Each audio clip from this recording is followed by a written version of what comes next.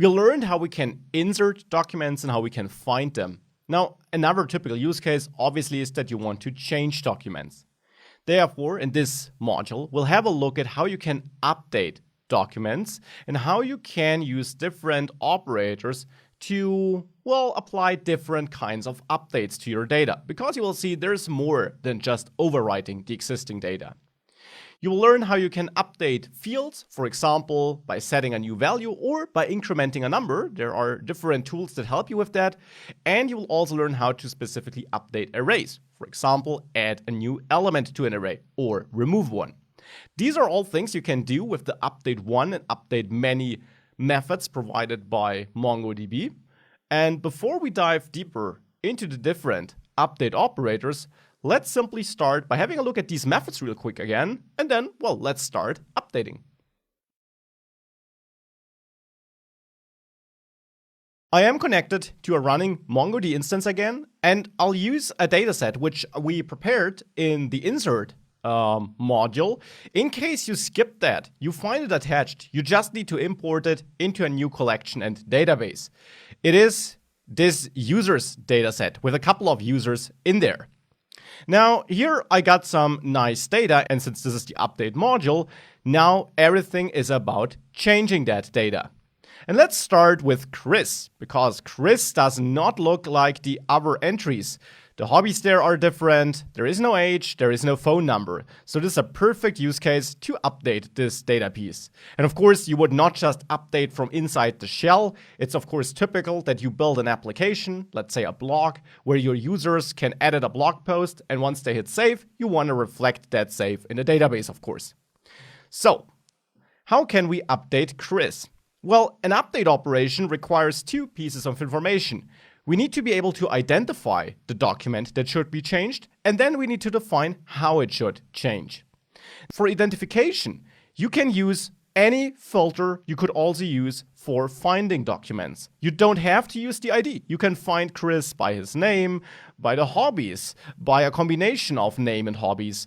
This is all possible. And you can also not just update one document at a time.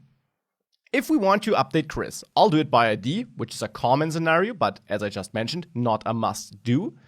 If I want to update Chris, I'll have a look at my persons, and there I can use updateOne. Just like with insert1 and insertMany, we have updateOne and updateMany.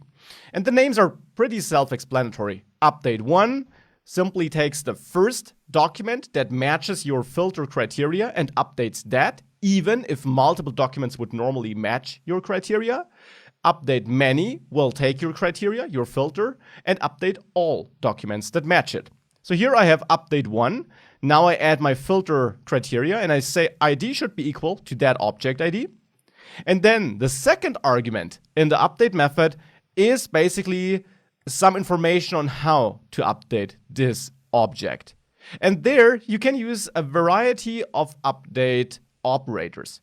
Now you can find all update operators in the official docs in the reference under update operators, and I will walk you through the most important ones in this module, of course. Right now we're here in the field update operators because I want to update a field, or a couple of fields actually. Now for that, we use $set, and we saw that earlier in the course already. $set simply takes a document where you describe some fields that should be changed or added to the existing document. So here, I could say that I want to change hobbies. Hobbies already exists and it is an array, and we have specific operators for working with arrays. But if I just want to completely override hobbies, which is what I want to do here, I can use it here together with set, and then I simply define the new value for hobbies. And this should still be an array, hence the square brackets. This will not add these elements to the existing array though, it will simply override the existing hobbies. So now I will add a couple of documents in the array where each document has a title, and then we have sports, and then a frequency, like 5, let's say, Chris is really sporty. And then we add another document. And now these are really just the documents that will be inside the hobbies array. So there we have another hobby with a title of cooking and a frequency of 3, let's say. And then we have a last document in that array where we have a title of hiking, and then we have a frequency of 1. If I now hit enter, I get an error because the collection is not called persons, but users. Sorry about that. And I have a typo, so I also should fix that. It's, of course, updateOne. So, little typo in there. The arguments here, that is all correct. Nothing needs to change there. If I hit enter, we now get a feedback that it found one matching document. So for our filter, this one, it found one matching document, and it also modified one document because the changes which we defined here made sense.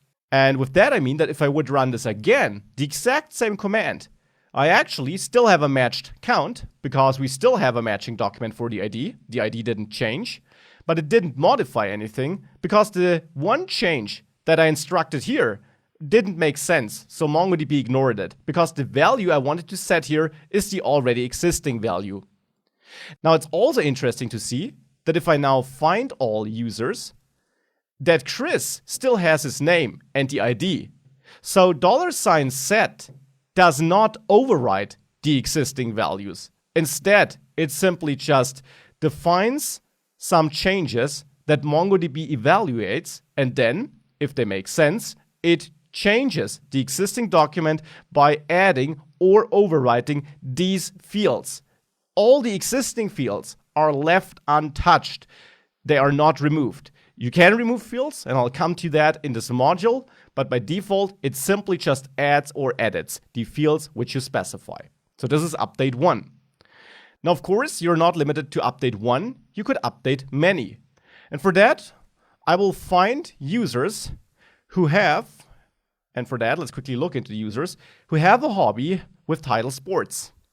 So let me quickly search for hobbies.title. That is how you can search for embedded documents in an array, and that should be equal to sports.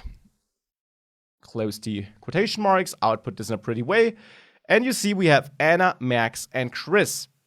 Now let's say all persons who have that hobby should receive a new field which says is sporty true. So where I set a Boolean value to true for a newly added field. Now, since I have 3 documents that should be updated, I could of course do it with updateOne 3 times and manually search the ID here with the find method, copy the ID, execute updateOne, or I take the simpler route and simply replace find with updateMany, and the filter stays the same. And the second argument then defines the change that should be applied to every document. And here again, I use $set to then set a new field, which didn't exist before, is sporty to true. And that is all. If I now hit enter, you see it found 3 documents and it modified 3 documents. And if I now quickly search all users, you see that Chris has is sporty true, Anna has is sporty true, and Manuel does not have it because there is no sports as a hobby, and Max does have is sporty true. So this is now all set with the help of updateMany, and that's updateOne and updateMany and $set. Now, before we continue with other operators, one more word about $set. I only used it to change one field at a time.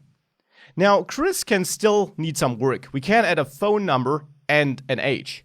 So again, I will take the object ID of Chris, and then I will use updateOne again. And of course, by the way, I could also use updateMany, even if I know only one document will be affected. But updateOne is clearer about my intention, and since I filter for the ID, it's pretty clear that there will be only one document that matches. So I filter for Chris here essentially, and I use $set again to describe the changes to the document. And now here, I will actually change multiple fields. So I will set the age to, let's say, 40, and I will set the phone number to some random number like this. If I now hit enter, you see again, we found one document, we updated one document. If I have a look at all my documents, you see age and phone was added to Chris now. So $set is of course not limited to updating only one field. It can update as much as you want on the document. It can add arrays, as you saw previously with the hobbies array. It can add embedded documents, as you saw with the documents in the array. Of course, it can also add embedded documents outside of arrays. So it gives you the full flexibility you also have when you're inserting documents, just that it either adds a field or simply, well, edits it. Now, what else can we do with update besides setting some values? Let's look into our users again, and let's say Manuel got older. He's 30, but let's say we want to increase that to 31. Now, obviously, this is pretty straightforward to us. We could use $set and set age to 31. But in a typical application, you will not know the age of all your users. So it would be nice if you wouldn't have to find all users or the user you want to update first to get the current age, then recalculate the new age, and then issue your update request. Would be nice if for simple and common transformations like this, MongoDB would do that.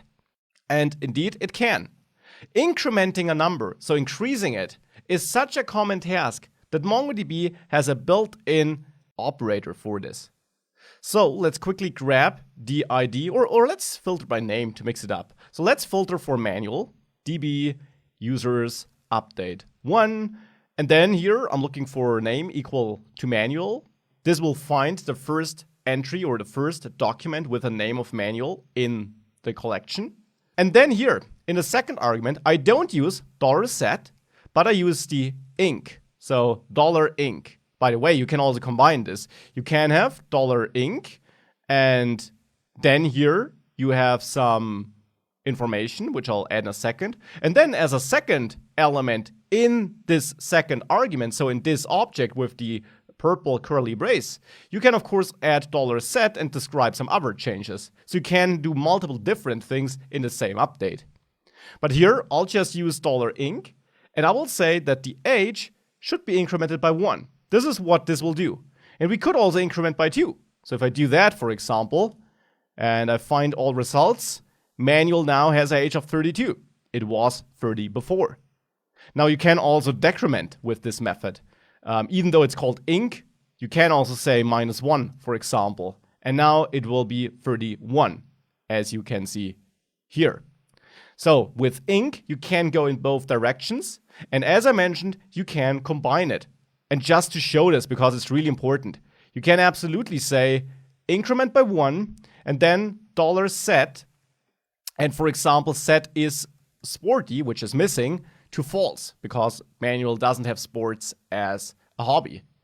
If you do that, then you see it also succeeded, and it simply did both.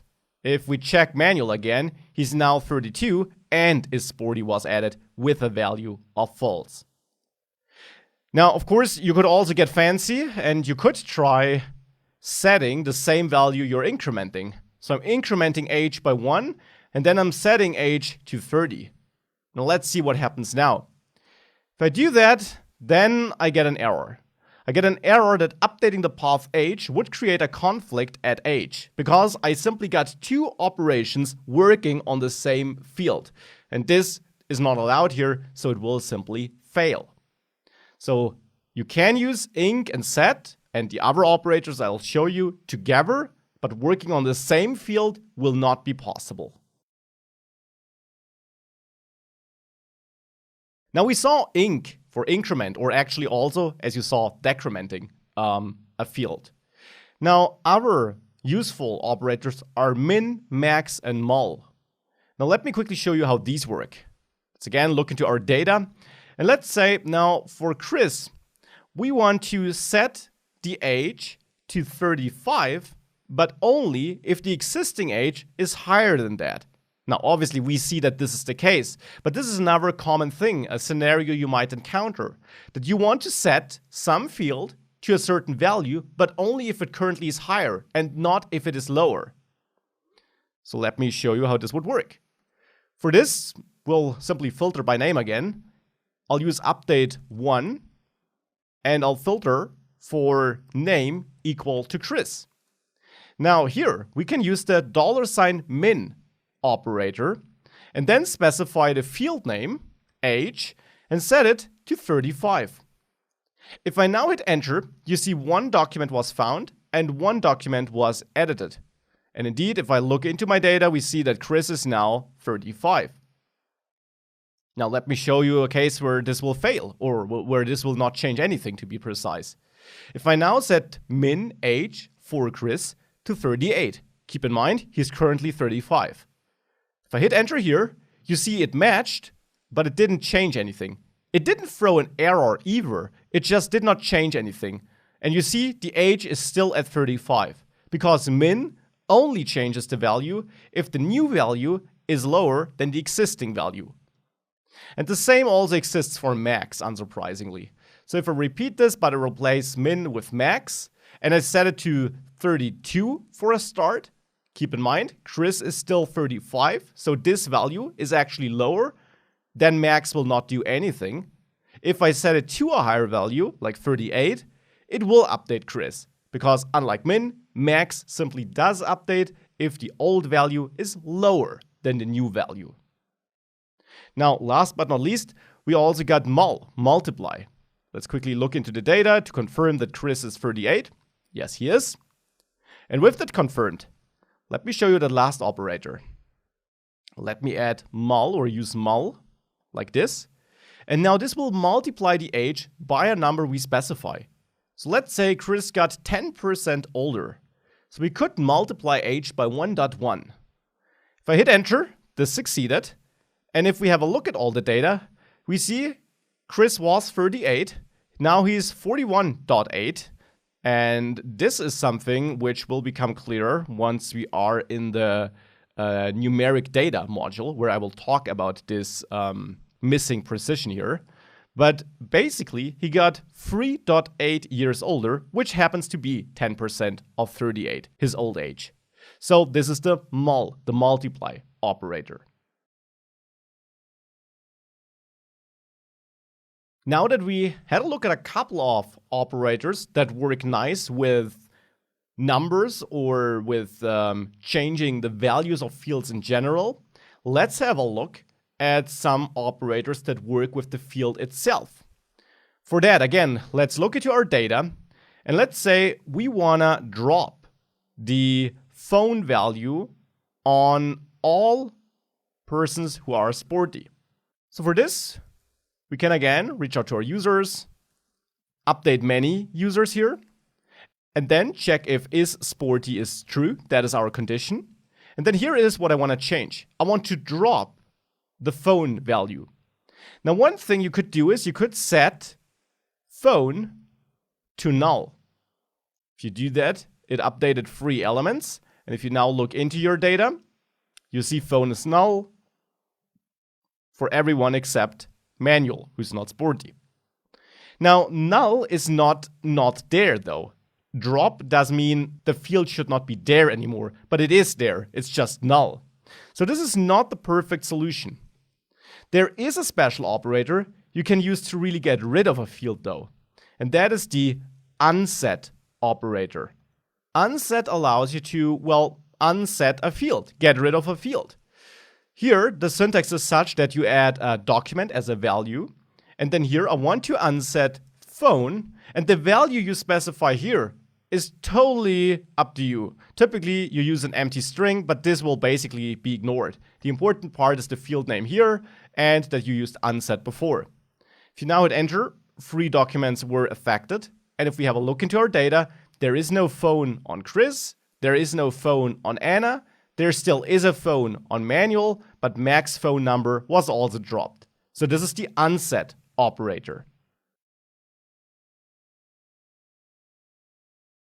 Just as we have unset to drop a field, we also can rename it. So if we look back into our data, let's say age is something we want to rename to total age. Well, what we could do is we could again update many, Now I will actually just use empty curly braces to select all documents in the collection. And then to rename a field, there is the rename operator. The rename operator takes a document as a value, where you then specify the field name you want to rename. So in our case here, that is age. And then as a string, the new field name, total age. If you now hit enter, you see 3 modifications were made. Why 3 if we found 4 elements? Well, Max never had an age. So if I now find all users, we see total age for Chris, total age for Anna, total age for Manuel, and Max never had an age field. And therefore, it was also not renamed. It was never there. And as you saw, it will then also not be added. Because what would be the value? We didn't specify a value. We just renamed it. If you wanted to add an age field to Max, you would do that with set. Now that we worked quite a bit on the different field operators, before we talk about array operators, which are nice operators that help us with working and updating array values, let's dive into a nice option you can pass to updateOne and updateMany. First of all, let's quickly have a look at our persons again. These are the 4 documents we have: Max, Manuel, Anna, and Chris. And now let's say we want to update some document where we are not sure whether it exists in the collection or not. Because you have an application where you don't know if the data was saved to the database yet. And if it wasn't saved yet, you now want to create a new document. If it was, you want to overwrite the existing or update the existing document. And that is something you can do with DB users. updateOne or many works for both. Let's say we're looking for a name Maria, and Maria does not exist here. Important. We got Chris, we got Anna, we got Manuel, we got Max. We got no Maria here. So we're looking for the name Maria, and I want to update this value. Now I will do that with $set, and here let's say I'll set the age to 29. I'll set hobbies to 1 hobby to not type too much here. Let's say title is good food. Whoops. And the frequency is 3 times per week, whatever. And I also set is sporty to true, like that. Now, if I hit enter, we found no matching document and hence no change was made. Now, as I mentioned, maybe in such a scenario, we don't want to get this information and then manually insert that person, but we want to let MongoDB do that for us, either update or insert. And you can do that by passing a 3rd argument to updateOne. So this is now not something you pass to your updating description, but as a 3rd argument to the updateOne method. And there's a nice option you can set, which is called upsert. And you can set this to true. The default is false, and you don't need to set the default, of course. Now, upsert simply is a combination of the word update and insert, and means that if the document does not exist, it will be created. So now if I set this to true and I hit enter, you see it actually did not find anything, did not update anything, but it upserted a document with this new ID. And if I now look into my objects, you see that this document was added. And please note that it even set the name to Maria, even though I did not add this in my updateOne operation. I filtered for this name, but when I set values, I only set the age, the hobbies, and is sporty. Now it automatically set a name because correctly MongoDB assumed that for whatever you're filtering here, that this is something it should try to set. If it's an equality filter, it should try to set, or it should set on the inserted document. Because if you looked for this, this should probably be part of the new document. And that is why it also added name Maria here, even though I only specified these 3 values or these 3 keys. So upsert can be very useful for working with updates where you don't know if something or if a certain document already exists. Now that we got the basic field operators set, let's see how we can work with arrays.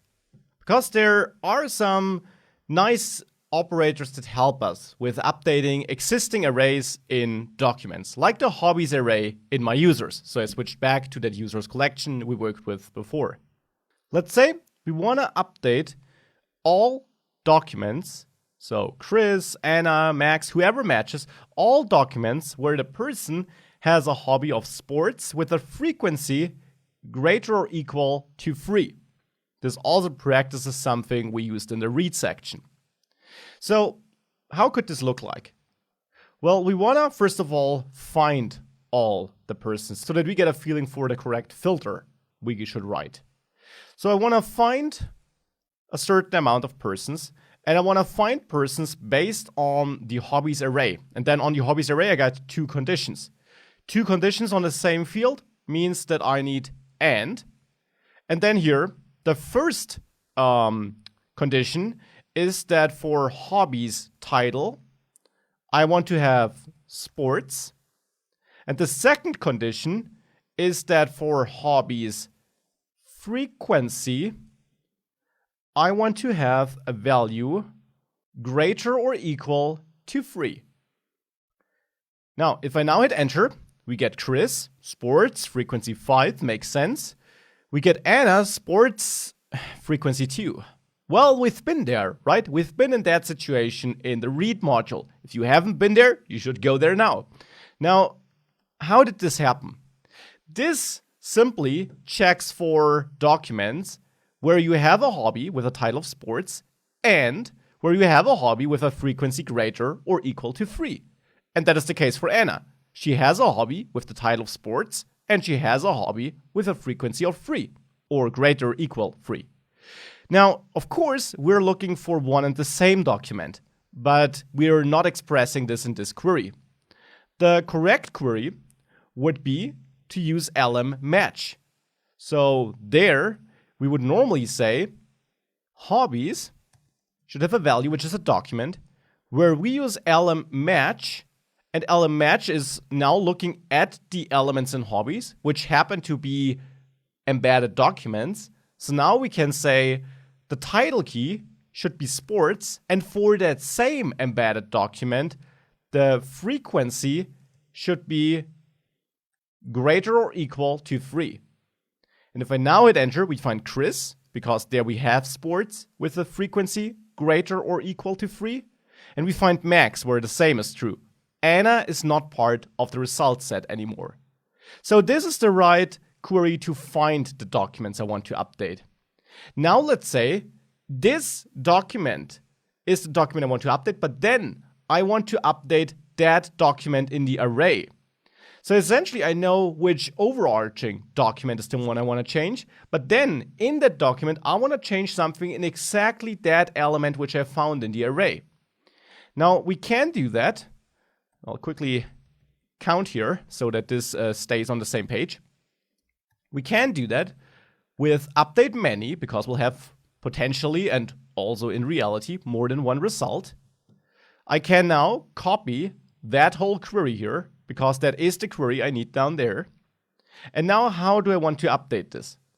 By default, if I now use $set and then define something here, these are of course changes that will be applied to the overall document, so to the overall person, not to the document in the array which I found. If I want to update that array document, I can use a different syntax. I can use set, that is correct, but then in here, I don't want to update hobbies as a whole. I don't want to assign a brand new value to hobbies. I only want to update the element in hobbies which matched my condition here. And to do that, we can use a different syntax.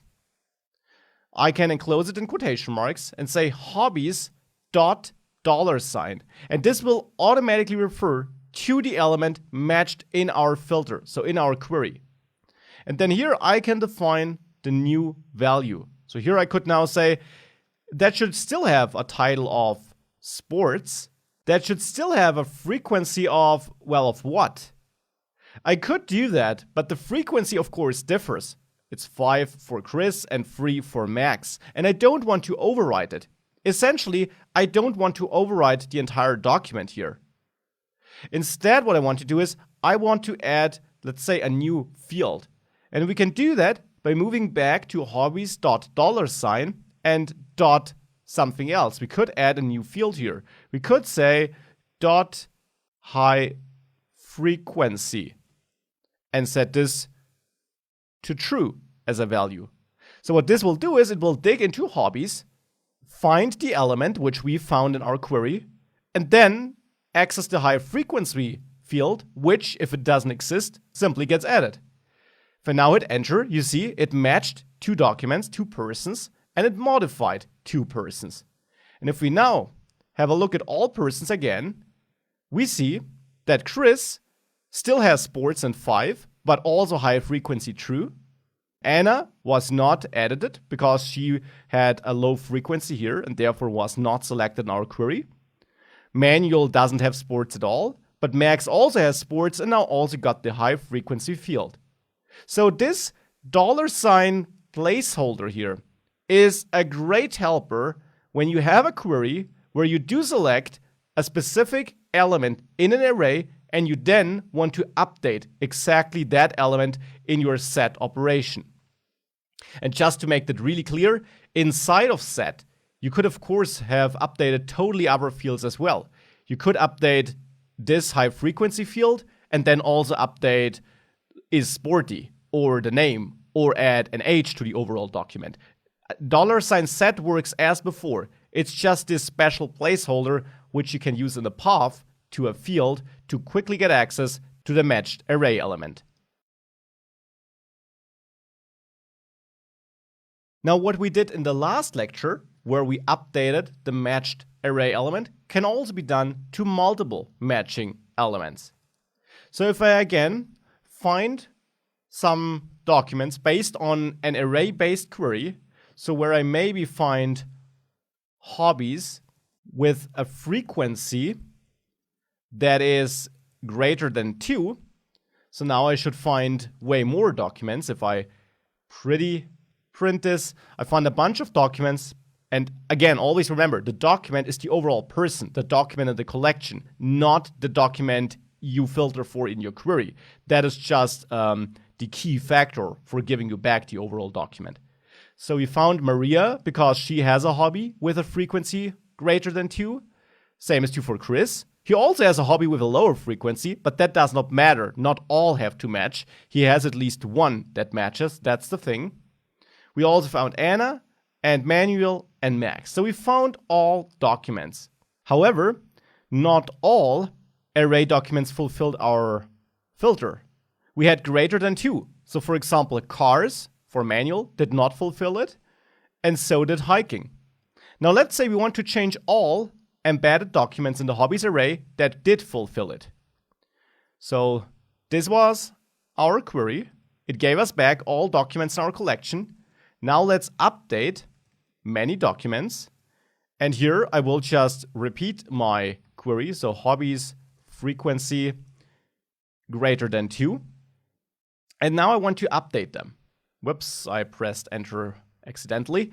So now I want to update them. Again, we can use $set, inc, and so on, but here I want to set a new field value. So $set is the right option here. And I want to change all these matched hobbies. So before we had hobbies $, and then we could overwrite this as a whole value or add a new field or add an existing field with another dot notation. However, this only matches or edits the first matching hobby for each person. And if there are multiple matching hobbies per person, it will not update them all. I can show this to you by simply adding another field, good frequency, and setting this to true. If I hit enter, it modified all 5 documents, but now if I find all my persons, whoops, and I print that. Maria has a good frequency. Chris has it, but note that these 2 documents were not changed. And especially for this one, it's strange because the frequency of 3 is certainly higher than the frequency of 2, which we looked for. Only the first element was updated. Now for Anna, it made sense that the first one was not touched because frequency of 2 did not meet our criteria. This one was updated though. For Manuel, the same is the case. The second one shouldn't be updated because the frequency of 2 is not fulfilling our filter criteria. For Max, however, again, the second document just wasn't edited even though it should have been. Well, it should have not been because $, as we used it, simply refers to the first match. Now, sometimes you want to edit all elements in an array. And for now, let's ignore a filter. So let's say not the ones that match some filter, but you simply want to update all elements in an array. Now, for this, you can, of course, again, updateMany. And let's say we now want to find all persons with an age older than 30. So age should be greater than 30. Let's quickly pretty print that. Whoops. Let me first of all find them, not update them. And of course, it should be total age. We renamed that. So we find Chris and we find Manuel. Now let's say for these people, I want to add a new field to my documents here, to all documents and hobbies, not just to one. To do that, I can again use updateMany and then repeat my filter criteria. So total age should be greater than 30. And then to update them, I can of course use $set. I could also use inc and so on. Well, let's actually use inc to match it up. So I can use inc here. And then here, I want to update my hobbies, but I don't want to overwrite the entire field. I just want to add a new field to every document inside of hobbies. Now let's try accessing frequency with hobbies.frequency and increment it by -1, because these people should slow down maybe, or do more, whatever you want. But let's decrement it. If I hit enter, I get an error. Cannot create field frequency in an element hobbies. Now, the problem here is that hobbies is an array and not a document itself. And even though you can find elements with this notation, you can't update. But you can update all array elements with another placeholder provided by MongoDB, and that placeholder is $ square brackets. Whoops, square brackets. This simply means update all elements, and for each element, simply the frequency field, because we have embedded documents in our case. If you hadn't embedded documents, you could, of course, stop after this part. And now if I hit enter, you see 2 documents were modified. And if I find my documents again, you see the frequency here, for example, is 0 now, and previously it was 1. So all the frequencies actually decreased by 1. So this is the $ square bracket syntax for updating all array elements. The obvious question that remains is, how can I now find a certain set of persons, a certain set of documents and hobbies, and only update those? Let's say we want to find all hobbies with a frequency greater than 2. So first of all, we want to find all documents where the persons have hobbies with such a frequency, but thereafter we also want to change the elements in the array. Now let's first of all find the right documents again with the help of find. Here we dig into hobbies and frequency. Here we can use that dot notation. In the filter it's allowed. And we look for a frequency greater than 2, let's say. Let's pretty print that. And we see Maria has 1 hobby. Here we also get a hobby with a frequency lower than 2 and also one equal to 2, which also does not make it into the greater than condition. But here is the one fulfilling our condition. And you have to remember that one fulfilling document here gives us the entire surrounding document, because we're still looking for the surrounding document. Here, this is the winner, and here, this is the winner, and here, both documents are greater than 2. The frequency is greater than 2. So with that, I now want to update all hobbies where the frequency is greater than 2. So this one should be updated, this should be updated, this should be updated, this should not be updated, for example. Now, how can we achieve that? Well, we do access our users and updateMany. And now we first of all have to find the right persons. So again, hobbies, frequency, and then we look for a frequency greater than 2, the same we had before. Now in the update mechanism, I want to set something because I want to add a new field. And now there, I can access hobbies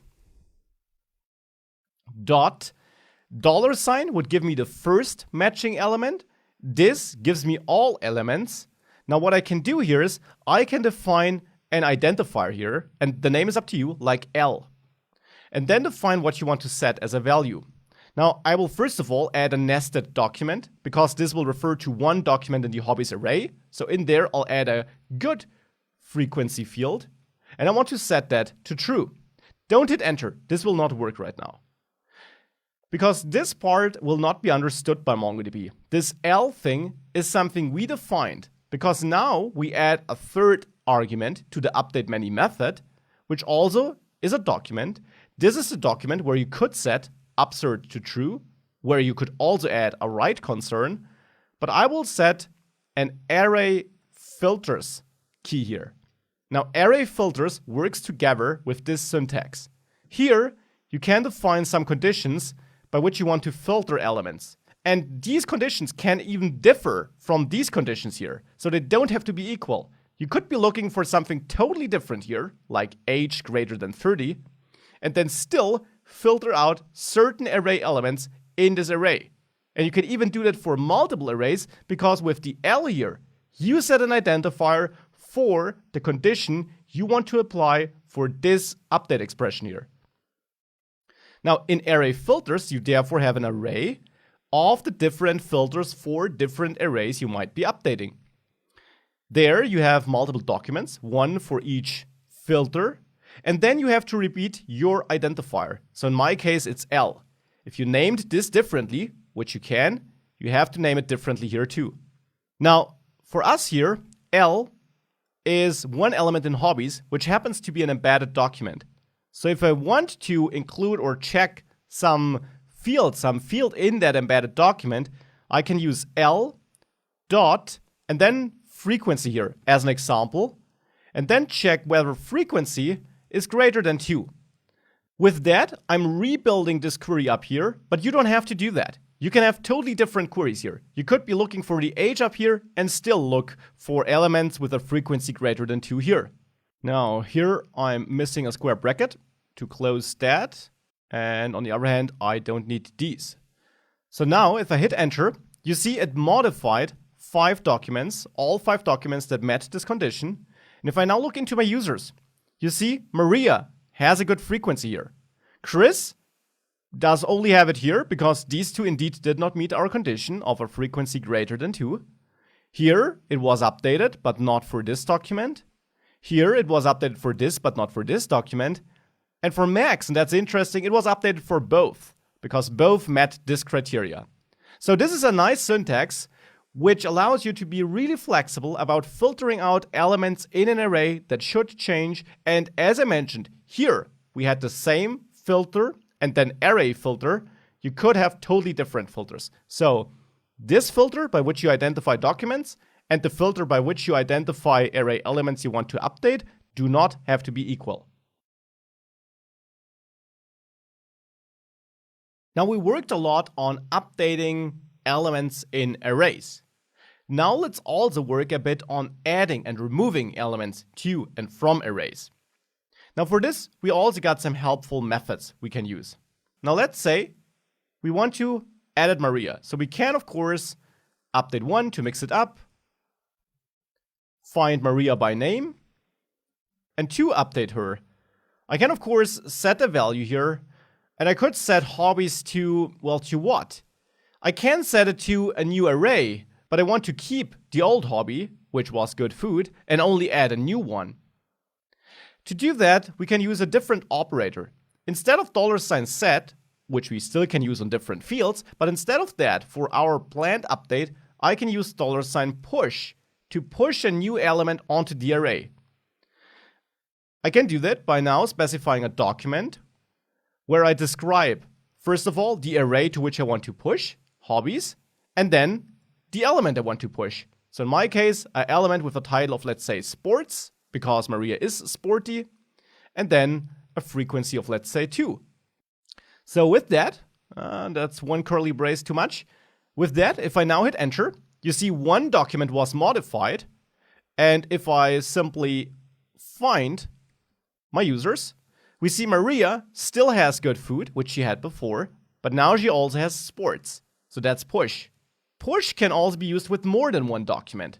So if I repeat that, and I get rid of that one document, we can also use a different syntax here and assign an object where I actually use $each, which then is an array of multiple documents that should be added. And here I could have more hobbies.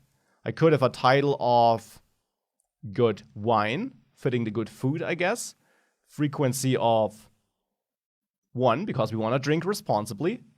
And then I add another hobby with a title of hiking and a frequency of 2. Now, both these elements will be pushed onto the hobbies array. Now, before I hit enter, let me show you 2 things you can add. For one, you could hit enter here. That will work.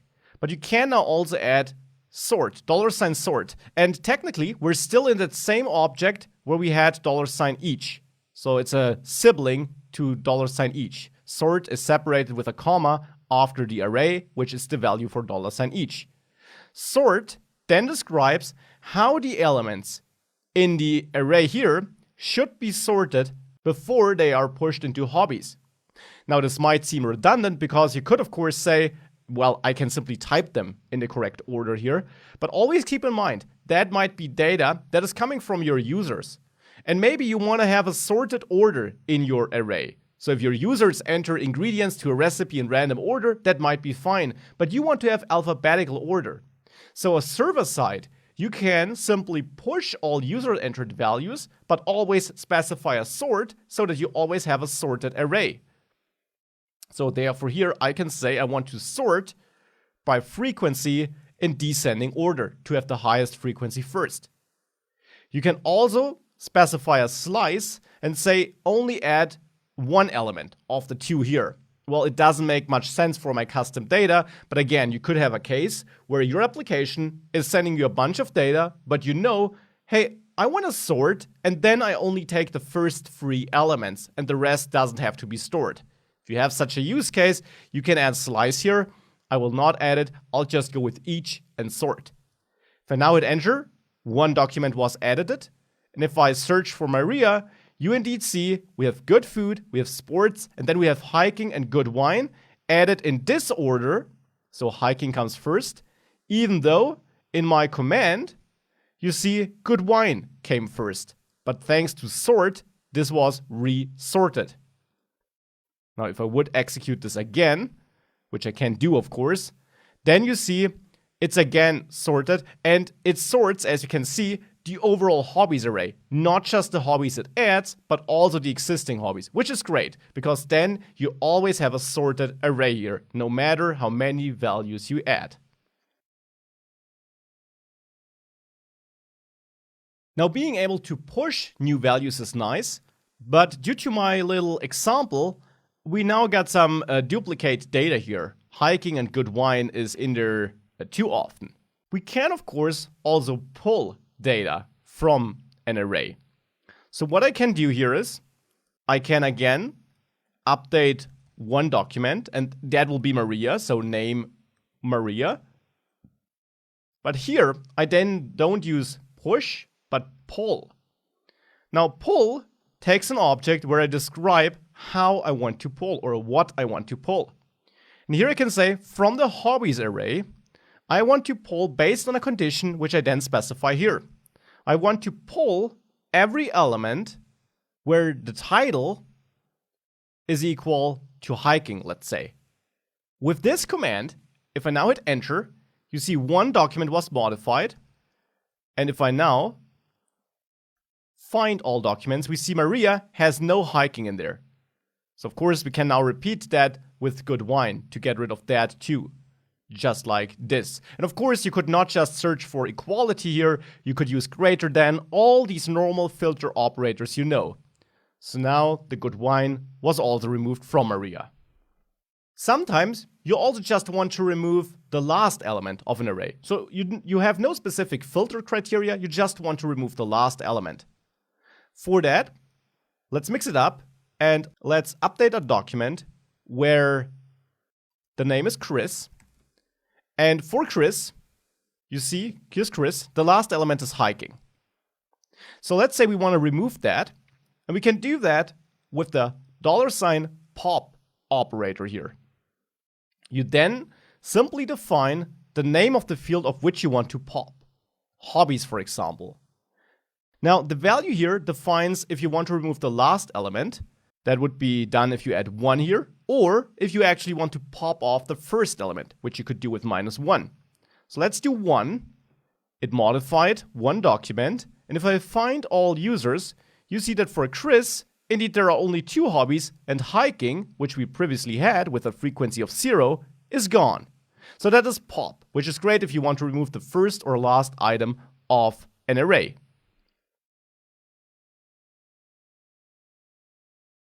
Now there's one more command I want to show you. For that, let's cycle through the past commands to the command where I pushed a single hobby to Maria. And let me change this to hiking. Now here I push a single object. The command I'll show you will not work with that array. But if you push one object, which I can do with push of course, you can also use addToSet instead. If I hit enter, you see one document was modified, and if I find them all, you see hiking is there. The question is, what is the difference to push? That should become clearer once I try the exact same command again. Previously with push, we were able to push duplicate values. Now, you see modified count is 0. We get no error, but you see nothing was changed. And indeed, if we look into the data, there is still only one hiking hobby. The difference is that addToSet adds unique values only. So if you try to add a value that's already part of the array, it will not be added again. And that can of course also be helpful in some situations. That's it for this module. Again, we learned quite a lot. We had a detailed look at updateOne and updateMany. updateOne and many can be used to update, guess what, 1 or more documents in a collection. As a first argument, these methods take a filter, a query selector, which narrows down which document or documents to update. And then in the second argument, you can describe the update with the help of update operators like $set. Now, I didn't dive into it in this module, but I covered it earlier in this course. There also is the option to entirely replace a document with the old update method, so not updateOne or many, but just update, or with replaceOne. So if you have a use case where you need to replace the entire document and just keep its ID, you can do that too. Now back to the update operators though. You learned about a lot of different update operators for updating the fields with $set, inc, min, and so on. Now, if you work with arrays, you should definitely take advantage of the different shortcuts like $, square brackets, or $ with the identifier and then the array filters key or configuration you add to the third argument of updateMany or updateOne, where you could also add upsert and so on. So this is something you should keep in mind. And of course, use the array update operators like $push or $pop. This allows you to efficiently add or remove elements to or from arrays. We covered the first 3 of the CRUD methods: creating, reading, and updating documents. Sometimes you also need to get rid of some documents, and that is what we'll have a look at in this module. Now, this will be a short module because there's not much to configure about deleting documents. So we'll simply have a look at the document deletion methods, and that is basically it. I will also show you how you can delete entire collections or databases. So back in our Mongo shell with the data I also worked on in the last modules. Now, for what I'm showing you, you can use with any data you have. You don't need specific data. So here I happen to still have my users collection I worked with in the update module. But again, it's fine if you have different data or the same collection, but the data looks different. That's all fine. Let's say we want to delete Chris. Now, to delete Chris, what you can do is you can use your collection and then use deleteOne. If you know it'll be only one document you want to delete. Now you need to specify a query selector, a filter here. And the filter you specify here is the same as for updating and finding documents.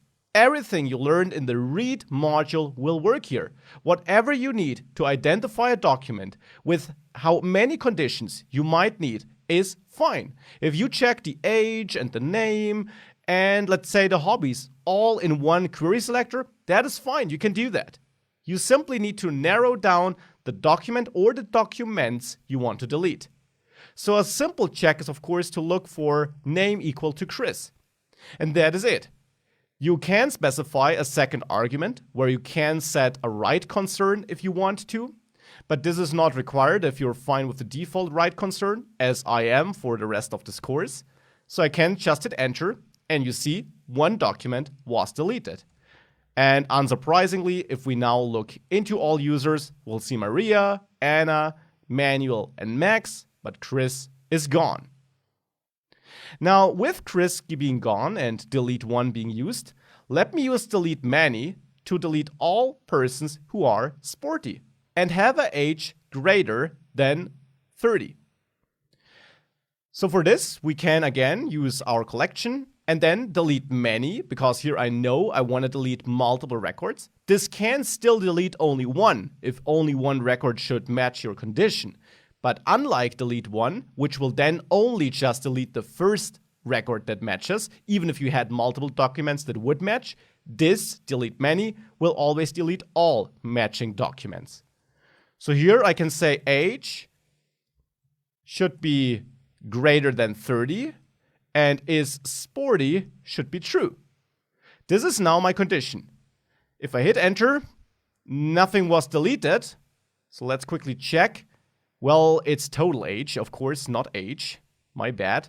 So let's quickly change this to total age. And still nothing was deleted. Well, the reason for this is simple. We had no matching document. Maria is simply younger. Anna doesn't have an age. Manuel would have an age, but is not sporty. And Max is sporty, but doesn't have an age. So what we can do is, we can, of course, delete all persons who are sporty and where total age does not exist. So where exists is false. You learned about exists in the read section too. Now if I hit enter, 2 documents were deleted. So let's quickly have a look at our collection.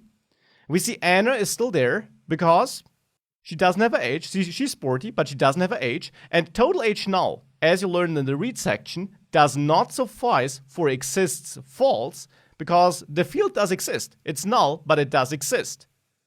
Manuel is also still there, but Max and Maria were deleted because they were sporty and they had no age field by the looks of it. So this is deleteMany in action. And as you see here, deleteMany taking into account 2 different query selectors. Of course, you can add as many as you need, as I mentioned.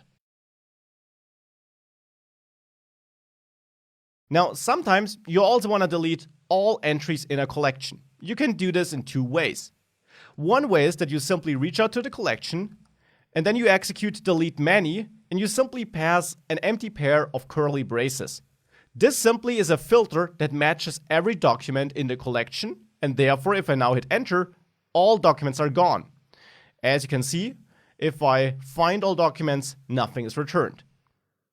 The alternative would be that you, of course, delete the entire collection. On a collection, in the shell here, you can call drop. Now, important, you as an administrator working with the shell might do that. Later, when you build a real application, like in our from shell to driver module towards the end of the course, you will most likely not call drop from within your application code, because you rarely have a situation where your app, your website, or whatever you're building should drop an entire collection. Adding collections and deleting collections typically is more of a sysadmin task. Still, it's worth knowing how it works. Well, if you execute this, you see true if it succeeded, and false if it did not, which it did in this case because I already deleted it. You can also delete the entire database with drop database, just on the database. So not on users, but drop database. This dropped the user database and automatically gets us out of the database, which is why I can now execute this and, well, nothing was dropped because I'm not in a database. I would have to use a different one to then drop that. So dropping collections and databases obviously also gets rid of the data in there, but deleteOne and deleteMany are the more common methods you'll use also in your application side code. And writing queries is all you need to know to find the documents you need to delete. Now that you learned a lot about general queries and how to store data and how to retrieve data, it's time to also learn how to retrieve data efficiently. Now, we'll have a look at indexes in this module. And indexes are a feature that can drastically speed up your queries, though if used incorrectly, they can also slow down some of your operations. Now, we'll take a look at all of that and the different kinds of queries in this module. I just want to highlight that in general, you as a developer will most likely not create that many indexes. But if you're working as a single person on a web project, for example, and therefore are the single person using some MongoDB solution, you still will need to know how to create indexes. And even if you never create them, it's still worth understanding how indexes and queries work together. In this module, we'll have a look at what exactly an index is and how it can help us. We'll then have a look at the different types of indexes MongoDB supports, and we'll have a look at how you use indexes and how you can optimize your queries for indexes, or the other way around, how you can optimize your indexes to support your queries. So with that, let's dive in and let's learn how indexes can help us. So why would we use an index? And what is an index to begin with? An index can speed up our find, update, or delete queries. So all the queries where we are looking for certain documents that should match some criteria. Consider this find query. Here I'm looking for all products where the seller is Max. Now let's say this is my collection of documents, the products collection. Now by default, if I don't have an index on seller set, MongoDB will go ahead and do a so-called collection scan. Now, that simply means that MongoDB, to fulfill this query, will go through the entire collection, look at every single document, and see if seller equals Max. And as you can imagine, for very large collections with thousands or millions of documents, this can take a while. And we'll see this in practice with an example in a second. So this is the default approach MongoDB takes, or the only approach it can take when you have no index set up, in order to retrieve maybe 2 documents out of your 1,000 documents. Now, you can create an index though. An index is not a replacement for a collection, but an addition, you could say. So you would create an index for the seller key of the products collection here. And that index then exists additionally to the collection. And the index is essentially an ordered list of all the values that are placed or stored in the seller key for all the documents. So it's not an ordered list of the documents, just of the values for the field for which you created that index. And it's not just an ordered list of the values. Of course, every value, every item in the index has a pointer to the full document it belongs to.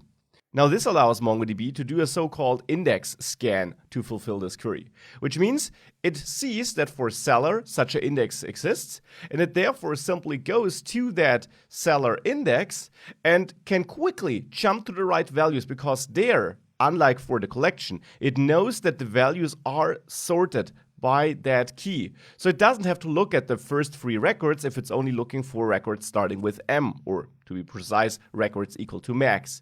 So it can very efficiently go through that index and then find the matching products. Because of that ordering and because of that pointer, every element in this index has. So MongoDB finds the value for this query and then finds the related document and can return this. So it's this direct access that MongoDB can use here, and that speeds up your queries. So this is the end how an index works, and it also answers the question why you would use one, because creating such indexes can drastically speed up your queries. However, you also shouldn't overdo it with the indexes, because you could of course think, well, okay, I got my products collection and every product has ID, name, age, and hobby. And then I could simply create indexes for all fields and I will have the best performance ever, right? Because no matter for what I look, I got an index for that. Well, this might speed up your find queries, that is correct. Indexes on all fields would speed up find queries because you can query for every field efficiently, but an index does not come for free. You will pay some performance cost on inserts, because that extra index that has to be maintained needs to be updated with every insert. Makes sense, right? Because we have an ordered list of elements with pointers to the documents. So if you add a new document, you also have to add a new element to the index.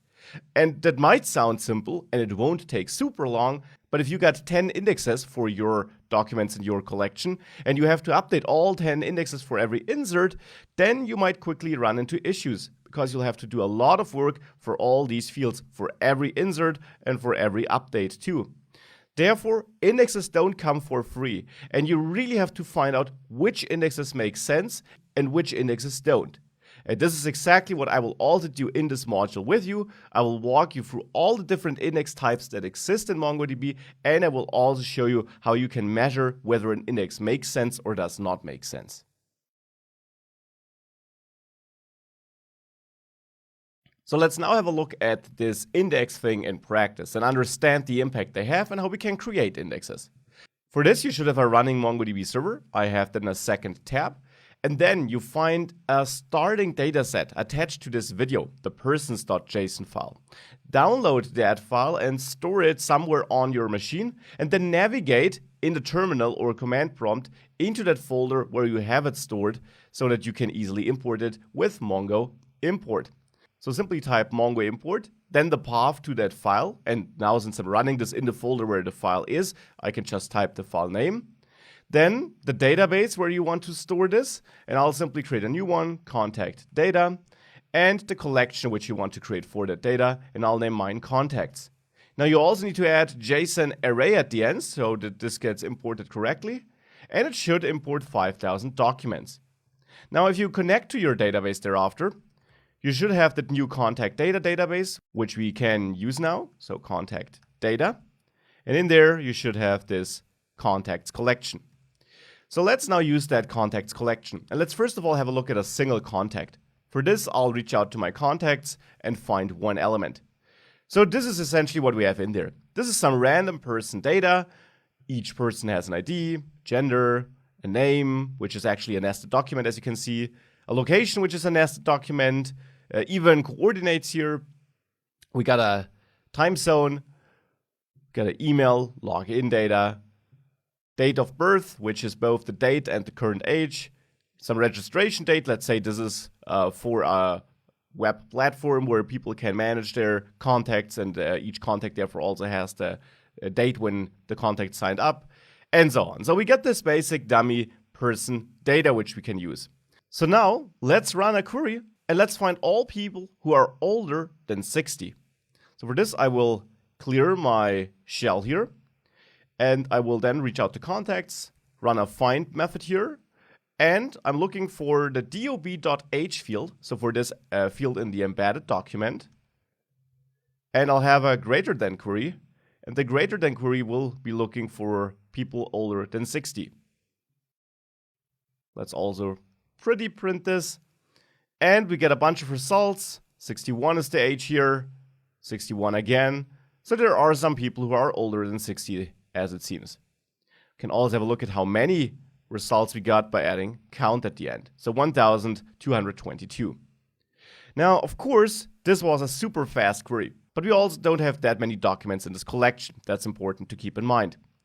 Now, in order to determine whether an index can help us or to see what MongoDB actually does, MongoDB gives us a nice tool that we can use to analyze how it executed the query. And this tool is a simple method we add to our query. Here, after you reach out to the collection, you can add the explain method and then chain your normal query. Explain works for find, update, delete, not for insert. So it basically works for the methods where you, narrow down documents, where you find documents.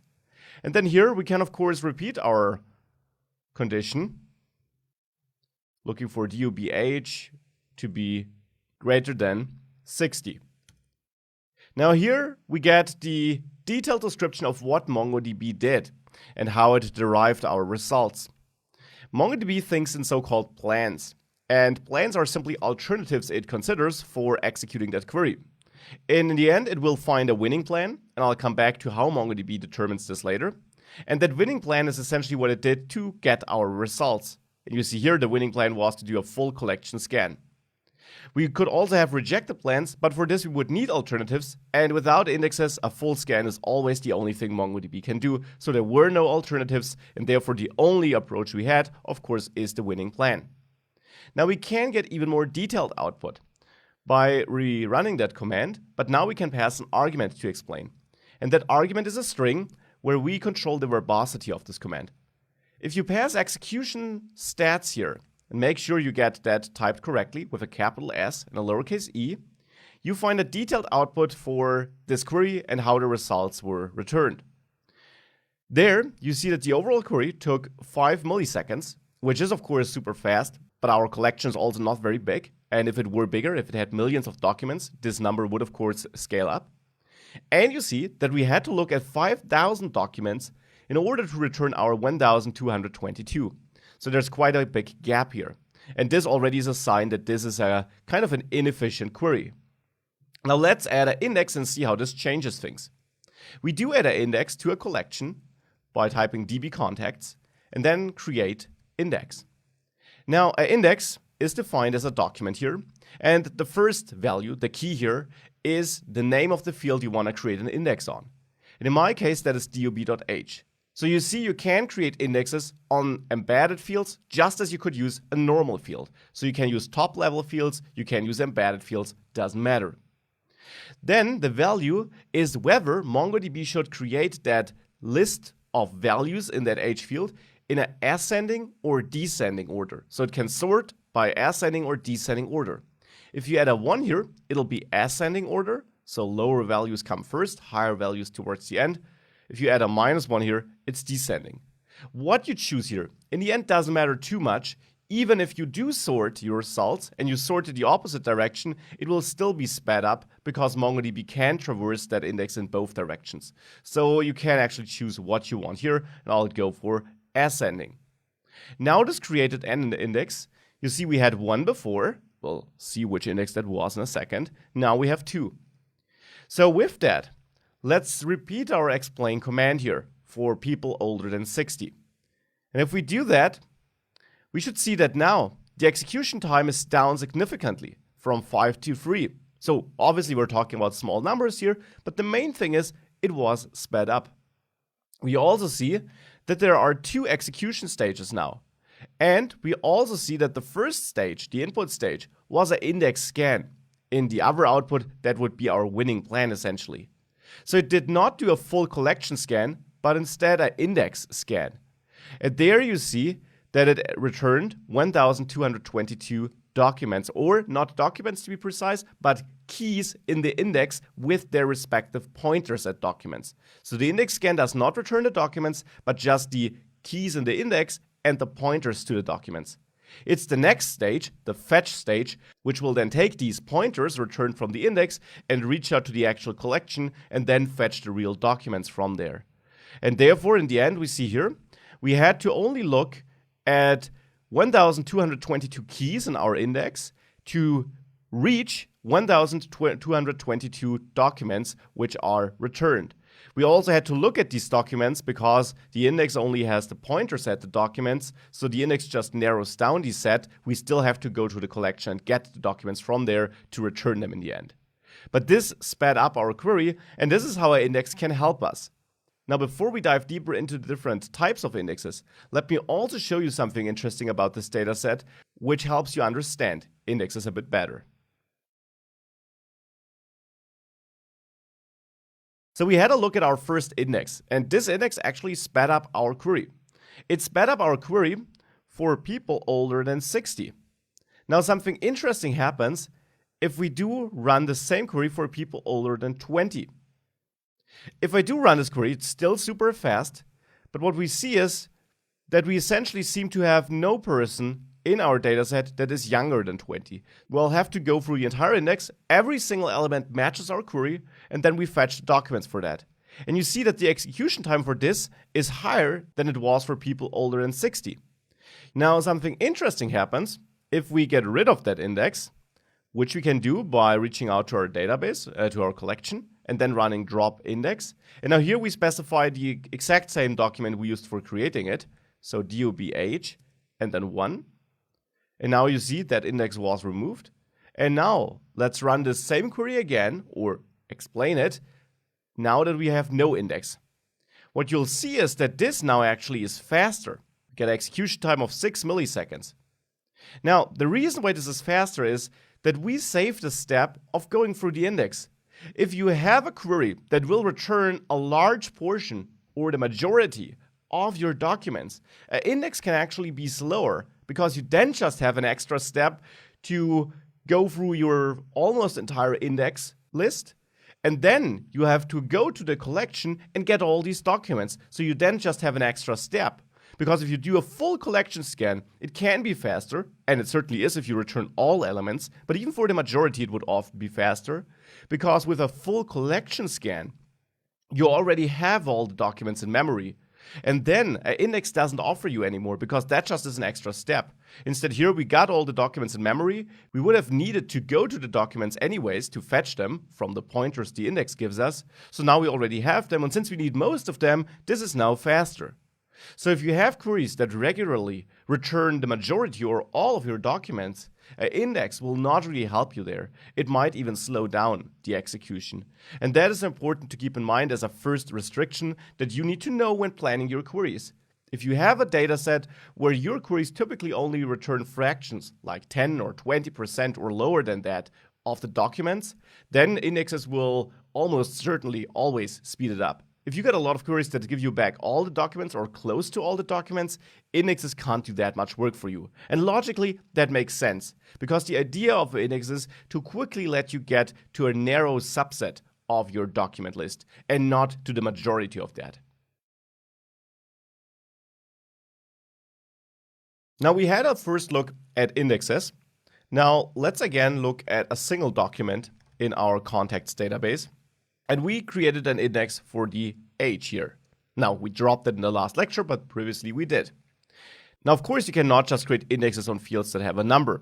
You can also create indexes on fields that have some text. And that makes a lot of sense because, well, text is also something you regularly search for, and it can also perfectly be sorted. Booleans, on the other hand, are something that don't make too much sense because since you only got two kinds of values, true or false, chances are that an index will not speed up your queries too much. Now, let's create a second index, or actually a first one because I dropped one. And let's now use a text index. And for that, I'll try creating an index on the gender, male here. I'll do this on my collection with create index. And I'll look for the gender field to be sorted ascendingly. Now, of course, one problem you might already think of is that for gender, just like for a Boolean, we typically only have two values.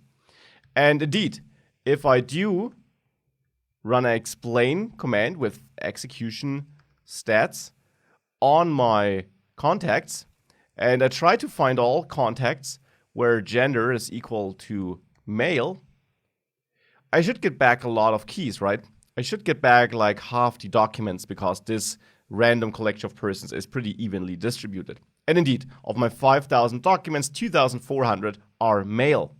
So this again is probably an example for an index that doesn't make too much sense or that doesn't really speed up our queries because we fetch the majority or a large chunk of our collection every time. Still, we use the index here, of course.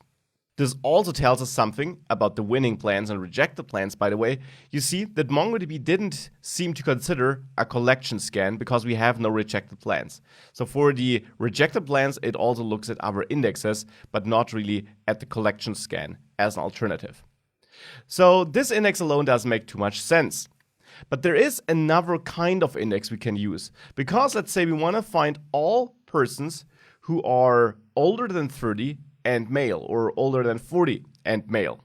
And for this, we can create a so-called compound index. Now let me drop this index first of all, db contacts drop index, and I'll drop my gender ascending index here. And let's create a new one here. And this index will not just have the gender, but actually as a first key, let's say I want to look for DOBH, and that sort this in ascending order too.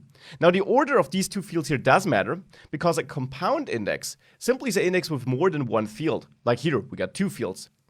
And this will essentially store one index where each entry in the index is now not a single value, but two combined values. So it does not create two indexes, that's important. It creates one index, but one index where every element is a, well, connected value. So now it will simply create pairs of ages and genders. So we'll have 30 male, 30 male, 30 female, 31 male, 31 female, and so on in the index list. And the order here defines which kind of pairs MongoDB creates. Does it create, let's say, 31 male field or a male 31 or 33 field? And this will be important for your queries, as you will see. So let's create that index. Created the index successfully.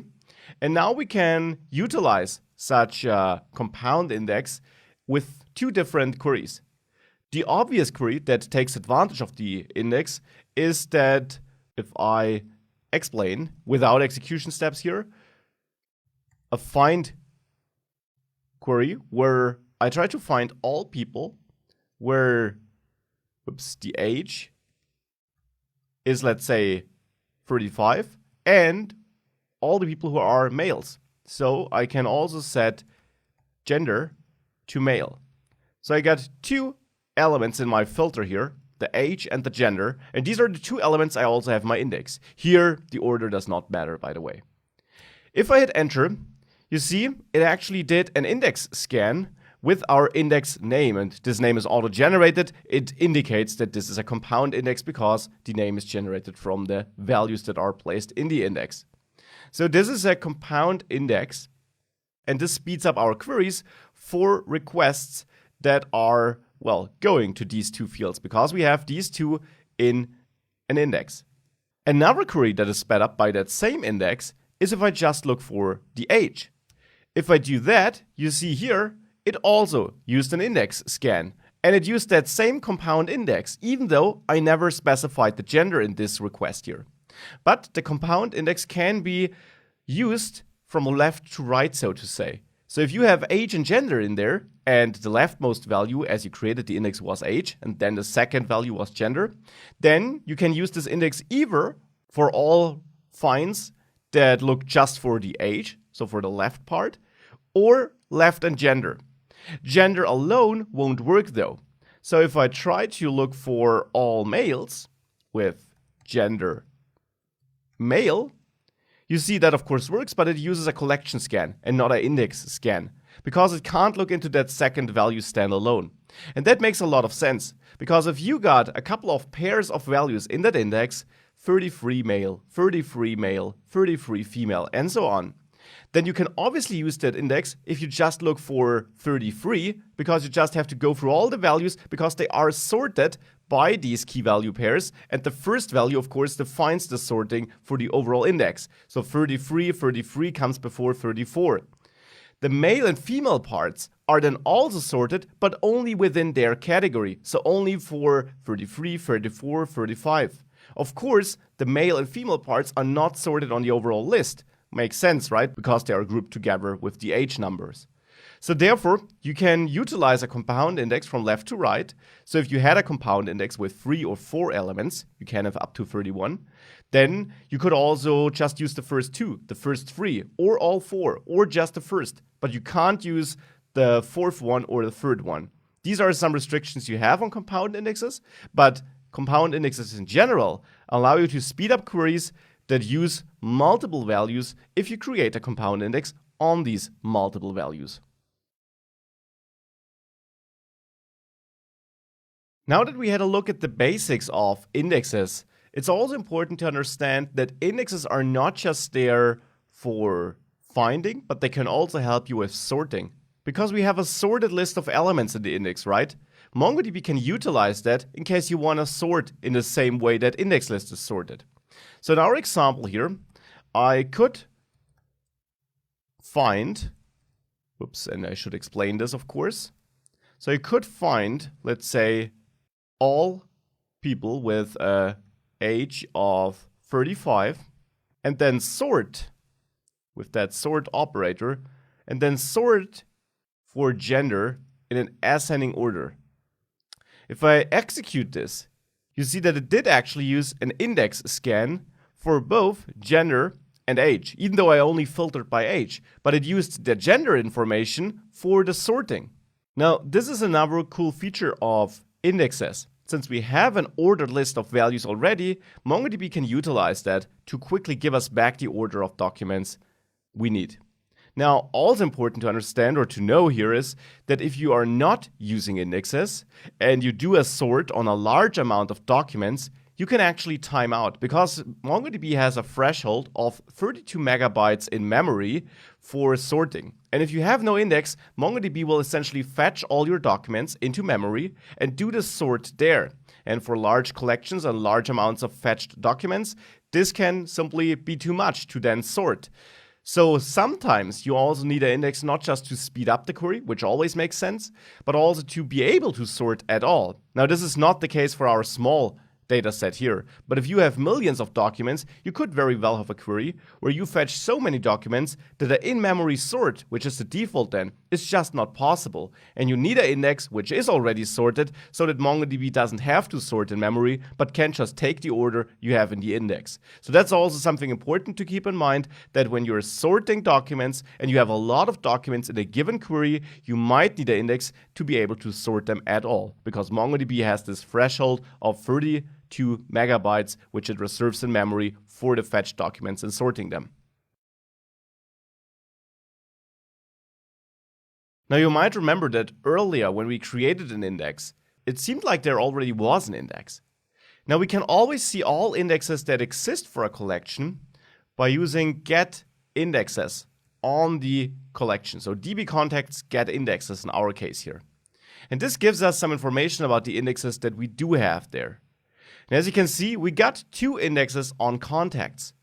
The first one is actually one on the ID field, and this is a default index MongoDB maintains for you. And then come your own indexes.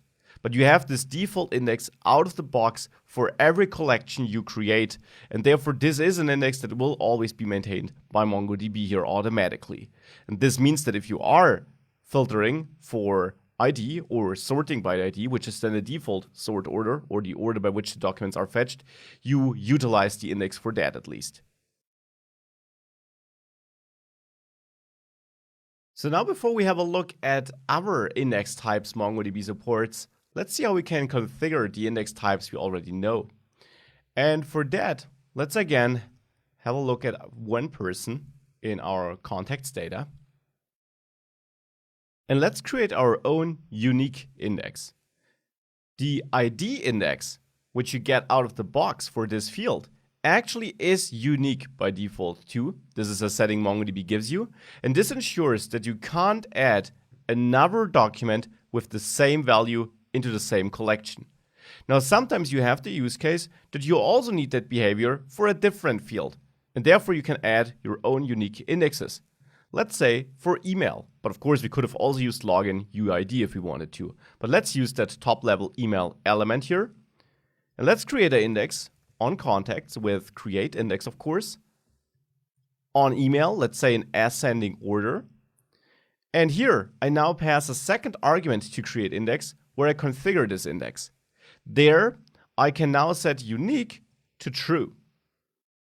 If I hit enter, I get an error that we have some duplicate keys as it seems. So this generally worked, but it found a duplicate key here for Abigail Clark.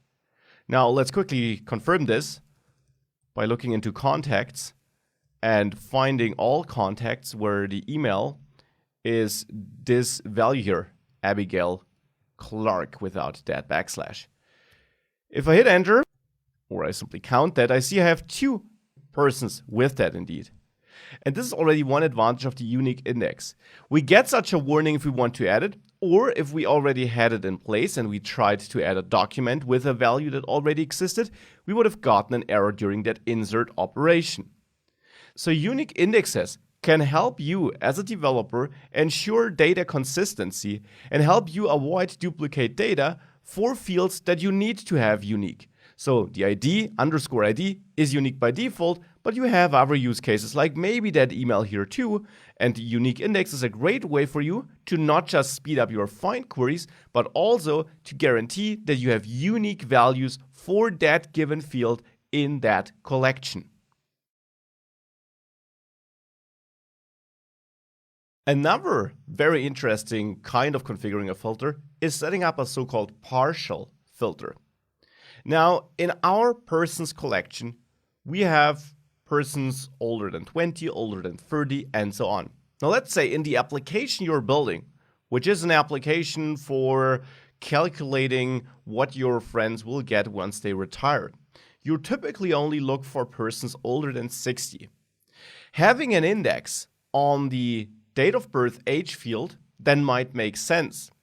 But the problem, of course, is that you have a lot of values in your index that you never actually query for. Now, your index will still be efficient, but it will be unnecessarily big. And of course, the index also eats up size on your disk. Additionally, the bigger the index is, well, the more performance certain queries will take nonetheless. So if you know that certain values will not be looked at or only very, very rarely, and you would be fine using a collection scan if that happens, you can actually create a partial index where you only add the values you're regularly going to look at. So in our case here, contacts, let's see which indexes we have right now, and I only got the ID. So let's now create a new index with create index, of course. And let's create that index on the date of birth age field, but there, still in ascending order, but now with an additional argument here. And that argument for me is a partial filter expression.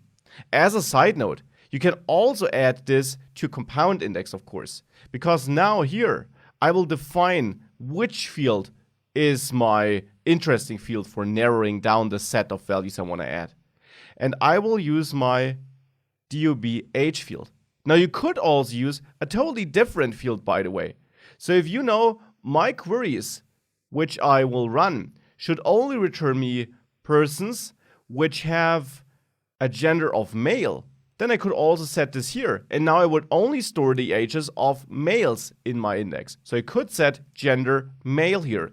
And this is a normal query expression for equality. Greater than, lower than is also supported, exists is supported, and you find an article in the last lecture which also mentions which other queries or filters are supported here. So this equal filter is supported, and now what I would create is an index on age, not on gender, but on age, but only for elements where the underlying document is for a male. So this is what I can do. I could have also used the age here though. So I could have also narrowed down my age filter. So this would have been an alternative, for example. Now I still have the other index created, but this would have been an alternative. Not filtering for another field, but for the same field, the age, and then only store elements greater than 60. So whatever you need.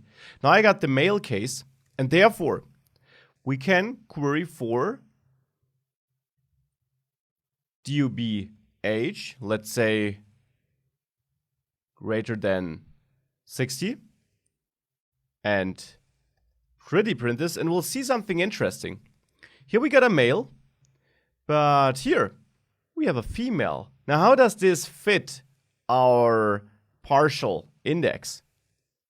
Well, let's explain our result here. So remove pretty and add .explain in front of find. What we see here is that a collection scan was performed and not an index scan. Because MongoDB saw that, yes, we were looking for a field that is part of an index, but it also determined that since we say nothing about the gender in our query here, it would be too risky to use the index for that, because the index is a partial index. And MongoDB, as a top priority, ensures that you don't lose any data. So it does not work in a way of naturally filtering out your result sets. Instead, what you have to do to use that index is you also have to filter for the gender here. So if you set gender male here, and I explain that, you see now an index scan was performed with that partial index. You now might be asking, okay, what's the difference between a partial index and a compound index then, if I have to specify both values here? The difference is that for the partial index, the overall index simply is smaller. There really are only the ages of males stored in there. The female keys are not stored in the index. And therefore, the index size is smaller, leading to a lower impact on your hard drive. And also, your write queries are, of course, also sped up. Because if you insert a new female, that will never have to be added to your index. So this still makes a lot of sense if you often filter for this combination, so for the age and then only males. So then a partial index can make sense. If you rarely look for your other results, if you rarely look for women, this makes a lot of sense. Whenever MongoDB has the impression that your find request would yield more than what's in your index, it will not use that index. But if you typically run queries where you are within your index, your filtered or your partial index, well, then MongoDB will take advantage of it, and then you benefit from having a smaller index and having less impact with writes. So again, it depends on the application you're writing and whether you often just need a subset or whether you typically need to be able to query everything, in which case a partial index won't make much sense. One interesting variation or use case of the partial index can be seen in conjunction with a unique index. For this, I will have to create a little demo here, a short example. And I will create a new collection for that. I'll name it users, and there I'll insert many documents, 2 to be precise. The first document is a user with name Max and an email of max@test.com. The second document is a user with name Manu and no email, so just that. So I have 2 documents in there, and they don't both have the email field, only Max has it. Now what I can try is I can create an index on users, create index, and let's say I want to index my email field here. So if I index email in ascending order, this works. Nice. Now let's drop that index. Drop index email 1. Because what I now want to do is I want to add this index as a unique index.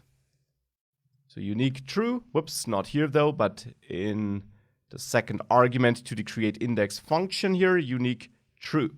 This also works. But now let me insert some new document.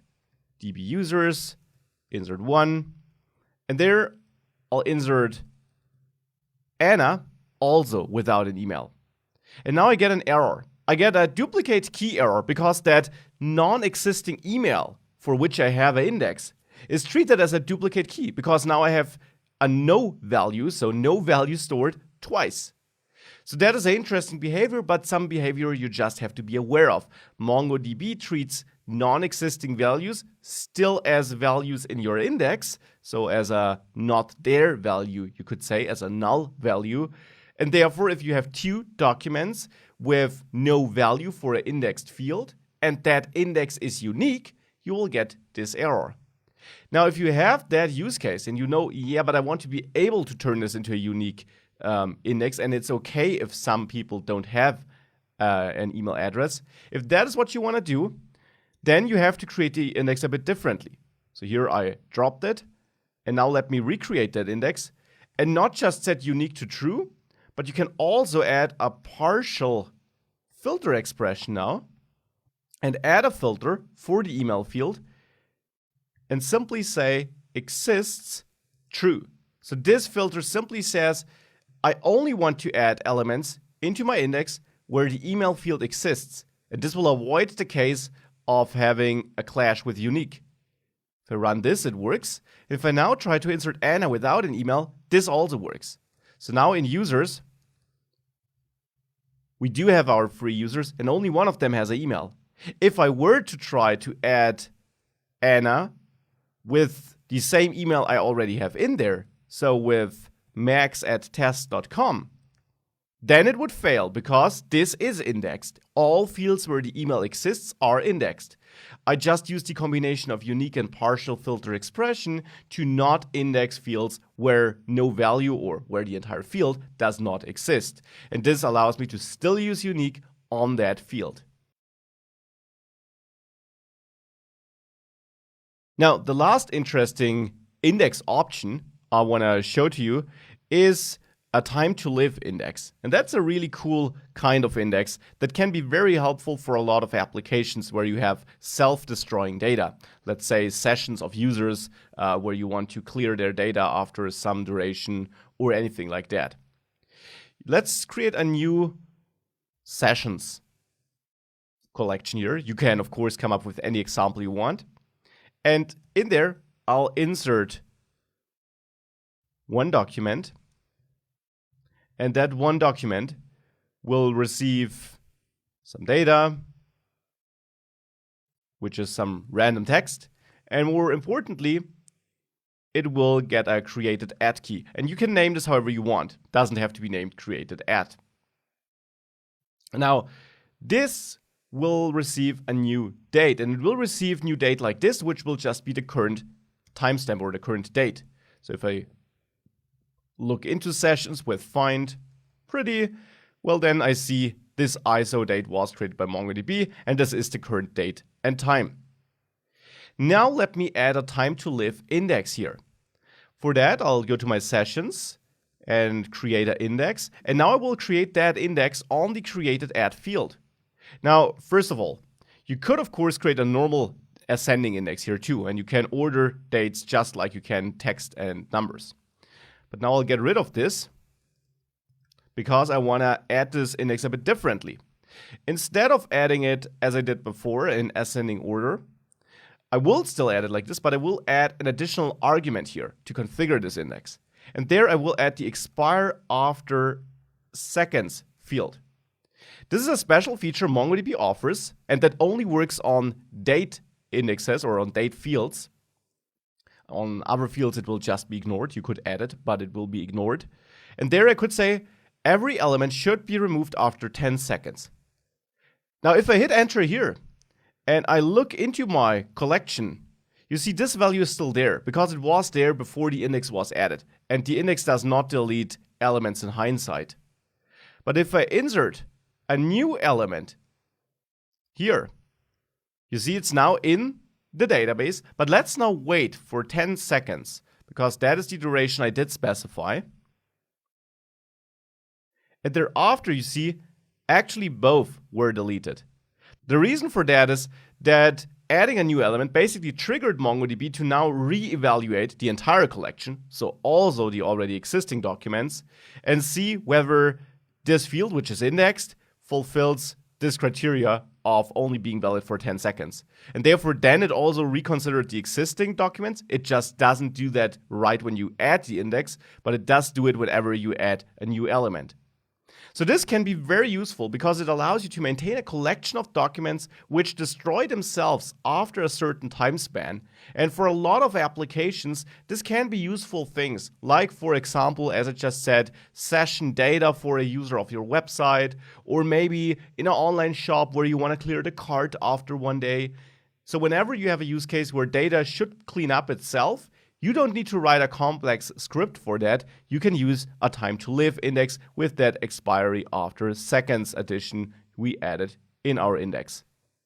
Important to know here, by the way, you can only use that on single field indexes. It does not work on compound indexes, and as I mentioned, it works on date objects. Now we had a detailed look at what indexes do and how you can create your own indexes. And I can only encourage you to play around with that to get a better feeling for your different options and how indexes work. But in order to play around and to understand if an index is worth the effort, you need to know how to diagnose your queries. And I already did show you the explain method for this. The important part here is that you can execute it like this or pass query planner as an argument to get that default minimal output where it simply tells you the winning plan and not much else. Or you use execution stats, what we did a couple of times in this module already, to see detailed summary outputs and see information about the winning plan, a possibly rejected plan, and also some information about how long it took. There also is the all plans execution option, which also shows detailed summaries and which also gives you more information about how the winning plan was chosen. Now we'll have a look at all three of them throughout this module again. For determining whether a query is efficient, it's obviously interesting to look at the milliseconds process time and also compare this to a solution where you don't use an index, so that you'll also have a look whether index scan really beats a collection scan, which it typically does though, but I did already show you some use cases, in cases where you fetch almost everything, where the index scan can be slower. And another important measure is that you compare the number of keys in the index, that is what it means in the output, are examined, how many documents then are examined, and how many documents then are returned.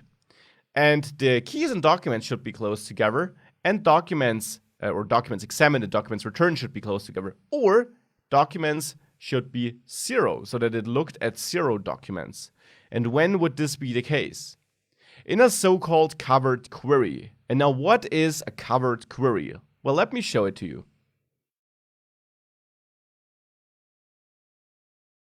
For this, I'll create a new collection, customers here, and I'll insert many documents.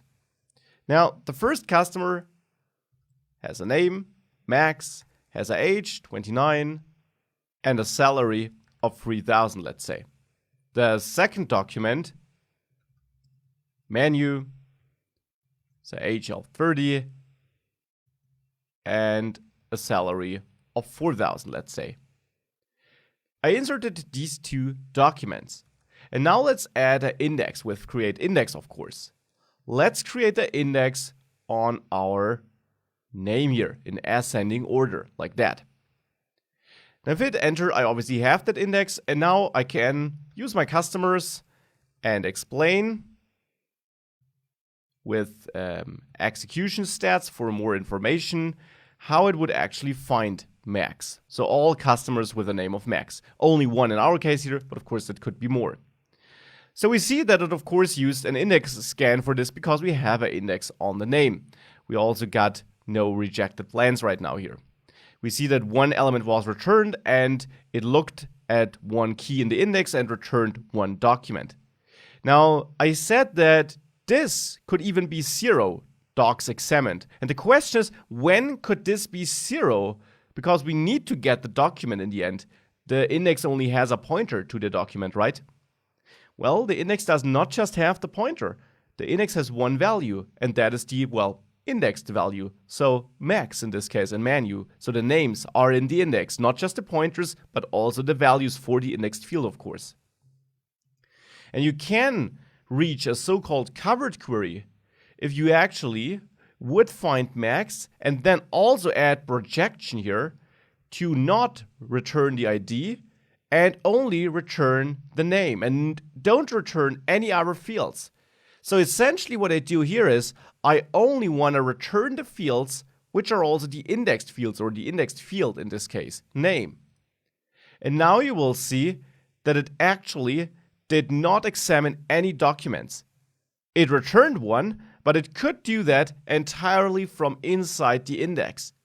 Now, you will not always be able to reach that state, but if you can, if you have some query where you can optimize your index for that to reach that covered query state, as it is called, because the query is fully covered by the index, then you will of course have a very efficient query because you skip that stage of reaching out to the collection and getting the documents, and that obviously speeds up your query. If you can get this to work, you will have a very fast solution.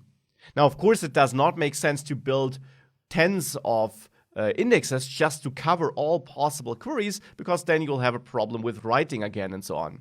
But if you have an opportunity and you have a query that you typically run and you only typically return these two fields, it might be worth storing them in a single field, or if it's two fields, to store them in a compound index so that you can fully cover the query from inside your index. And this is something very interesting to know, that you can reach that covered query state sometimes at least. Now that we had a look at covered queries, let's also see when MongoDB actually rejects a plan. Now, for that, I'll reuse my customers collection from the last video. And remember, there we have two indexes, the standard ID index and our own name index. Now, I'll also add an additional compound index on customers with create index, and I will add age here in ascending order and name.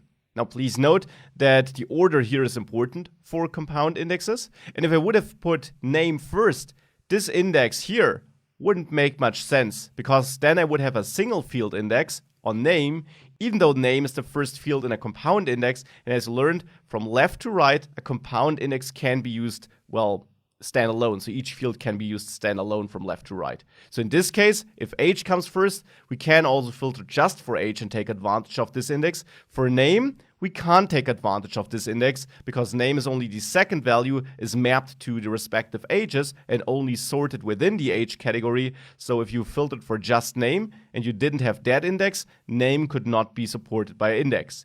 Here it can, because we have a single field index, and we also get this compound index for the combination of age and name, or just age.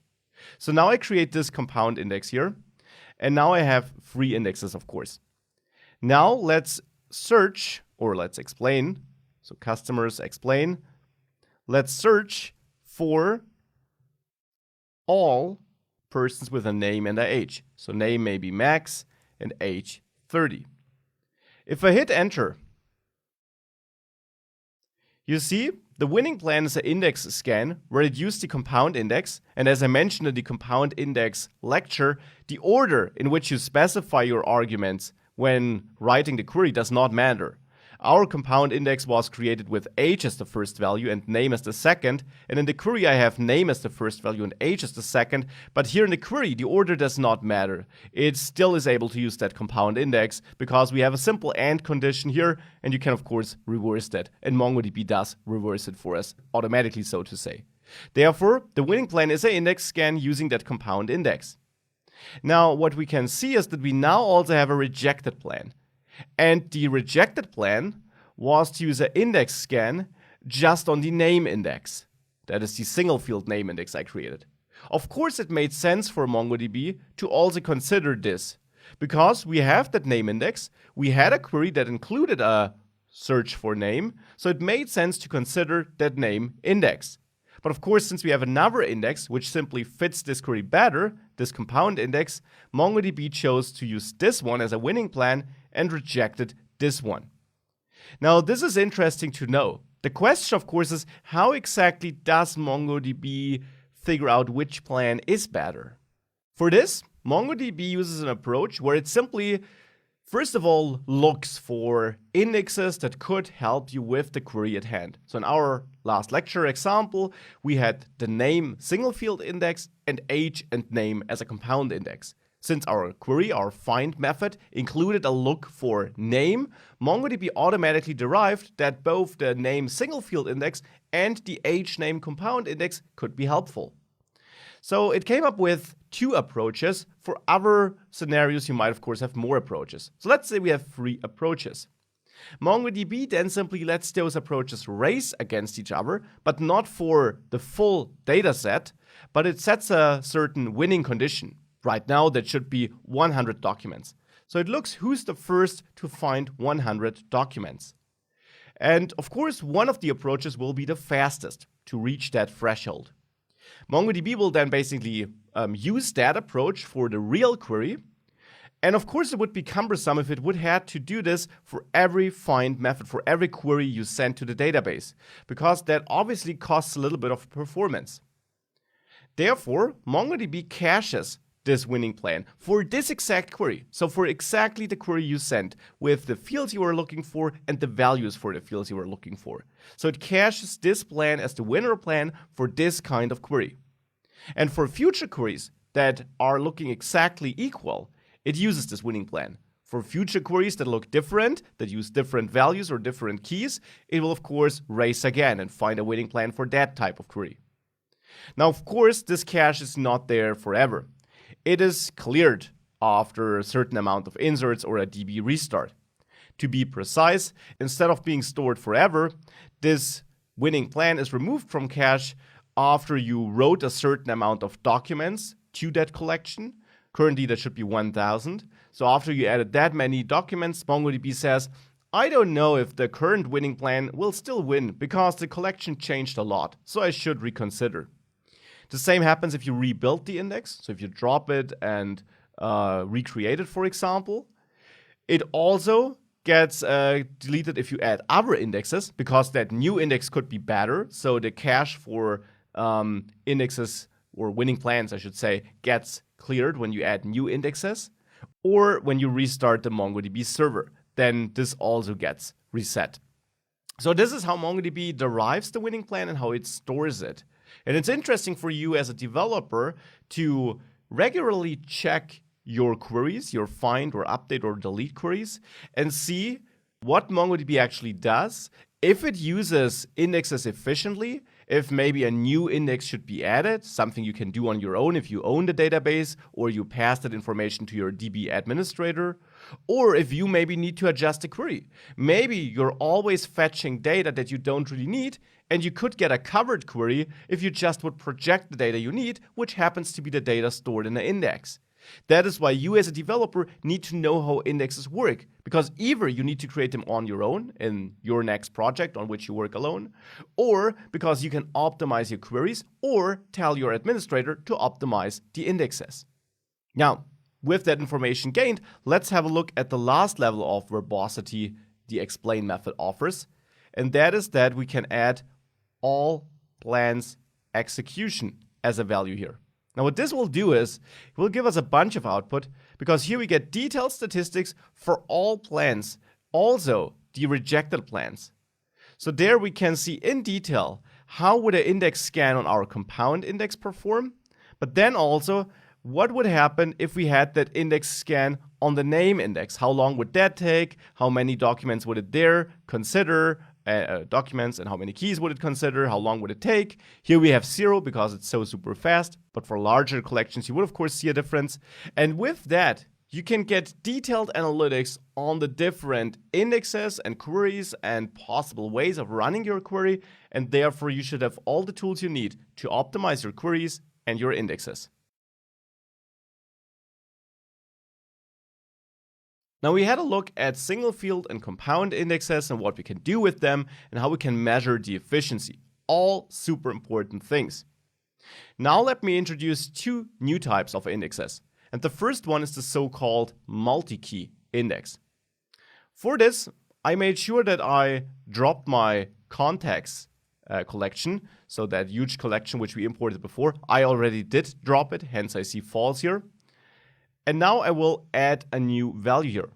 Contacts, insert 1, and that new value, mi, and here I will add hobbies, which happens to be an array of strings. Let's say cooking, sports. I'll also add another array, addresses. Let's say I have multiple ones. This will be an array, and each array is a document there, so embedded documents in an array. There, to keep it short and simple, I'll just have the street, main street, add another document with the street, let's say second street. Doesn't really matter. If I hit enter here, let's quickly have a look at what I inserted. This is looking good. I got max, 2 hobbies, which are just strings, and 2 addresses, which are documents. Now let's index an array, because that is possible in MongoDB too. For this, I'll of course create an index again, as we did it before. And this time, I will index hobbies. And if you remember, hobbies was an array, right? You see it here, was an array of strings. Let's hit enter, and this works. Now let's try using that. And first of all, let's execute a query where I look for hobbies being equal to sports. And I do find something. I can pretty print that to make it easier to read. I do find max, of course, because I do have sports in there. Now, the interesting thing is, if I explain this with execution stats, I see that the winning plan was an index scan, and we see that there is MultiKey is set to true for my hobbies index. MongoDB treats this as a MultiKey index because it is an index on an array of values. And technically, MultiKey indexes are working like normal indexes, but they are stored a bit differently. What MongoDB does is it pulls out all the values in your index key, so in hobbies in my case here. So it pulls out all the values in the array I stored in there and stores them as separate elements in an index. This, of course, means that multi-key indexes for a lot of documents are bigger than single field indexes. Because if every document has an array with, let's say, 4 values on average, and you have 1,000 documents, and that array field is what you index, you would store 4,000 elements, because 4 times 1,000. So this is something to keep in mind. Multi-key indexes are possible, but typically are also bigger. Doesn't mean you shouldn't use them. If you typically query for an array and the value in an array, well, then it makes sense to turn this array into a multi-key index. That is perfectly fine. So now we learned that we can use a multi-key index, and we are using one on hobbies. Now let's also add one on addresses. Contacts, create index, and there I'll index addresses 1. Now this also worked. It created that index. And now let's try to utilize that. Let's reach out to contacts and let's explain what's happening with execution stats so that we can see if that index gets used. And let's find all addresses where the street is Main Street. If I hit enter here, we see it actually used a collection scan and not our index. The reason for that is that our index, of course, holds the whole documents and not the fields of the documents. So MongoDB does not go so far to pull out the elements of an array and then pull out all field values of a nested document that array might hold. So our index would only get used if I were not looking for the street in the addresses I have in that array, but if I were looking for addresses holding some document. So if I were looking for addresses where street is Main Street. If I were looking for that, you see it would have used an index scan because it is the whole document which is in our index in the end. MongoDB pulls out the elements of the array. For addresses, a single element in the array happens to be a document, so that document is what MongoDB pulled out and what MongoDB then stored in the index registry. And therefore, this is something to be aware.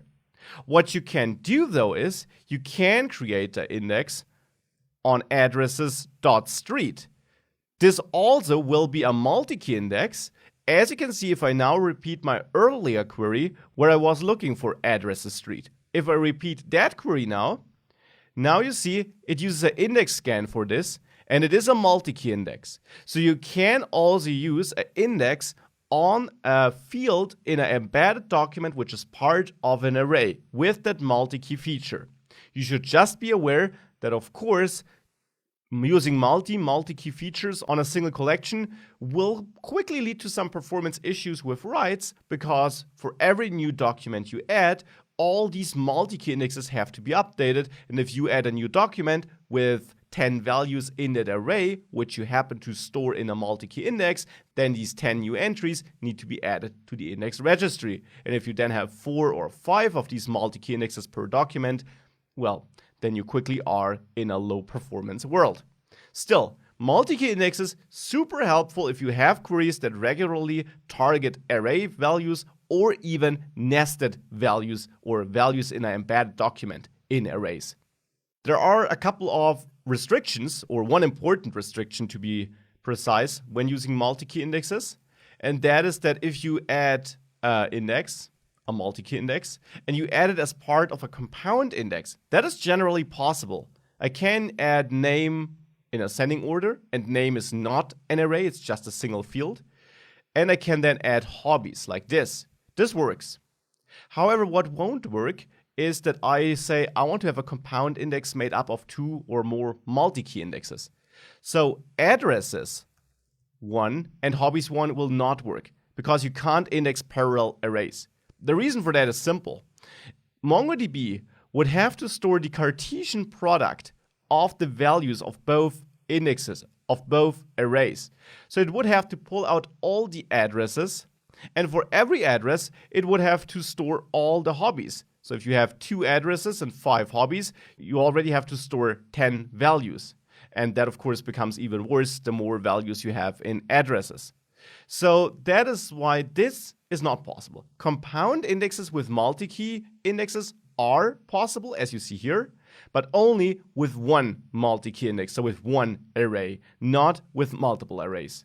You can have multiple multi-key indexes, as you can see here, in separate indexes, but in one and the same index, only one array can be included.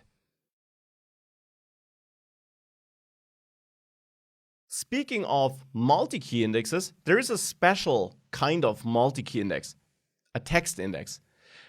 Let's say we have this text stored in a field in our document. Could be the product description of a product. Now, if we want to search that text, we saw before that we can use the regex operator, and that is, however, not a really great way of searching text. It offers a very low performance.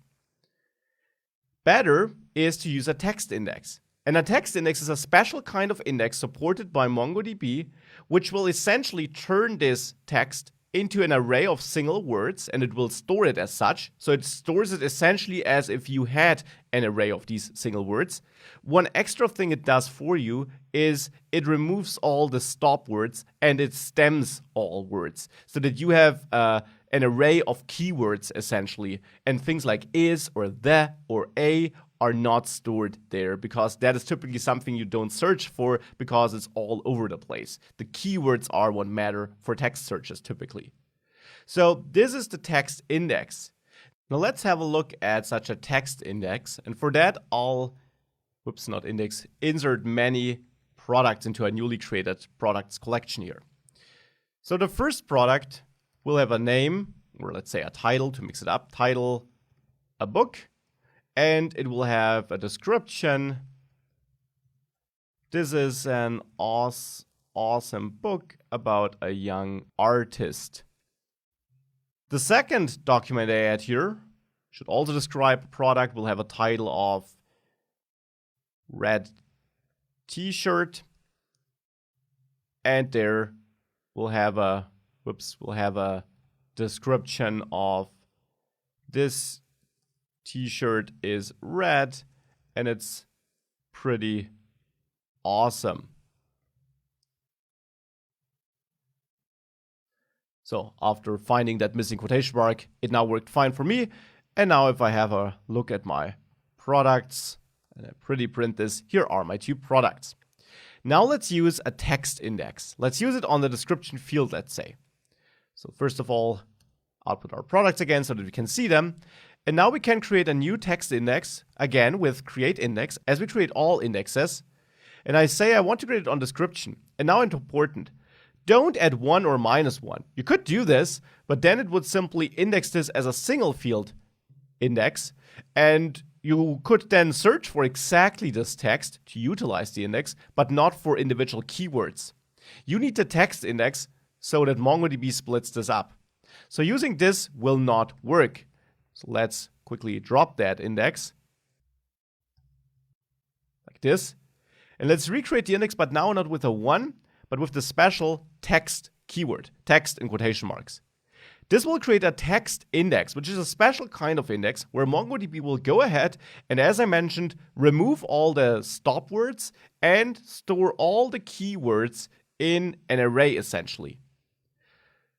So let's have a look at this. This is the data we have in there in general. And now let's use products and find. And here, let's now use the special $text key and search. And for that, you pass a document as a value for $text, and there you need $search. Now you might be wondering, why do I not need to specify the field in which I want to search? Why don't I have to add description? Instead, we just add, hey, I want to search for some text. The reason for that is that you may only have one text index per collection. Because text indexes are pretty expensive, as you can imagine, if you have a lot of long text that has to be split up, you don't want to do this like 10 times per collection. And therefore, you only have one text index where this could look into. You can actually merge multiple fields into one text index, as I will show you in a second, and you will then look through all of them automatically. But you can only do it like this. You can't say, hey, I want to search for text in description like this. This won't work. So now for search, we simply enter the words we want to look for, like awesome. And the casing is not important here, by the way. Everything is stored as lowercase. If I hit enter, and I pretty print this, you see I find both products, because in both products we have the term awesome. Now let's repeat this, but let's now just search for the term book. So here, I'll search for book. And now you see I only get, well, this text or this document where we have book in the text. Now what if I search for red book? I have red in the other document. Well, then I find both again, because this is now actually not treated as one connected phrase where it would look for a red book, but it simply looks for documents that have a red text or some red in a text, and for documents that have book in a text. Of course, you can also search for a specific phrase though. You can search for phrases by wrapping that phrase in double quotes. And since we are in double quotes already, we have to escape them with a backslash double quote. We have this at the beginning and at the end of the phrase. And now we don't find anything because we have no red book phrase anywhere in our text. For example, awesome book would work though. So if I look for the awesome book phrase, we would find this document because we have awesome book right there. Now this is really powerful and much faster than regular expressions. So this is definitely the way to go if you need to look for keywords in text. Now let's do a different query. We still have that text index on the description, and let's search for awesome t-shirt. If I do this, I find both entries because I have awesome here too in the first product. Now finding both might be fine, but you typically would want to order this differently. For us humans, it's pretty clear that the second product is the better hit because there we have both awesome and t-shirt. So it would be nice if that would come first in our result list. And we can actually get there. Because MongoDB does something interesting or special when managing such a text index or when searching for text in a text index. We can find out how it scores its results. And let's first of all find out with the help of projection. So here I'll add a second argument to my find method to project the results. And I will simply output a score field here where I can use a special meta operator to add text score. This is a meta field added or managed by MongoDB for text searches here with the $text operator on a text index. If I do this, you see the score MongoDB assigned to a result. And here, it even automatically sorted by that score now, as you can tell. So here we see that the score is much higher for t-shirt and awesome than for just awesome. And it automatically sorted for us here, but if we wanted to make sure, we can of course also add sort here. And we can then sort by score, where score is a document with $meta and then text score written like this as a text. And I should add a dot in front of pretty. And now it's definitely sorted. It was before, but now we enforce sorting by looking at that meta text score, which MongoDB manages for us. So this is simply a construct you can remember for when working with text and text indexes. You can extract this meta information text score, and both these words have to be written like this, from MongoDB, so to say. It manages that for us, and we can see how it scores the results. And as you can see, we can then use that to order too. Now, I did mention that you can only have one text index per collection. And that is true. If we get the indexes for products, we see we have one text index down there. And you see it assumed the default language of English. We can change that, by the way. I'll come back to that. But for now, let's simply try to add another text index. Because in products, if we find one, the title is of course also text.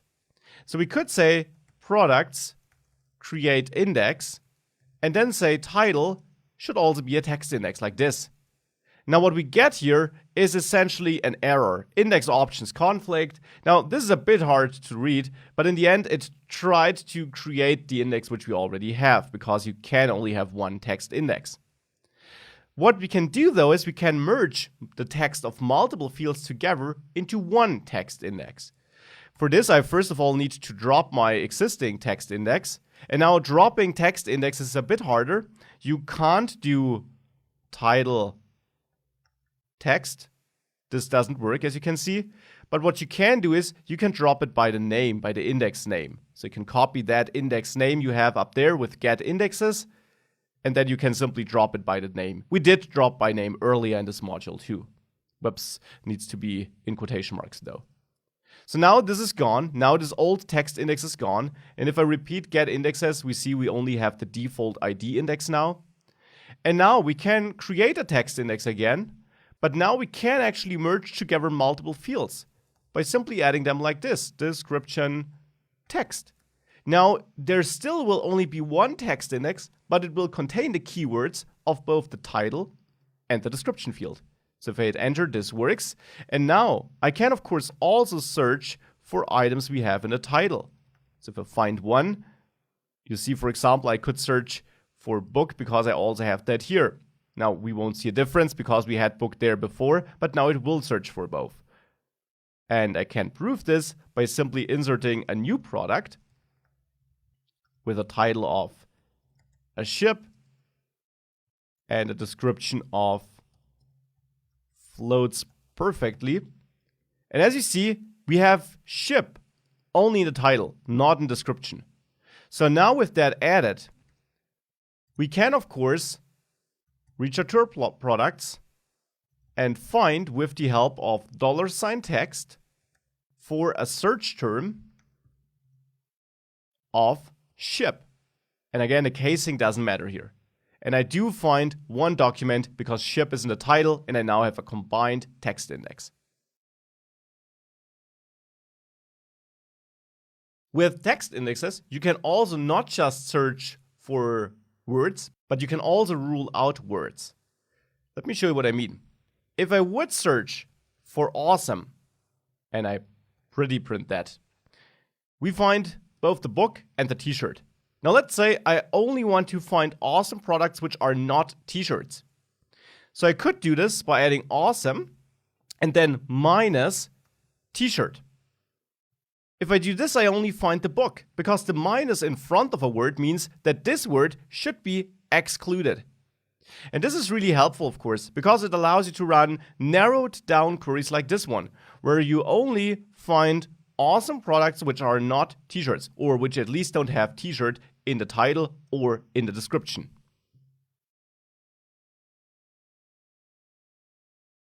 Now we're almost done with text indexes. Now I want to drop my index again, because now I want to show even more interesting things you can set up when adding the index. So for that, first of all, I need to get the name by getting all indexes. This is now the name of my text index. And now I can drop it by that name by running db products, drop index, and then adding that name here. Now the index is gone. And I did drop it because I now want to create a new index with products create index, a new text index, of course. There, I want to include my title as a text index and my description as a text index. But now I'll pass some config here, because there are two interesting things I can configure about text indexes. The first one is the default language. I can manually assign default language here to a new value. You saw earlier that the default language it assumed was English. And if that is the case, well, you can of course leave that. But you could also set this to a different language here. And I could add German here. Now, you're not free to enter whatever you want here. There is a list of supported languages, and in the last lecture you find a link to those languages. Now, the field here is not just some cosmetics. We can later use it when searching for text, but most importantly, what it will do here is it will define how words are stemmed, so how prefixes and so on are removed, and it will also define what stop words are removed. So words like is or a are removed in English. In German, it would be ist and der. So the language here is something you should specify when you know which kind of language or which language will be stored in your text. And you should pretty much know that for any application you're building. Now I'll set it back to English here, which is my default, and I wouldn't need to specify it here, but I'll set it here explicitly to make it clear that you can set the default language and that this will affect which words end up in your index. Now another cool value you can set here is that you can define different weightings for the different fields you're merging together. So here I'm merging together title and description. Now, maybe I want to merge them, but I want to say, yeah, the description should be a higher weight. And the weights will become important when MongoDB calculates the score of the result. Because you might have awesome in the title, but that should not count as much as in the description. And to set up such weights, we can add a weights key here in the config object in the document we pass as a second argument to create index. And there, weights itself holds a document as a value. And in this document, you can now reference your field names, like title, and simply assign weights that are relative to each other. So we could have title 1, description 10. And now description would be worth 10 times as much as title, or would weigh in 10 times as much. So if I hit enter, we now have this text index created. If I now find all products in my collection here, you see it looks like this. And now let's again search with a text index. So I will use my products to find with $text. And now there, we saw the search keyword already. Now, besides the search keyword, which I'll fill out in a second, you can also specify the language, German here.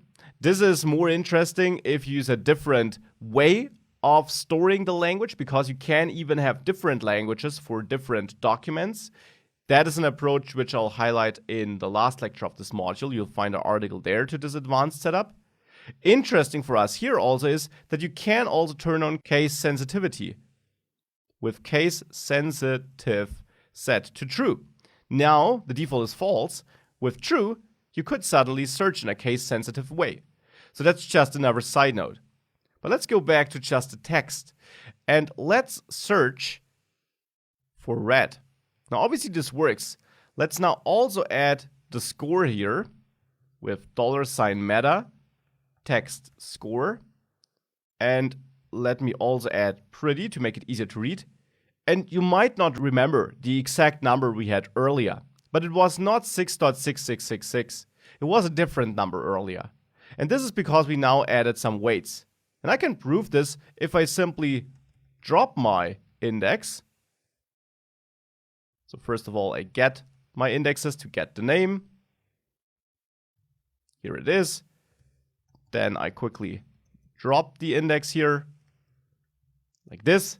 And then I re-add the index with create index, but now without assigning weights. So I will remove that weights assignment here at the end. I only set the default language, which I also could omit. It doesn't matter. So now we have a text index working in the same way as the other one, but without weights. And now if I execute that same find query, you see the score is a different one. It's not 6.6666, but 1.266, because the score is now calculated differently because weights don't play a role. And weights can of course help you, well, put the weight on the field that holds your most important keywords. This is the text index. As I mentioned, you'll find some further articles in the last lecture of this module, but the vast majority of important features were covered here. And managing the text index might not be your primary task. Being able to use it with things like the meta score and understanding how it works, that it might search across multiple fields, is definitely something you need to know, and hopefully something which became clearer here. We're almost done with this module. One last word about how you build indexes. And with this I really mean how you add them. You can add them in two ways, in the foreground and in the background. Thus far in the module, we always added indexes in the foreground with createIndex, just as we executed it.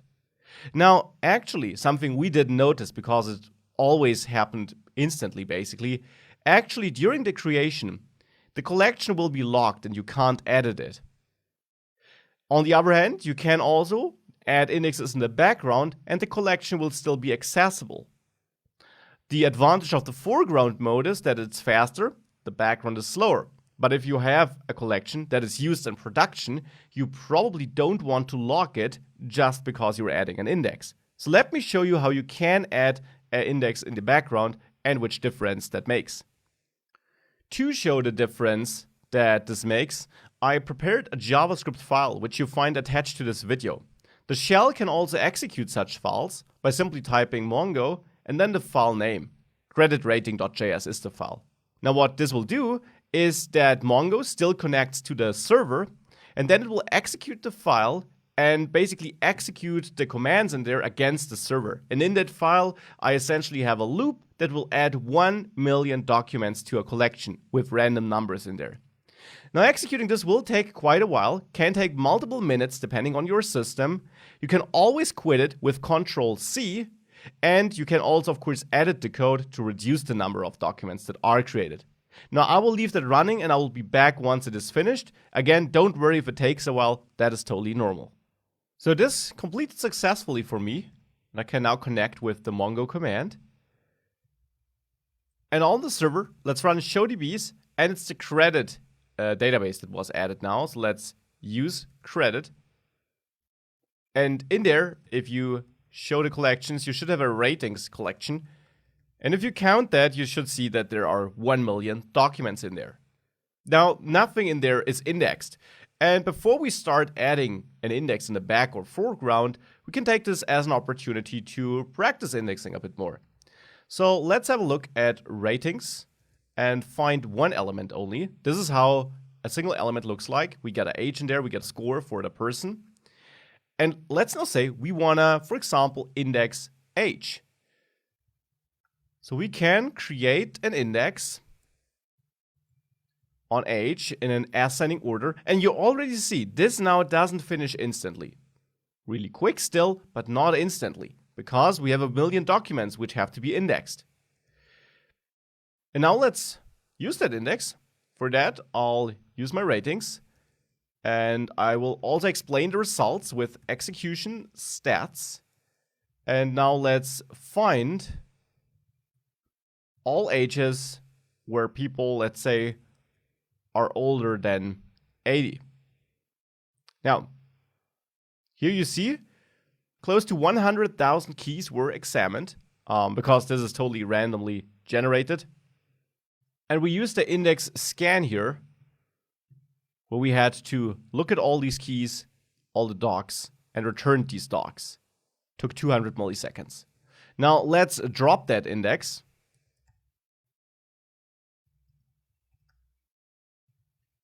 With db ratings drop index, and we had an index on the age in ascending order, so let's drop that. And let's repeat this query. And there we can already see this took longer, like 400 milliseconds, so double as long. So the index did already pay off there. But of course, this is already something you know. Now I wanted to show you that the index creation takes time.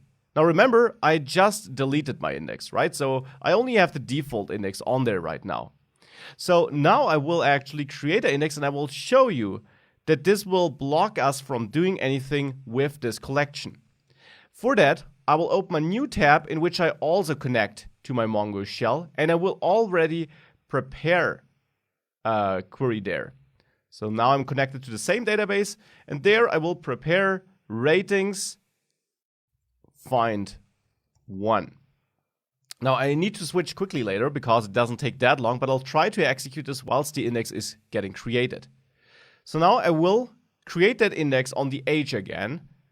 So I hit enter, and you see, this doesn't finish here. It takes a while. It only finishes after this creation is finished, essentially. If I drop that index and I prepare to create it again, and here I try to insert one document with, let's say, person ID, some random text, which of course is not in line with the other IDs, which are numbers, but doesn't matter, some score, and an age of, let's say, 90. So I prepared this. I want to insert that person. And I again create that index and try this. It doesn't finish. It only finishes after the index creation is done, so after the collection is unlocked again. So it's not getting an error here. It is working in the end, but whilst the index is getting created, it's not working. It's basically deferred until the index is created. Now our index creation here is still going fairly fast. Didn't take much longer than a second probably. But it's not hard to imagine that for more complex indexes, like a text index, let's say, or for even more documents and more complex documents, that index creation will easily take longer, but especially more complex things like text indexes will take much longer. And then this will be a problem, because then the database or the collection might be locked for a couple of minutes even. So this is not an alternative for a production database. You can't suddenly lock down your entire database and your application is not able to interact with it anymore. And that is why you can create it in the background. So let me again prepare this insertion command here. And let me go back and first of all drop the index and then prepare the creation again, but now with a second argument where we previously set things like the default language. Now I will set background to true. The default is false, which means it's created in the foreground. But if you set this to true, it will be created differently in a way where the collection doesn't need to be locked. So now if I do this and I hit enter here and I hit enter here, you see it's inserted immediately, even though the index creation still blocks this thread. We couldn't enter any other arguments, but technically it happened in the background without locking the collection. So this is a very useful feature for production databases. You don't want to add an index in the foreground there, especially not if it will take quite a while. That's it for this module. We had a very detailed look at indexes.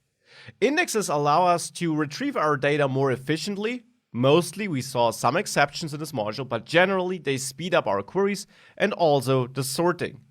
We can use single field, compound, multi-key, and text indexes. Now there are a couple of other indexes, and for example geospatial indexes are something we'll see in the geospatial module, but these are the most important indexes for now.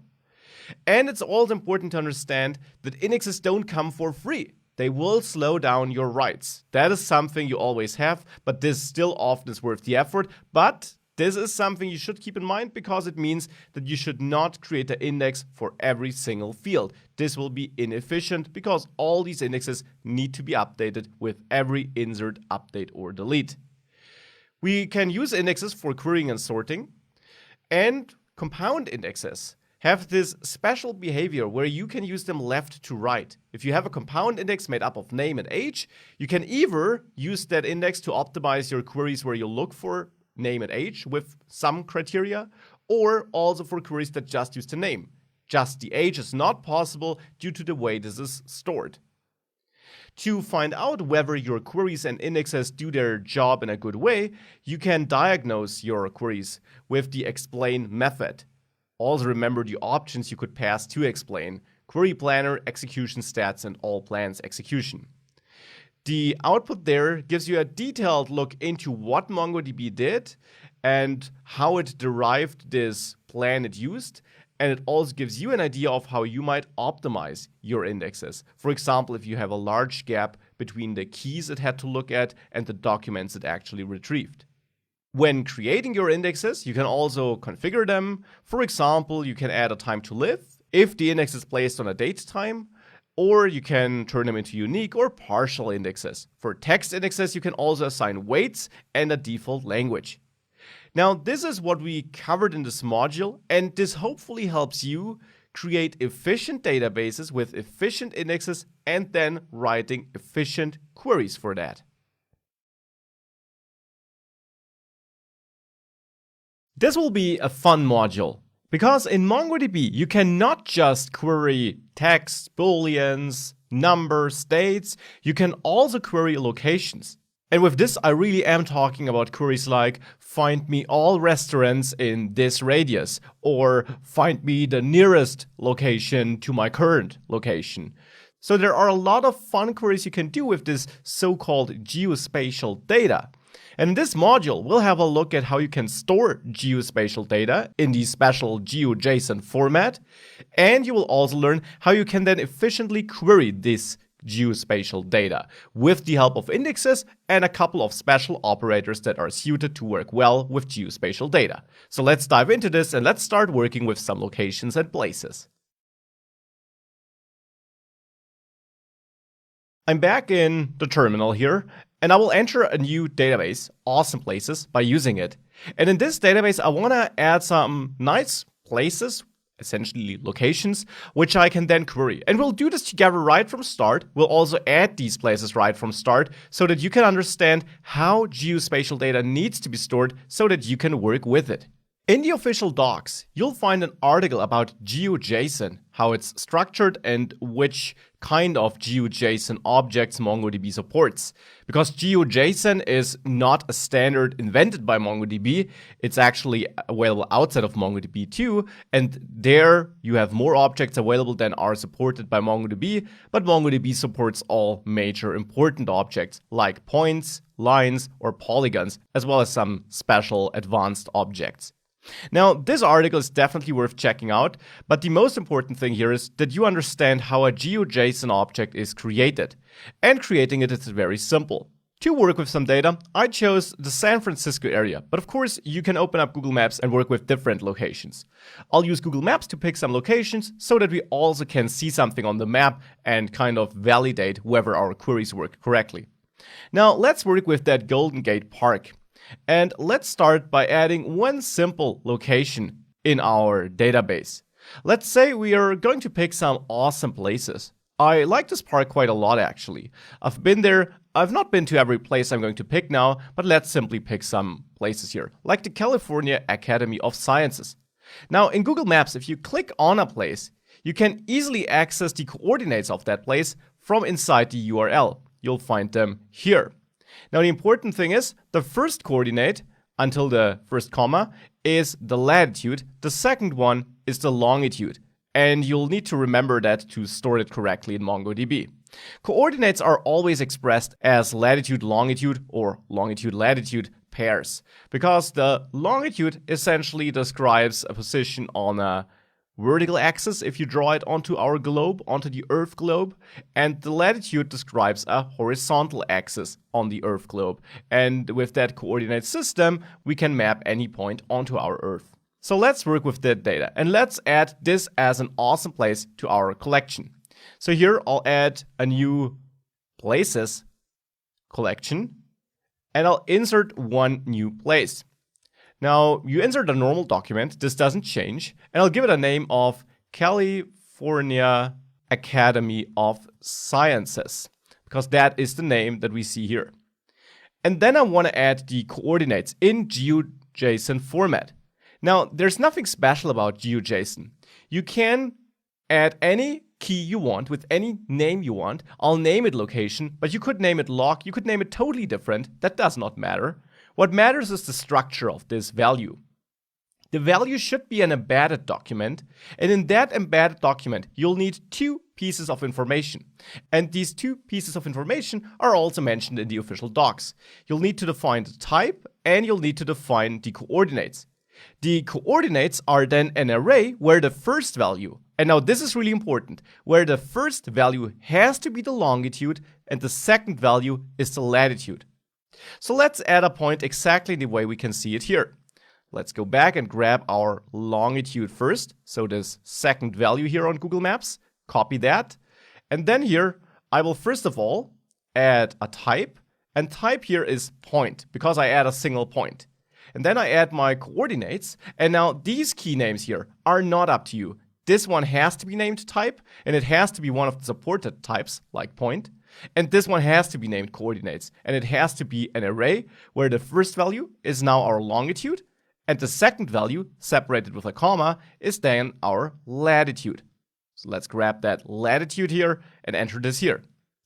With this, I added this place, and therefore, if I now simply find one, the only place I added thus far, this is now my GeoJSON object, exactly this. And it is treated as GeoJSON because it fulfills the requirement of having a type, which is one of the supported objects, and of having coordinates, which is an array where the first value is treated as the longitude and the second value is treated as the latitude. Now, with that point added, we know how a GeoJSON looks like. Let's now find out how we can query that GeoJSON data. Let's run our first Geo query. For that, I'll work with my places, and I want to find places that are near my current location. Now, what is my location? Now, always keep in mind that, of course, rarely will work with the shell as we do. Most of the time, you'll write an application that does what we are now doing with the shell. Or then it will do that with its driver, of course. So therefore, you might have a web application where users can locate themselves. You can do that through some web APIs. Or you have a mobile app where users can locate themselves. Such location APIs will always return coordinates in the form of latitude and longitude. This is the standard format. So your application will give you some latitude and longitude data for whatever your user did. For example, locate himself. Now let's fake that part. So let's simply click somewhere, here for example, and now I marked a place where we also see the coordinates. If I click on that, I can also copy them from there. Again, the second coordinate is the longitude, first one is the latitude. So this is the location we assume we're getting from our app. So how can we now use that location to find out if this place here is near our location? And what does near define? Well, let's see that step by step. In find, I definitely want to have a look at my location key. And if you named it differently, you need to name it differently here. This is not a reserved keyword. This is simply referring to our key here. And then here, the value is a document where I use $near. $near is one of the operators provided by MongoDB for working with geospatial data. $near requires another document as a value, and there you can now define a geometry for which you want to check if it's near. So $geometry. That again is a document, and this now again describes a GeoJSON object. So we could check here if a point we add here is close to our point, and that's exactly what I'll do. So since we have to pass in some GeoJSON here, I'll again add a type, and that type will also be a point. We'll work with different types later, by the way. And I will pass my coordinates. And just as before, because this has to be GeoJSON, we have to have a type here, which is one of the valid types, and we have to have coordinates here. And you therefore, of course, also know which format coordinates should be in. Correct, it should be an array where the first value is the longitude, second value is the latitude. So let's paste in that longitude we grabbed from Google Maps, and let's then also grab the latitude, and let's paste this as a second value. Now if I hit enter, I get an error, and the error is telling me that it's unable to find an index for the GeoNear query. And GeoNear is simply the behind the scenes name of our near query. So for this, we will need a geospatial index for this query to run. Not all geospatial queries require an index, but they all, just as with other indexes, will most likely benefit from having such an index. So let's add a geospatial index in the next lecture. Now our query failed because we had no geospatial index. We need one for the near query here. So how can we add such an index? It's pretty straightforward. Just as with other indexes, we use createIndex to add such an index. And then we add the index on the location field, because that is where we store our geodata in this example. Again, if you named that field differently, definitely use your name here, you have to. And then the type of the index is now not 1 or -1. We don't sort it ascending or descending. It's also not text, because it's not a text index. It's a special 2D sphere index, written like this, not like this, like this, 2D sphere, in quotation marks. With this, we created a geospatial index on the location field. And now if we repeat that query from before, it does succeed. And we can also print that, and we see that it found this one point. Now, it found this one point, but that doesn't really tell us too much. It's near the location we added. But how is near defined? Well, near doesn't make much sense unless we restrict it.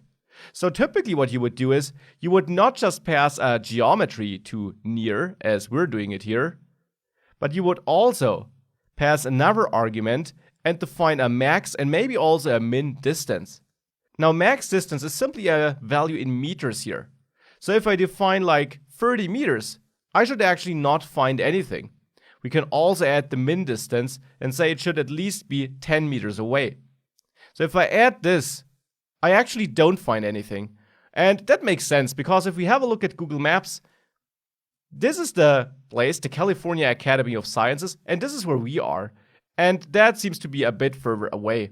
We can actually measure the distance by right-clicking onto the map and measuring a distance. And then if I click here, I can measure the distance to the California Academy of Sciences, and it seems to be around 435.36 meters. Let's validate this by repeating the query, and I'll set the max distance to 400. So this still should not suffice, and it does not. Now if I set it to 440, looks like I'm a little bit off with my place, so let's set it to 500, and now we find the place. So now we are within 10 and 500 meters, and therefore we find our favorite place. And this, of course, is a great query because it allows us to find out which places are near us in a certain radius, which, of course, is often a question you want to answer in an application. Now, in the last lecture, we answered the question which points are near to our point. Now, another common question you want to answer is, hey, I got this area, could be a sphere, could be any polygon, so I got this area. Which points are inside of that area? That is another typical question. And in order to answer this, let's add a bit more points to our database before we dive into that. So, in our Golden Gate Park, we added the California Academy of Sciences. Why don't we also add the Conservatory of Flowers? And again, you find the coordinates in the URL up here. So let me grab that longitude and then move over to our database. And there, in my places collection, I will insert one document, and that will have the same structure as the other document. I'll add a name here, and that is the Conservatory of Flowers. And I'll add my location, which is a GeoJSON object, where the type again is a point, of course, and where the coordinates are, let's say, my longitude, obviously, and then I also need the latitude. So let's grab the latitude from Google Maps and add this as a second value in the array. So now we added the Conservatory of Flowers. Now let's add two more, and definitely feel free to pick your own ones, of course. Now, I will also pick the Golden Gate Park tennis courts. And again, it's the same game as before. Pick the longitude, and by the way, important, what you see in the URL here, of course, is reflecting the center of your current screen. So if you're not centering perfectly on an item, as I did before with the Conservatory of Flowers, you'll actually pick the center. For the purpose of this exercise here, this will be fine though. So it only matters that you have some points from inside this area, no matter if it's exactly that point or a little bit off. So for the Golden Gate Park tennis court, I did focus on it, so this should be in the center. And I will add this place, therefore. Simply added my previous query. Golden Gate Tennis Park. And I will override my longitude. And of course also add my latitude here then. So let's replace that too. Like this. And now let's add a fourth place. And that is why it won't matter, because that fourth place will be from outside here. So let's say we take NOPA, whatever that is. So let's try to center on that. And let's grab the longitude, of course. Again, let's insert that. NOPA. Let's replace the old longitude of the last query with the new longitude. And of course, grab the latitude too. So grab that from the URL. And we're good to go. So now we got 4 places in there. I can quickly find them all to show them to you. Pretty. Now again, the coordinates might be a bit off because I did not always center onto them, but we got 4 different places with 4 different coordinates. That is what matters here. And 3 of them, the first 3 are in the Golden Gate Park, and 1 of them is outside. Now, in the next lecture, let's run this query to find all places that are inside of a certain area. So I want to find all places inside Golden Gate Park, so NOPA should not be included. Now, to find them, what I will do, because that makes it a bit easier to work with that, is I'll go into the Your Places tab and create a new map there. And here, it will be a bit easier to navigate around and find coordinates, and also show which place the coordinates are for.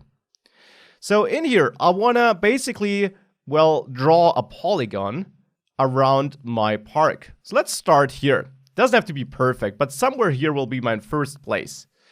So what I will do is I will add a marker here. I'll delete it immediately, but here we got the exact coordinates.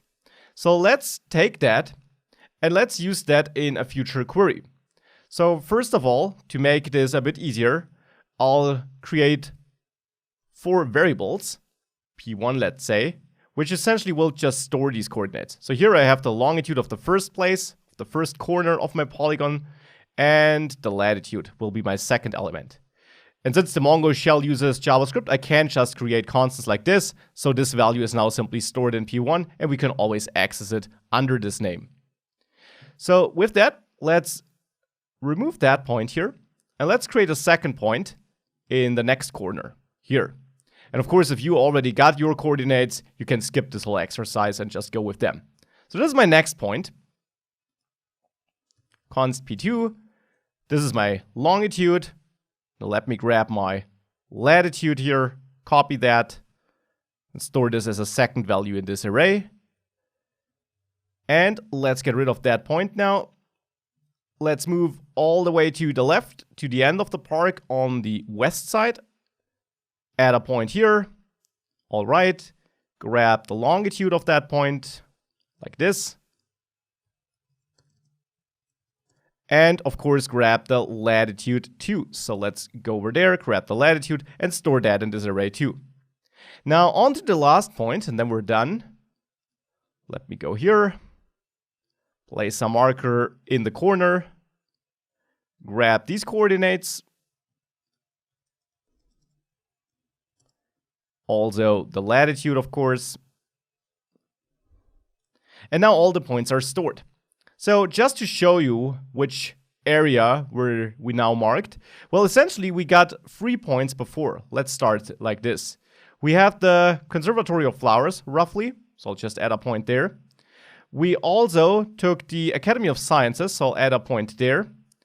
And I have a point at the Golden Park tennis courts, so at this point. We also have one at NOPA, so let's move over there and let's add a point there. So these are 4 points. Now, the area for which I just got the coordinates is essentially the area around the Golden Gate Park. And I can draw a shape around that with that shape tool here. So this is essentially the area for which I just got the corner coordinates. And what I now want to do is I want to run a query to find all the places that are inside of this shape. And the good thing is we can easily validate this because we can see which points are in there, right? This one should not be in there. So now that I got these coordinates, let's finally get to creating that query. So on the places, let me quickly clear the console. P1 and so on are still available. So on the places, I will now find something again. And again, I will find something with the help of the location field. But there, in the location field, I now don't want to find some nearest points. So near is wrong. But instead, I'll use the geowithin operator, $geowithin. This is an operator provided by MongoDB that simply can help us find all elements within a certain shape, within a certain object, typically something like a polygon. GeoWithin takes a document as a value, and here we can add a geometry object, which is just a GeoJSON object. So the value here is a GeoJSON object. The type now is not a point, but a polygon. That's important. Coordinates need to be added, of course. And now I need to add the coordinates of a polygon. Now, how do I add a polygon? Obviously, a point was just a pair of coordinates. A polygon actually uses a bit more coordinates. To be precise, we need the 4 corners. For a polygon, we add a nested array. So an array in an array. And in that array, we then again add more arrays, where each array now describes one longitude-latitude pair of the corners of our polygon. So I already got these arrays, so to say, in my constants P1 to P4, which I created. So essentially what we add here is P1, P2, P3, P4 to describe the 4 corners of our polygon. There is one important thing though, I need to P1 again at the end, because a polygon has to end with the starting point so that it's treated as complete. Now with that, if I hit enter, I do get back results, and I can print them, and we see the California Academy of Sciences in there, we see the Golden Gate Tennis Park, and we see the Conservatory of Flowers. What we don't see is NOPA, which makes a lot of sense, because it is not within these boundaries. So this is how we can also check whether something is in a certain area, with the help of GeoWithin and the geometry operator, and then a polygon instead of a point. A polygon, as you learned, is in the end created with coordinates that hold a nested array with the different corner coordinates. Important here is that you also add the first corner as a last element to close the polygon. Now, another typical use case would be the opposite, that you have an application where you want to find out whether the user is in a certain area. So you don't want to find all places in an area, but you want to store a couple of different areas potentially in the database, let's say the neighborhoods of a city, and then your user sends some coordinates because he located himself, and you want to find out in which neighborhood the user is. So essentially the same query as before, just the other way around. Now, to keep things simple, I will work with the same area, but I will now store it in the database. And I then want to find out if a user, let's say, is here, if this user is inside this area. And we'll also check this with a point outside of the area then. So let's first of all store our nice polygon, which we used here, and therefore I will just copy this GeoJSON object.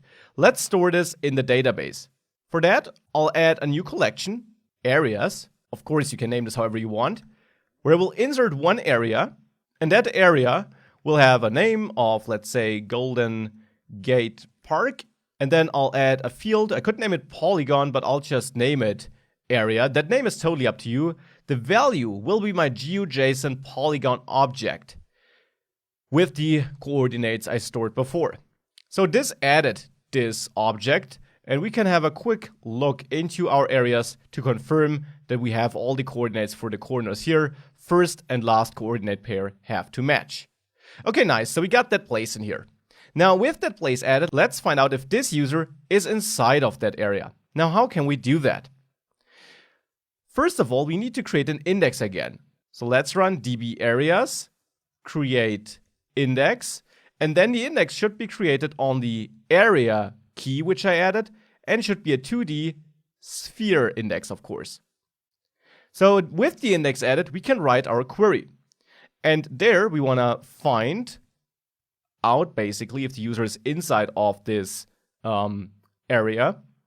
We can do this by checking for GeoIntersects. Now, what does GeoIntersects do? GeoWithin allowed us to find out which places are inside of an area. GeoIntersects simply returns all areas that have a common point or a common area. Now, why don't I use GeoWithin? Because I can't find areas that are within the point where the user is. The user is just a point, and the area will never be within that point.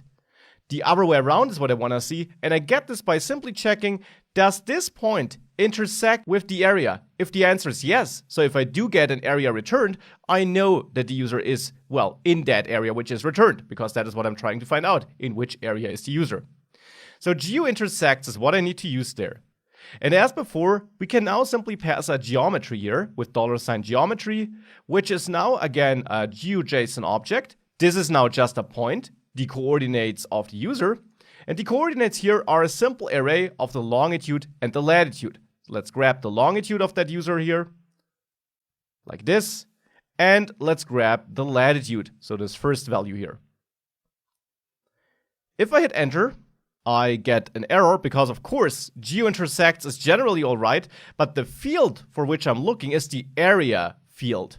And then this GeoIntersects operator gets used on the area field. So my mistake. Just as before, this doesn't change. We need to let MongoDB know, hey, in which field is the data I want to compare. And that, of course, is the area field in our database, because the area field is where I do store the area I'm looking for. And then I use GeoIntersects. So with this fixed, now we do get a place here. And that is looking good. I'm getting the only place I have in that database, but I'm getting the place with which my point intersects. And if my point would be in multiple areas, I would of course get all these areas which intersect with my point. You can also not just intersect points with areas, you could also intersect areas with areas and see if two areas touch. Let's say you want to find out which neighborhood contains the Golden Gate Park. The Golden Gate Park could be a polygon and the neighborhood around it could be one too, and you could find out if they intersect and if yes, which neighborhood intersects with the Golden Gate Park. Here we just looked at a point, and now to complete this, let's also look at a point which is not inside the Golden Gate Park. So I'll add a new point outside of it here, and definitely feel free to pause the video at this point and do this on your own. I will do it together with you. Here are the coordinates, and in the end we just have to repeat the last query. This time add the new coordinates, so the new coordinates of this new point for the point we want to see if it intersects with the Golden Gate Park, and hit enter. And we don't get back a result, because in our areas collection, we have no areas that would contain this point. This is the answer this gives us. Now, to conclude the geospatial queries we can run, let's find all places in a certain radius around the user. We kind of did this before with the near command. Now I also want to give you a different way. The near command also sorted the results. That is the important difference, and I'll come back to that. Let's now place the user here, and let's check for a certain radius and all the points in that radius. So for that, we'll need the coordinates of the user, of course, and I'll write a new query, again against my places collection, not the areas collection, because the places collection is the collection with these 4 places we added, right? So this is the collection I'm interested in now. And there, I want to find all elements in an unsorted order that are within a certain radius. So here, the location field is the field which stores the coordinates. So this is the field which I will now use with the GeoWithin operator again. Why GeoWithin and not GeoIntersects? Because now I want to find all places that are within a place or an area, which I'll define here in the query. Previously, we had the opposite. We had a point in the query and wanted to find the area that surrounds the point. So GeoWithin normally takes a geometry operator which describes a GeoJSON object. But there is a special operator you can use in MongoDB, and that is the center sphere operator, $center sphere. This is a helpful operator that allows you to quickly get a circle around a point. So essentially, it uses a radius and a center and gives you the whole circle around that center, therefore. Center sphere takes an array as a value, and that array has two elements. The first element is another array which holds your coordinates. Again, longitude and then latitude. And with coordinates, I mean the coordinates of the center of the circle you want to draw. The second element in this array is the radius then. And now this radius needs to be translated manually from meters or miles to radians. Now this conversion is relatively easy to do, and you'll find an article in the MongoDB docs too. You'll find an article which mentions how to translate miles to radians or kilometers. Now I will work with kilometers here, so this is the value which is interesting to me. And now I want to look in a radius of, let's say, 1 kilometer. So 1 divided by this value without the comma is my radius here. If I hit enter, I find 2 points. Let me pretty print this. I find the Conservatory of Flowers and the Golden Gate Tennis Park. What I don't find is the California Academy of Sciences. Let's quickly measure the distance of this point to this point. Now it looks like this should be in there. So my assumption would be that it's simply not in there because I have the wrong coordinates stored. Let's quickly look into our database for the California Academy of Sciences. And indeed, the coordinates here don't match mine. That is because previously I didn't have my browser perfectly centered on them. So let's quickly update that to be really sure that our query here works correctly. So I'll update by simply searching for that object ID here, places, and you know how to update. I hope you still know it. First of all, you filter for underscore ID being equal to my object ID here. And the second value is then the value where you describe the update. With $set, I will set my location to a new value. The type will still be a point, that hasn't changed. But the coordinates, that will now be a new array with new values. First, the longitude here. And second, the latitude. So let's grab this. And this is now the exact point, the exact location of that institute. So with this updated, let's run our query again. And now the California Academy of Sciences is included too. But please note that NOPA is not included. And that makes sense because NOPA should definitely not be inside of our circle. If I measure the distance of this point to this point, it's above 2 kilometers, so it makes sense that this is not included. So this is how we can run such queries as well.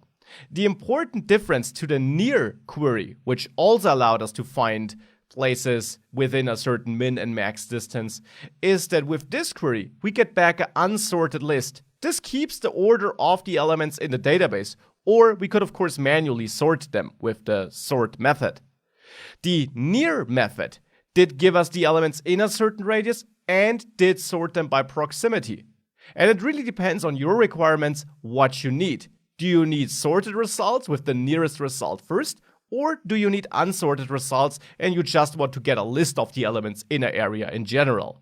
This is what GeoWithin can do. Near is otherwise your solution for the sorted list. That's it for this module. In this module, we first of all had a look at how you can store geospatial data. You store it next to your other data in your documents. The special thing about geospatial data is that you use the GeoJSON format.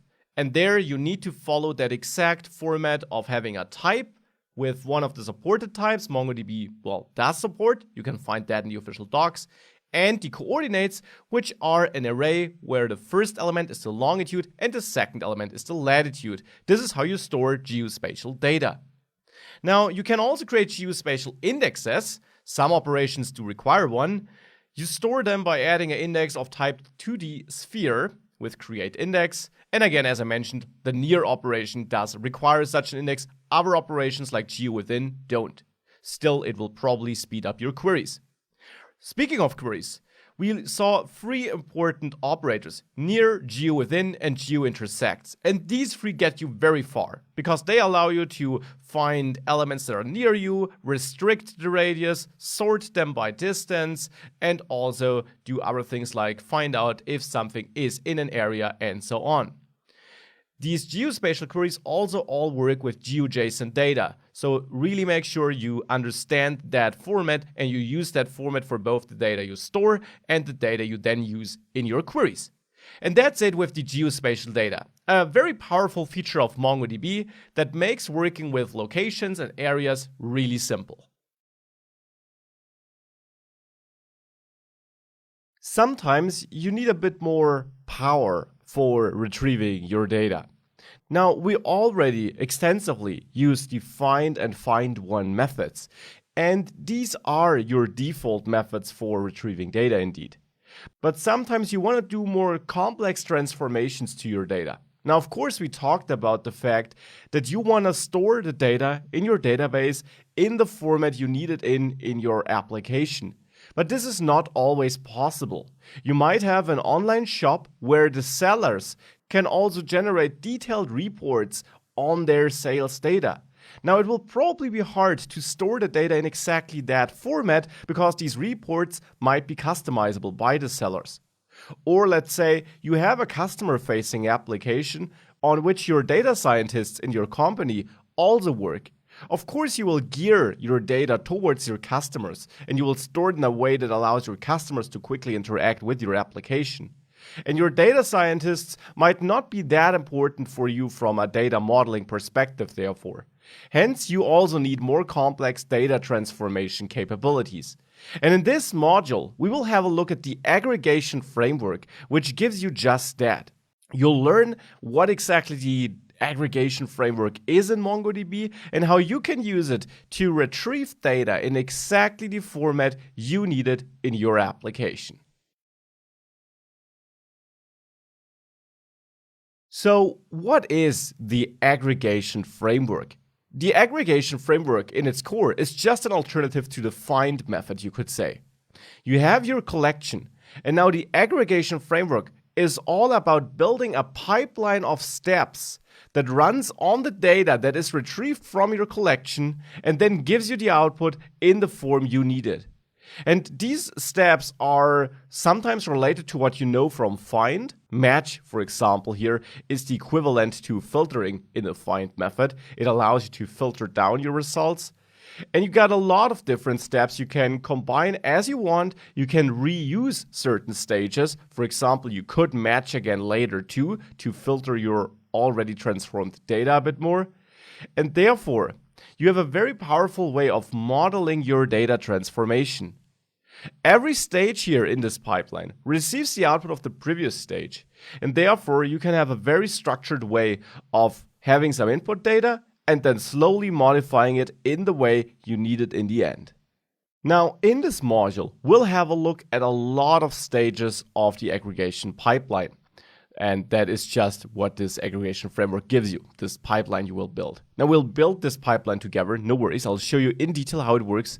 And as you can see in the official docs, there are loads of different stages you can have. So these are basically all stages you can combine in the pipeline. Now, I'll dive into a lot of them in this module, but it's impossible to cover all of them. So I strongly encourage you to also go ahead and dive into these docs on your own and play around with these steps. Take some dummy data and simply see how you can transform it. This is the best way of then learning more about the aggregation framework. But of course, let's now first get started and let's understand how exactly the aggregation pipeline works. Now, to get started with the aggregation pipeline, we need some data. And I will use our persons data again. You'll find it attached to this video one more time. We'll import it with Mongo import. And you should make sure that you run this command in the folder where you stored your person's JSON file so that you can simply enter the file name and you're good to go. And then I'll store it in a database, which I'll name analytics. The name is of course up to you. And then a collection which I'll name persons. I will also add the JSON array flag here. That is required because the persons.json file has an array of documents. With that, I can now hit enter, and this should import 5,000 documents into the database. Now let's connect to the database with our shell, and there let's use our analytics database, where we should see our persons collection. Now, just to bring this back in memory, a person looks like this. We got quite a lot of data on a person, including things like some dummy location, and this is all random data, just to stress this again. So some dummy location, the age, and some other data, as you can see here. Now let's see how we can use the aggregate framework on this. So I'm still in that same database I was in the end of the last video, and let's now use that aggregate framework. We use it in a very simple way. Instead of running find on persons or find one, we now run aggregate. And we already saw this one time in this course already with lookup in the schemas and relations module. The aggregate method takes an array, and it takes an array because we define a series of steps that should be run on our data. The first step will receive the entire data right from the collection, you could say, and the next step can then do something with the data returned by the first step, and so on. Now, one important piece of information: aggregate does not go ahead, fetch all the data from the database, and then give it to you and then do something on it. Of course, the first step runs on the database and can take advantage of indexes. So if you filter in the first step or you sort there, you can take advantage of your indexes. So you don't have to fetch all the documents just because you're using aggregate. Aggregate, as find, executes on the MongoDB server and therefore can take advantages of things like indexes, and it will. So what could be a first step that we run? Now, to make this a bit easier to read, I will type this in multiple lines by not closing that expression immediately. And the first step is then a document. Every step is a document, I should say. Now, the first step here could be a match phase. And match essentially is just a filtering step. So you define some criteria on which you want to filter your data in that person's collection. Now you can filter here in the same way you can filter in find. So all the things you learned there on how you can query documents, how you can match for greater than values, and so on applies here too. So what we could do here is we could, for example, and if we have a look at our data structure again, we could, for example, look at females only. So to do that, let's simply add a condition here where we say gender should be equal to female. Now we can already finish our pipeline at this point if we want to. We can close the square brackets around our stages and close the parentheses of aggregate. And I get back a cursor here. You can tell by the fact that I see type IT here too. So just like the find method, the aggregate method returns a cursor. So you have to use it as you use the cursor returned by the find method in your application. Besides that, we can also pretty print that. And now see, well, some results at least, of the results we fetched, and we should only see females in there. This was of course only one step, the match step. And the match step is not that exciting because there we, as I said, query in exactly the same way we can query in the find method, or we filter in the same way, I should say. More interesting is the group stage. So let's take a look at that in the next lecture. Now, to make this a bit easier to follow, I will write my queries in a JavaScript helper file for now, and then just copy them over into the console, since I believe this is a bit easier to see than if I directly type them in there, as we will add more and more lines or stages. And adding stages is easier here too, because I can enter them in between without sending everything by hitting enter. So we saw the match stage in the last lecture, and match is essentially just taking a filter as you define it as an argument to the find method. More interesting is the group stage. The group stage allows you to, well, group your data by a certain field or by multiple fields. For that, let's have a look at our data again. We got our persons there, only females right now. And now by what could we group them? Now let's say we want to group by this state here. And we want to see the sum of persons living in that state. With the aggregate method and the aggregation framework, this is easy to do. In group here, we need to define a couple of parameters. The first one always is _ID. Now _ID defines by which fields you want to group. And now we will use _ID in a way you haven't seen it before. The value for _ID will be a document. Thus far, we always used an object ID, a string, or maybe a number, but we never used a document. But just as with any other field, you can assign a document to _ID. It's just not that common, to be honest, but for the group method here, for the group stage, you often see that syntax, because that will be interpreted in a special way, and it will basically allow you to define multiple fields by which you want to group. So in my case, I want to group by location, state.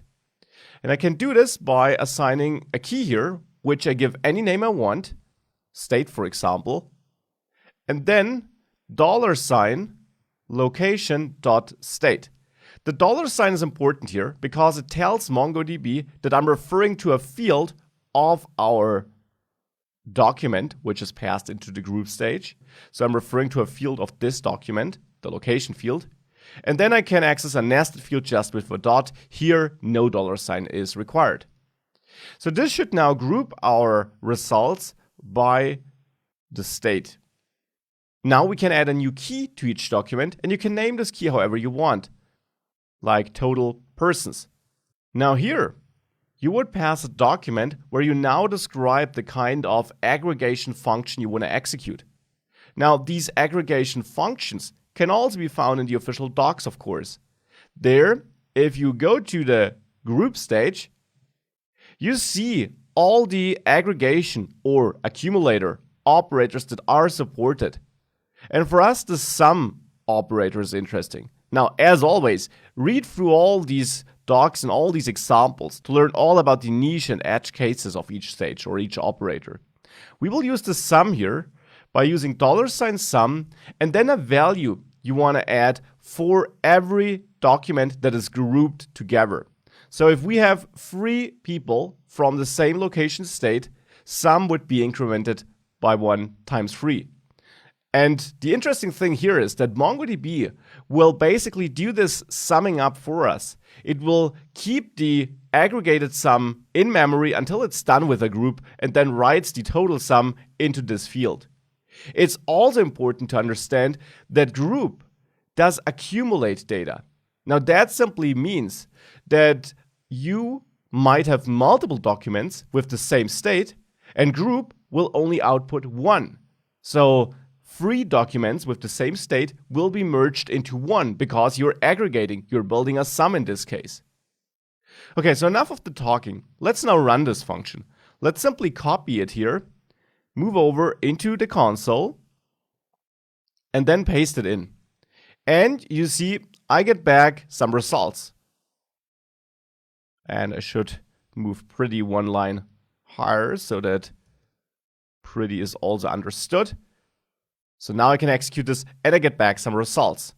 Now, what we see is we still have a lot of different states here in our data, but we can already see the aggregation seemed to work. We get a totally different output. We no longer have any person data because we changed that. We used group to merge our documents into new documents with totally different data, with the total persons and that ID. That ID, as you can tell, is that object we defined with the state on which it's grouped. And even though most states only have 1 person, which is simply related to the structure of our demo data set here, we see there are some states which seem to have more persons, like synop. And we can simply prove that our aggregation is working correctly here by manually reaching out to our persons and finding all persons where the location state is equal to synop. So if I add pretty here, I should find 3 females. Important. I might find more persons, but 3 females. So if I scroll up, get 1 female, Here's a male, so we can't count him in because we filtered for females in our aggregation pipeline. Here's another female, and this is the last record and also female. So we get 3 females in this state. And this is the group stage in action. Now let's play around with that a bit more. This is the aggregation function as we executed it in the last lecture with group. Now, as you saw there, we lost all the existing data, but that made sense because we grouped together our data. And if you do such a grouping, you will typically be fine with losing the data. Now, of course, when we ran that method here, when we ran our pipeline like this, what we got was a bunch of outputs in a totally unsorted order. Of course, we can also sort. And now here is already something where you see the advantage of the aggregation pipeline. You can sort at any place here, of course, but we probably want to sort by total persons now. So this is something which we only can do after having grouped.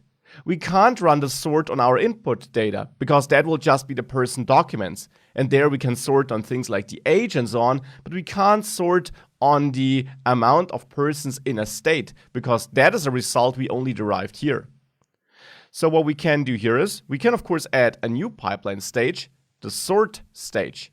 And the sort stage also takes a document as an input to define how the sorting should happen.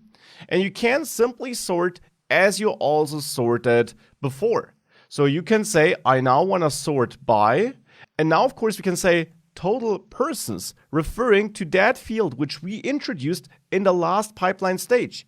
This is not a field existing in our input data set, but this does not matter because as you learned, each pipeline stage passes some output data to the next stage. And that output data is the only data that next stage has. So this sort stage does not have access to the original data as we fetched it from the collection. It only has access to the output data of our group stage. So there we will have a total persons field, and we can now sort by this in descending order to have the highest values first. If we now copy that over into our shell, we indeed see that we have some assorted results here. So you see we got a bunch of results. That is the first one with 33 persons in this state. Then we got 22 persons in this state. Here we got a bit of a longer state name, hence the different output, but there we got 24 persons. So this looks all right to me. We see the sorting works. And the interesting thing here really is that the sorting was done on the output of our previous stage. So on the output of the group stage. And I hope this already shows you that you have a lot of power with these tools already, because this is essentially a kind of operation we couldn't do with the normal find method, because there we can't group and then sort on the result of our group. We would have to do that in the client-side code with just find. Well, with aggregate, we can run it on the MongoDB server and then simply get back the data in the client that we need in our client to work with. Now here is the data as we have it in our data set again. Now let's have a look at a different pipeline stage that allows us to transform every document instead of grouping multiple together. And that will be the project stage. Now we already know projection from the find method. Well, as an aggregate stage, project became more powerful. So what can project do for us? Let's now start simple and not have any other stage. Let's say we don't do any filtering. We just want to transform every document. Then we can use the project stage, and as all stages, the value for $project here is simply a document where you, well, configure that stage, so to say. And in its most simple form, project works in the same way as the projection works in the find method. So you can, for example, say, I don't want to have the ID by setting it to 0 here. You could say, I only want to have the gender, I want to have the name field and location and email, but I want to reformat some of these fields. So including gender is simple, we just add a 1. But let's say the name should be different now. Let's say the name should be one field instead of this embedded document. And this is something we can easily do with this project stage. we can add new fields here, which is a cool feature. And we could add the full name field, and that full name field could then simply be created on the fly based on the nested name first and name last fields. Now, how would that work? There is a special operator we can use, and you find that in the official docs. A full list to all the operators can be found in an article after this lecture. So you can use a special operator. So you pass an object, first of all, to full name, because we're going to perform an operation. And then here we'll use concat. Concat, $concat allows you to concatenate two strings. And you simply pass an array here which contains the two strings. Now you could hard code some values in here, like hello world. That is also possible. You can work with hard coded data. If I now copy that, you see every person is named hello world concatenated together like this. Also note that there is no white space in between. This is of course something you can do, but most likely this is not the result you want to have. So instead what we want to do is we want to refer to the first and last keys here in the name field. So what we can do for that is we can use a special syntax again. In a string, and the quotation marks are important, with a $sign, we can refer to name first. Now, the $sign here simply tells MongoDB that this is no hard-coded text, which it should take like this, but that this refers to a field of the incoming document, and that it should take the value of that field instead.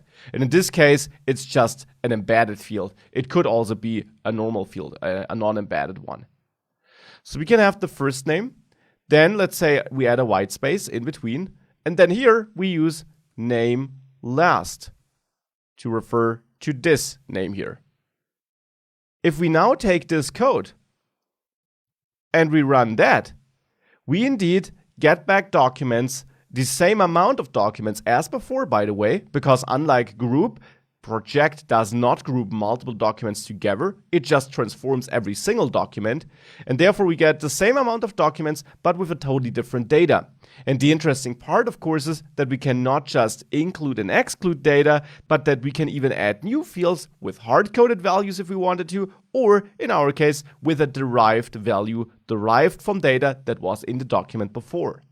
Now, let's say we also want to make sure that the first and last names start with uppercase characters. And we can do that too with the projection phase. I'll just restructure this real quick to make it a bit easier to read. We'll have to make sure to move these up later. So right now we just concatenate our first and last names.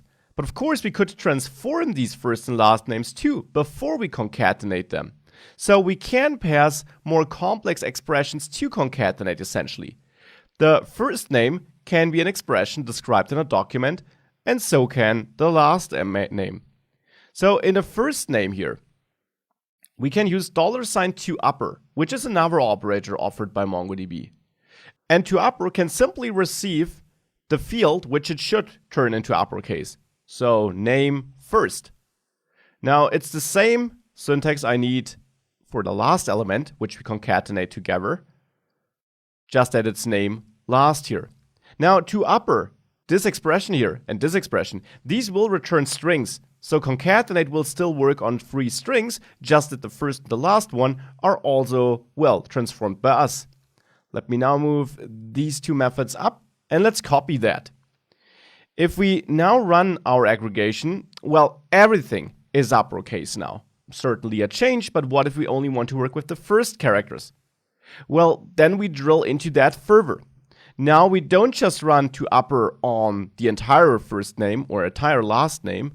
Instead, we want to run it on just the first character of these names. And then we want to append the rest of the word in, well, the normal casing. For this, the thing which I transform with $2upper is the result of yet another expression wrapped into a document. You see a pattern here. All these expressions are always wrapped into documents. Now there I use another operator, the substr CP operator, which returns the substring of, a string, so a part of a string.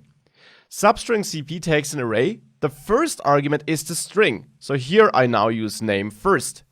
The second argument is the starting character of your substring. This will be 0 because strings are 0 indexed. So this is the first character of the string.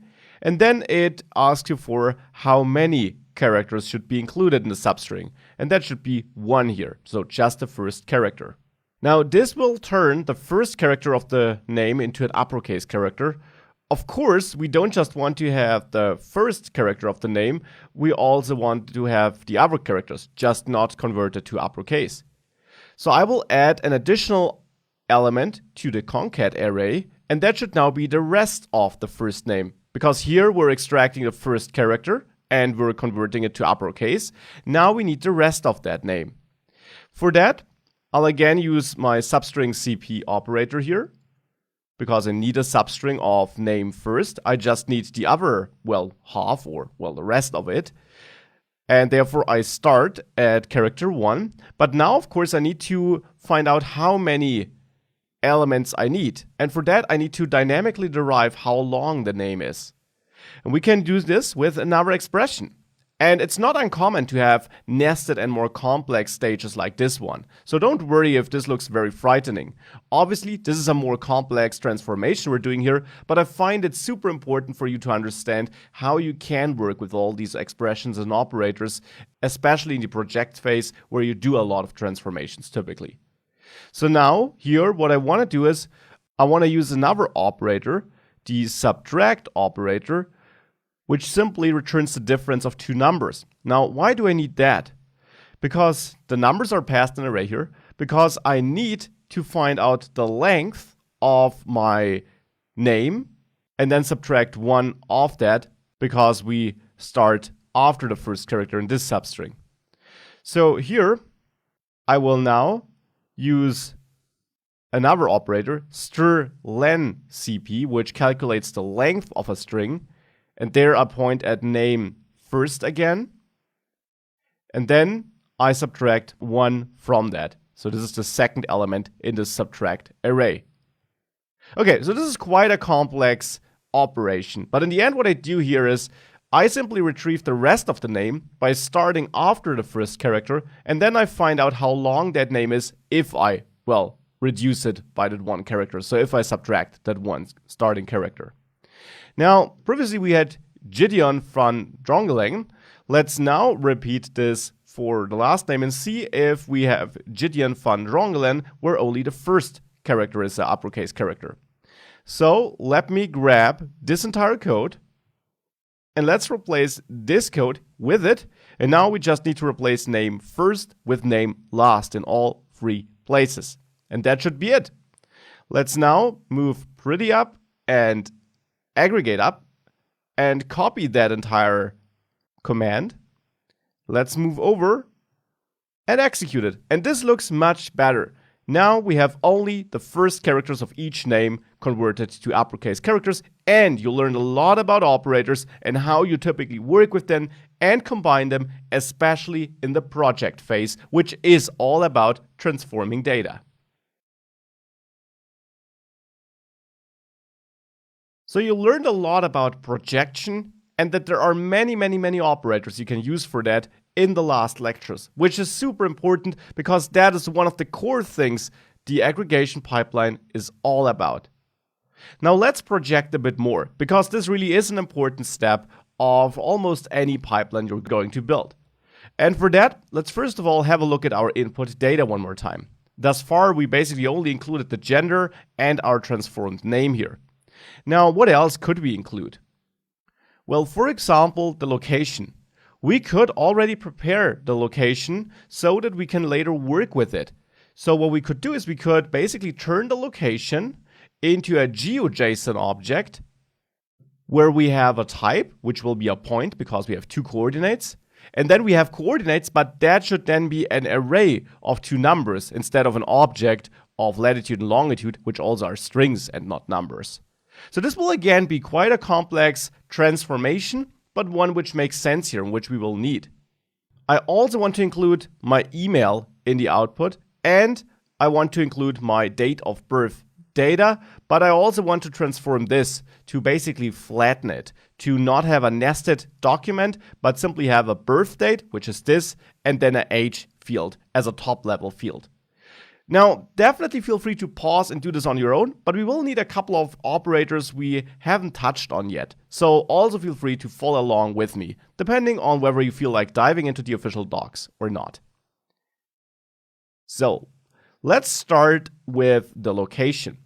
Now, what I will do to keep this a bit more manageable, I will add an extra project stage. And this already also shows you something else which is important. You can have the same stage multiple times, and that's not that uncommon, to be honest. Often you also do some matching, sorting, grouping, and then you project, and then maybe you sort again. So often you have some in-between stages. Here, I split it across 2 stages to make it easier to read. So we'll exclude my ID here already, and therefore I don't have to do it here. Because remember, this stage will receive the output of this stage, so if I exclude the ID here, it will not be available in the next stage. I should put this between curly braces though. Now, I will add the name here. That should be included, because the name is something I need in the next stage, so we have to make sure that we pass this embedded document. And then I want to work on the location and so on. Now, first of all, I'll pass on the email, because that will also just be in the next stage without any changes. And therefore, in the next stage, I'll also keep that email and, well, output it as a result of this stage too. And now let's work on the location. Now, the location at the moment is an embedded document with a lot of data that I'm currently not interested in for this operation, and where I also, well, have it in the wrong format. I want to have a type and then coordinates, which should be an array. So location should be a document. This is the case. And in that document, I want to have a type field, which will be point. And that is something we can do. We can add hard-coded values like this. So now I added this. Now I also need to add my coordinates. The coordinates right now are a nested document like this. I need an array of coordinates though. And this is relatively simple to achieve. I simply set coordinates to an array. And now the first value here will be $. And now I need to access location, coordinates, longitude. Because remember, for a GeoJSON object, the first value has to be a longitude. So I access location, coordinates, longitude here. So this field is getting accessed here. The $sign is important to tell MongoDB that this is not a hard-coded string value, but instead the value stored in this path here in our document. And the second element of the coordinates array is almost the same, but of course here I refer to latitude. So now this is my project phase as it is currently written. So now our location should be such a GeoJSON object. Let's give this a try. For this, let's also include location, which is this location, because we get the output of the last stage as an input to this stage. So we will have that location key, which is the result of this location transformation. And let's include that in our new output. Now, again, aggregate has to go on this line and pretty has to go on this line. And now let's copy that entire stage here. And let's run it. And what we can see is that for every person, we indeed have the full name, we have the email, and location indeed is a point or is a GeoJSON object with type point and coordinates. Now, one thing you might also see is that this, however, is a string and not a number, which it should be. Now, to change that, we have to convert this string. Converting data is something you often have to do. We'll have to do it later again for the birth date, but now let's do it for our coordinates here. Of course, MongoDB also has a convert operator we can use. So we want to convert our coordinates here.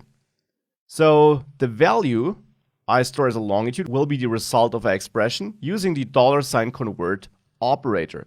The $convert operator takes a document where you configure it, so where you configure its inputs and so on. Now, convert needs a couple of fields.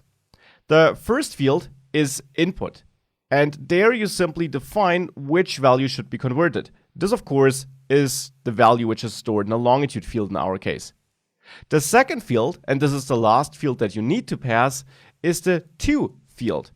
The to field defines the type you want to convert to. Now, which types are available? This is, of course, also something you find in the official docs of the convert method.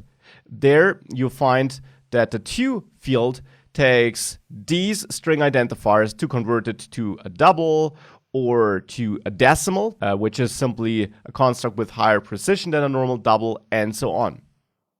You also can define on error and on null values, so default values that should be returned in case the transformation fails. So here I want to convert this to a double, which is a floating point value. And on error will be 0, on null will also be 0, or 0.0. So we store or we return just 0 if we fail to convert this. Now I can take this entire step here and replace my latitude step with it, of course replacing longitude with latitude down there again.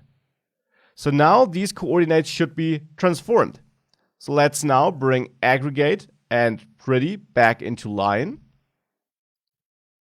And let's copy the entire stage or the entire pipeline and execute it.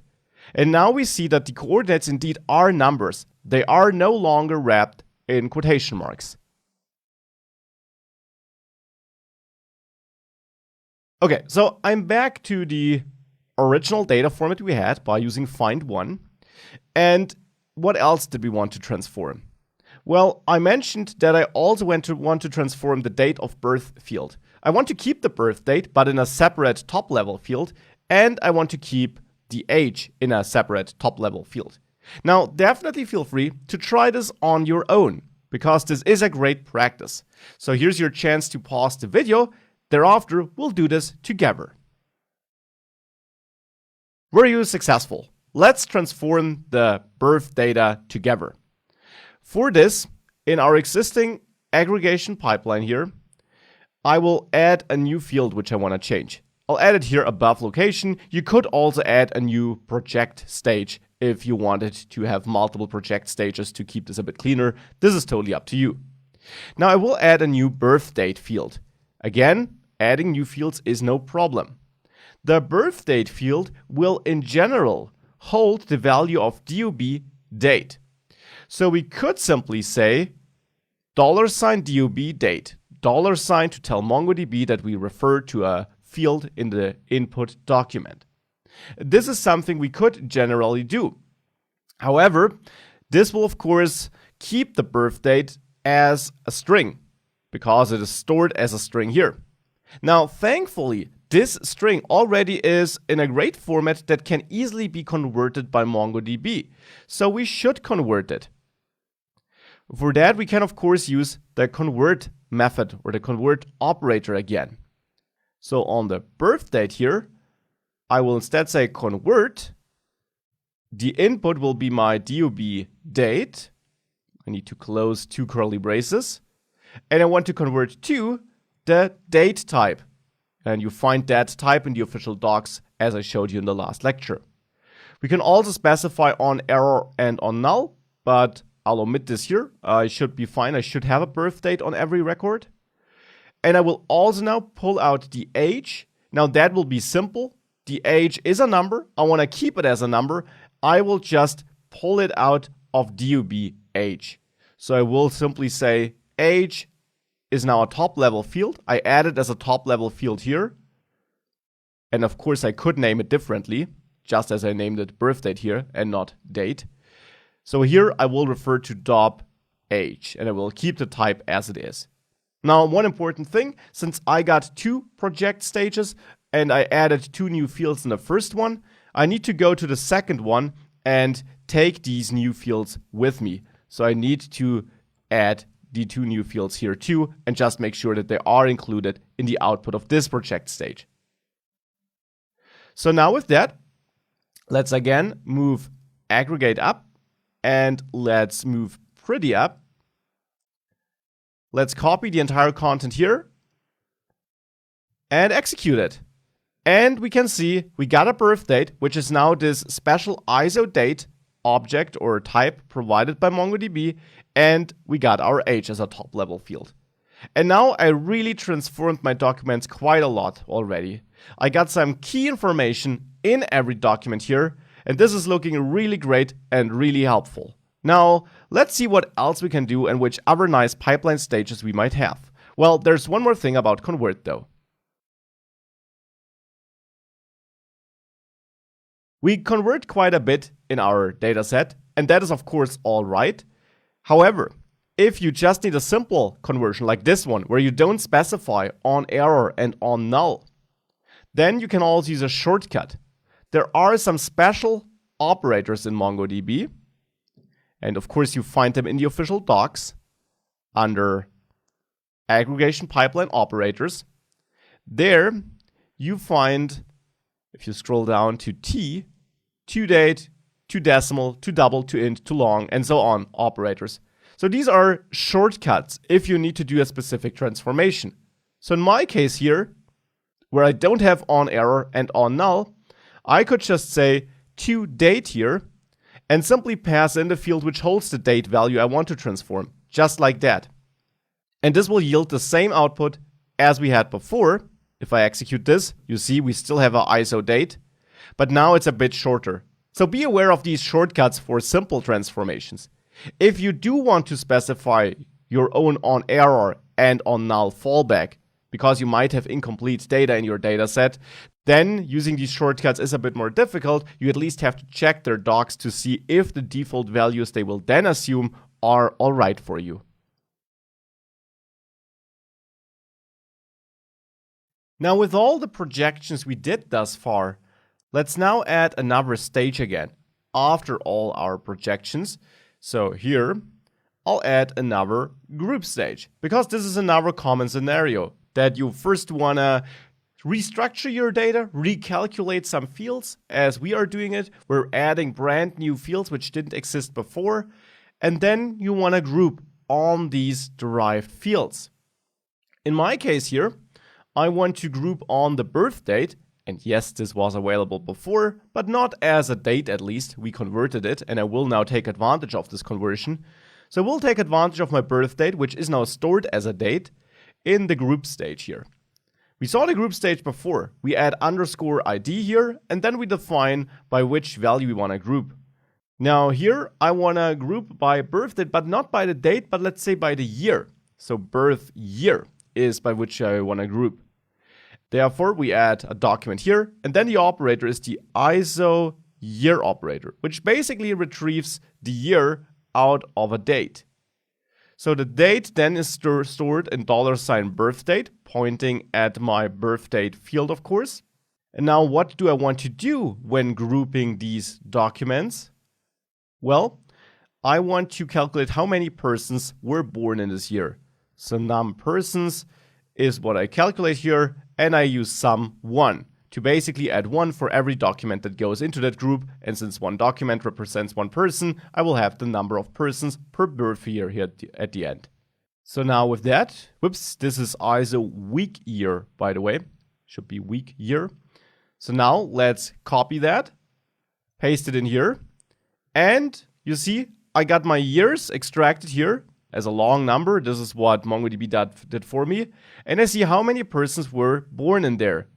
Obviously, my other projection phases are now rendered a bit useless, since I don't take advantage of all the other fields I added here. This is just temporarily. I just wanted to show you that you can group on the results of projections. So here I have the group stage. Let's now maybe even sort. And let's sort on the num persons in descending order to start with the most persons first. If I now enter this here, now we see most persons in the example dataset were born in 1955. Now we worked a lot with group and project, and it's really important for you to understand the difference. Group is for grouping multiple documents into one document, whereas project is a one-to-one relation. You get one document in and you will return one document. That one document will just have changed. So for a group, you have multiple documents and you return one, grouped by one or more categories of your choice, and then also with any new fields with some summary, statistics or summary calculations. In projection, you have a one-to-one relation. So in grouping, you do things like summing, counting, averaging, and so on. In projection phases, you transform a single document, you add new fields, and so on. This is the difference, and this is really important to understand and to get right.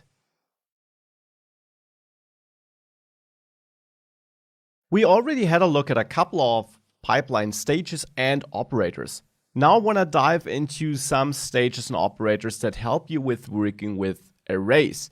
And therefore, I prepared some new data, which you can either import with Mongo import, or you just go into your Mongo shell, create a new collection on the fly. I'll name it friends, and I'll insert many documents and then add an opening parentheses, no closing parentheses, copy in the values and then close it and hit enter. And this should now also add the 3 elements. So in the friends collection, I now have these 3 documents, 3 persons with name, age, and hobbies, and then some exam scores.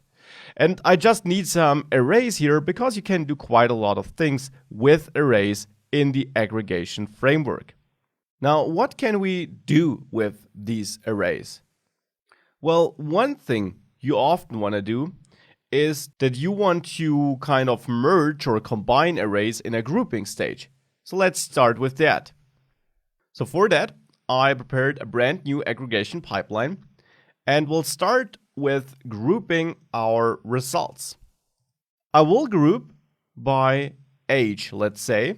And by the way, you can also group if you just group by one field, like this. But I'm a fan of the document syntax because there you can assign your own names and make it clearer by what you grouped. So I will group by age. And of course, I do have age on my documents. I only got 3, so we'll only have, not that many groups, but still, let's do that.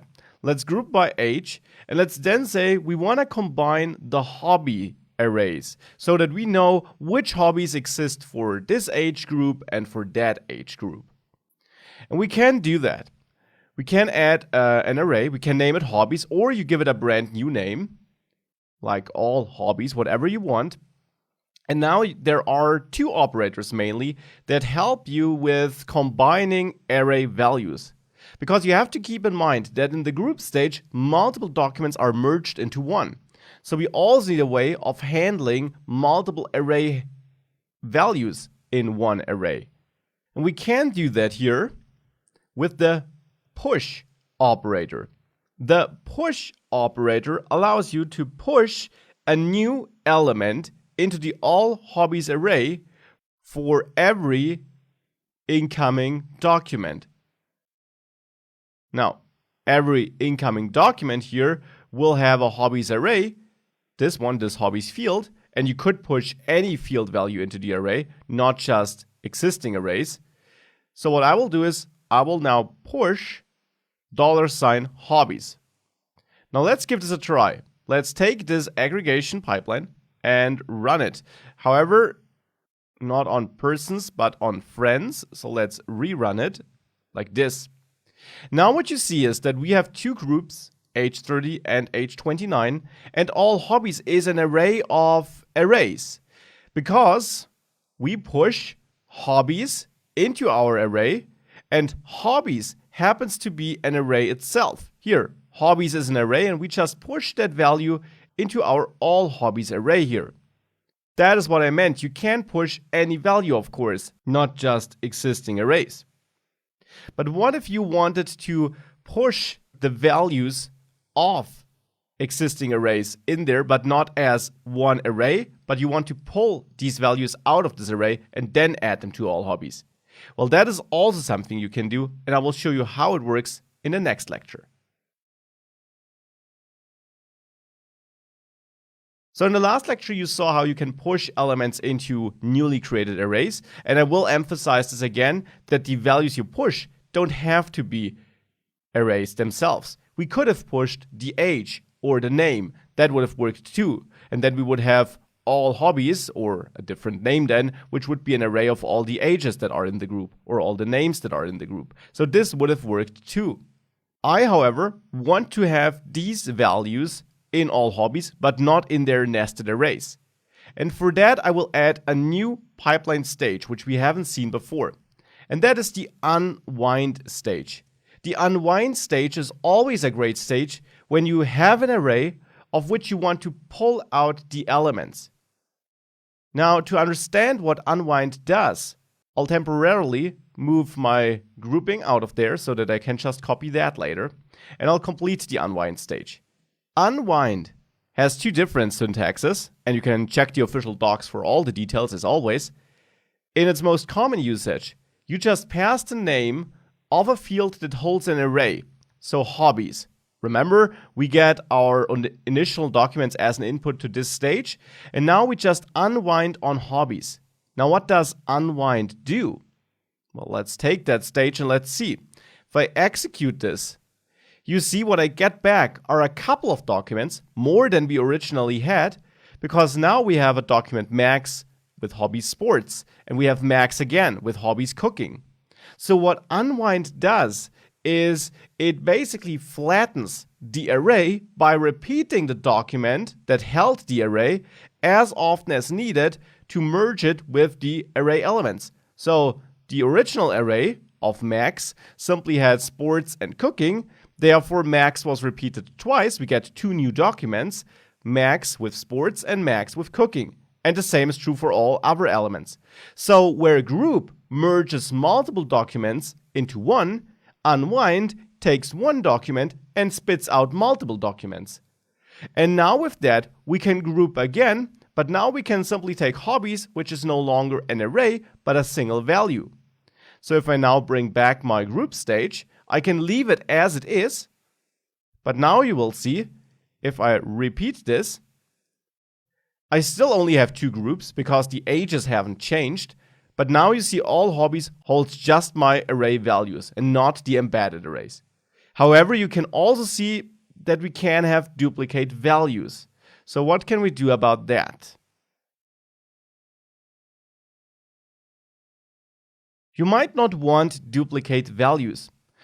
And to avoid that, you can use an alternative to push. Instead of push, you can use addToSet. addToSet does almost the same, but if I run it, you see now we have no duplicate values. Because addToSet essentially also pushes, but avoids duplicate values. If it finds that an entry already exists, it just doesn't push the new value. This is what addToSet does. So with that, with unwind, with push in the group stage, and with addToSet in the group stage, you get powerful features that should help you manage your array data efficiently and transform it into whichever format you require. Time for more interesting projections, but now projections that work with arrays or are related to arrays. I'll stick to my friends dataset for this, so let's quickly peek into it, and let's work with the exam scores now.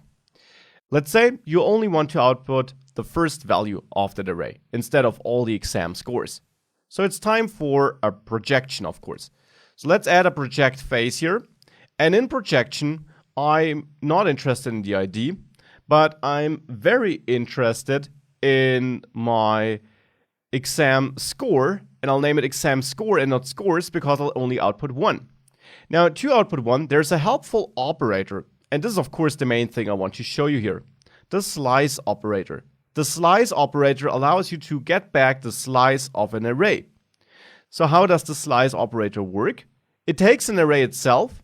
The first value is the array you want to slice, and you could hard-code an array in here. That would be possible. But of course, I will point onto a field with $, and then exam scores. So I'm essentially pointing at this field. And now I only want to get the first element, and for this I pass 1 as the second argument.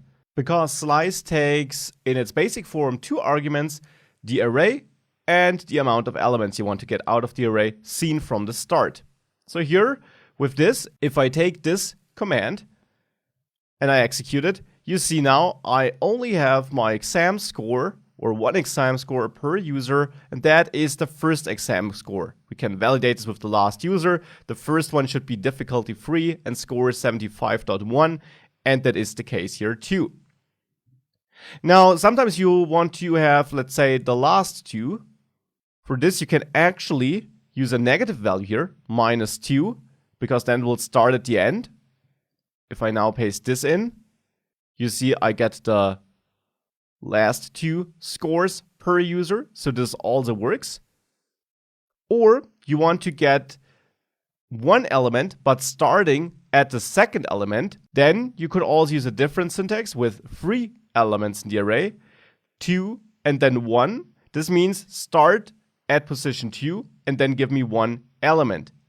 And if I now execute this, you see I get back some exam scores. And which scores are that? Well, these are the last scores, because indexes are 0 based. So if I start at 2, I will skip 0 and 1. So the first 2 elements, I start at the last element therefore, and then I take 1 element, so I get back the last element. So these are the different ways of using slice, and that can be very helpful for transforming an array or getting just the values of an array you need.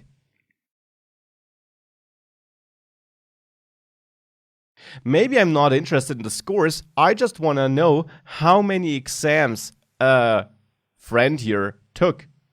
This is also something you can easily find out in the project phase.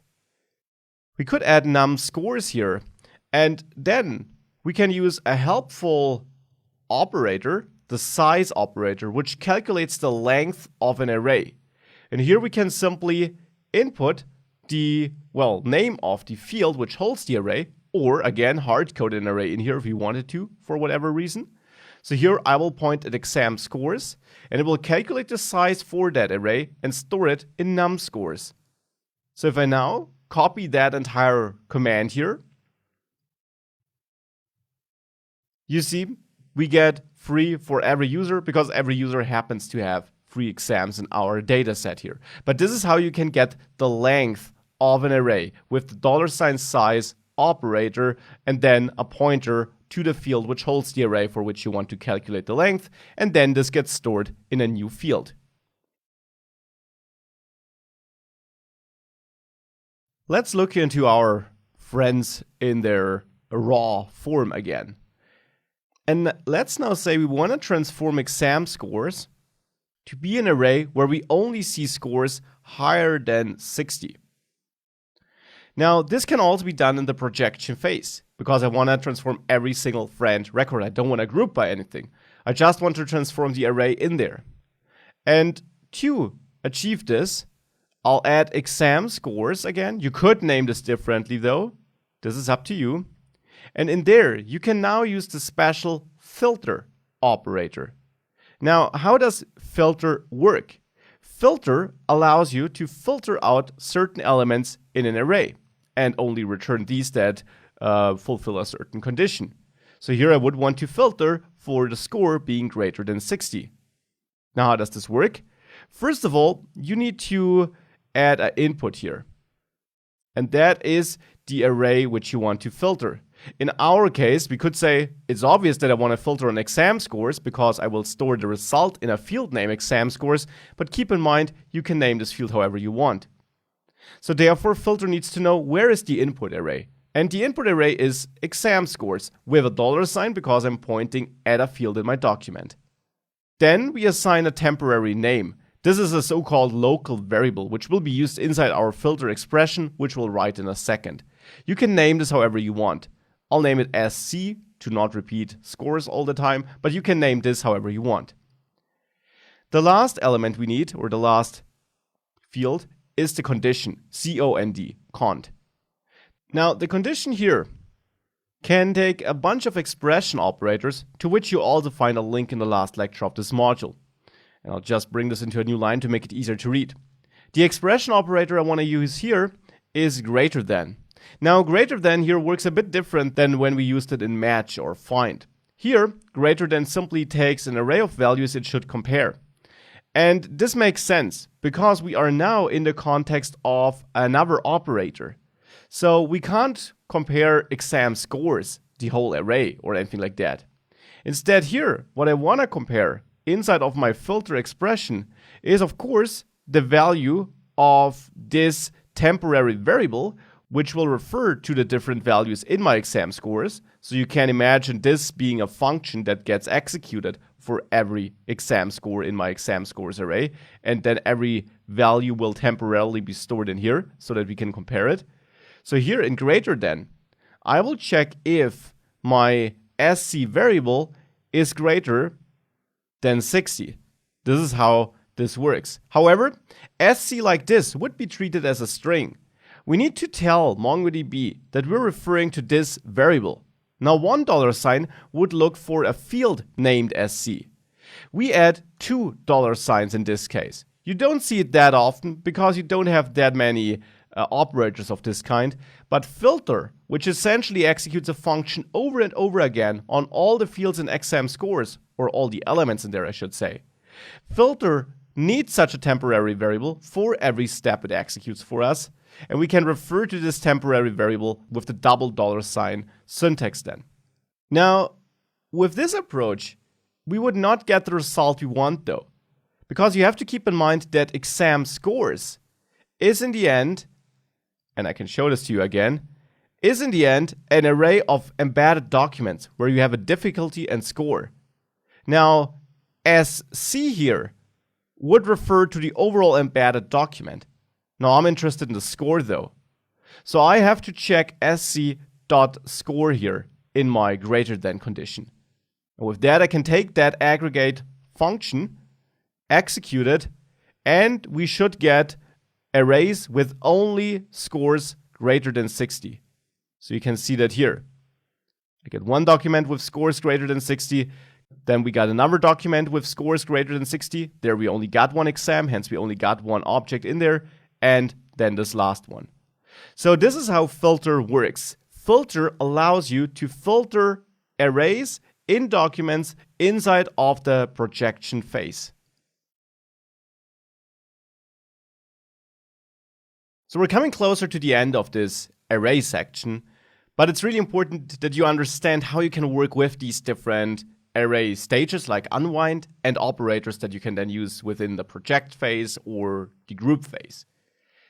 So let's say we now wanted to transform our friend objects such that we only output the highest exam score for every person. So we no longer have the exam scores array. We still only get 3 person results, but we have no exam scores in there, but only the highest exam score. Now, there probably are multiple ways of achieving this. Definitely feel free to pause the video and try it on your own. Thereafter, I will show you one solution I came up with. So, were you successful? This is definitely a challenging task. Now, to get the highest possible score, what we need to do is we will need to unwind this array to get multiple documents per person, with the scores being a top level element, so that we can then sort the documents by the scores and then group them together by person and take the first score that we find for that person. So let's do that step by step. The first phase I'll add here is the unwind phase. And I want to unwind on the exam scores like this. Now this will give me many new documents where we have many pairs of persons and their scores. In the next stage thereafter, I want to sort. And I want to sort on exam scores, which will not be an array anymore at this point because of unwind, but a single value. And I want to sort in descending order. By the way, you don't use $ exam scores here because I'm referring to the field name and not to the value of the field here. So let's try this. So now what I get is a bunch of documents, and the document at the top has the lowest score because what went wrong? Well, I basically forgot that in exam scores we have nested objects, of course. And we don't have the value itself stored in exam score after unwinding, but the embedded document. So what can we do? Well, of course, we can sort by exam scores dot score here. Or let's try an alternative. What if we unwind on exam scores score here? Well, this does not work because the score is not an array. So this is not something we can do. We can, of course, do what I just mentioned and sort on a different field, or we add a projection stage in between where we maybe omit the ID, where we do include the name and the age, and let's say also, let's say we leave out the hobbies. And I do add a score field here, which is exam scores score with a $sign here, so that I take the value of this field.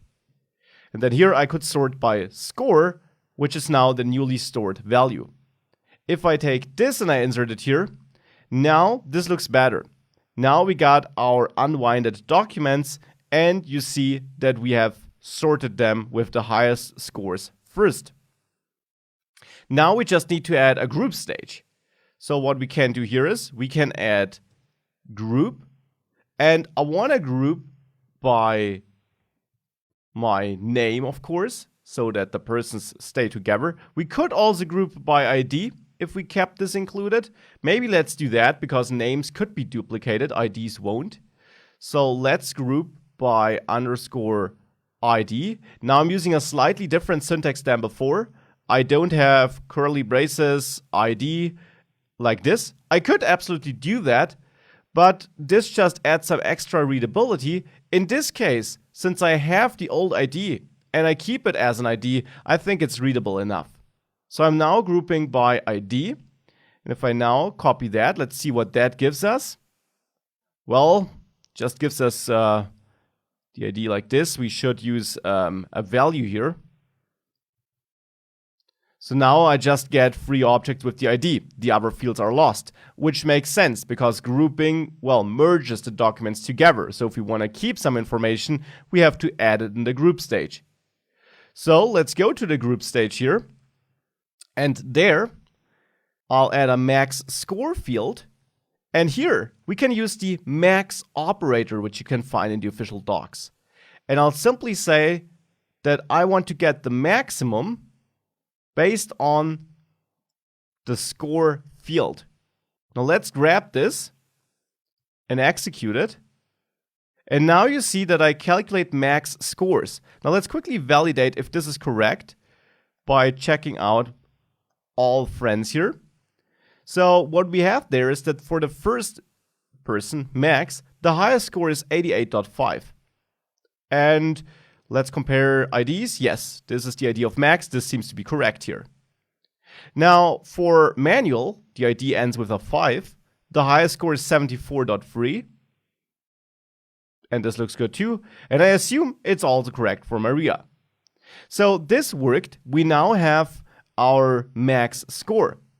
Now, it would also be nice to see the name here, right? And it would also be nice to not just see the max score like this, but to also sort these documents here in descending order. Now, regarding the name, I'll add a name field here. And there's another operator we can use here.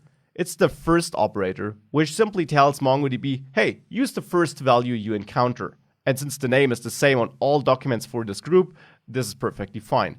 So I can point at $name here, referring to the name which I had in the input documents. And now to also sort this, let's add another sort stage here. And there I will sort for my max score. So let's sort max score in a descending order. And now this is my finished pipeline. Let's try it out. This is looking good. We have the name in there and we have descending scores. So this shows you, hopefully, how you can work with arrays and how you can combine the different pipeline phases to split arrays up, to pull array values out of there, to then group them together, and so on.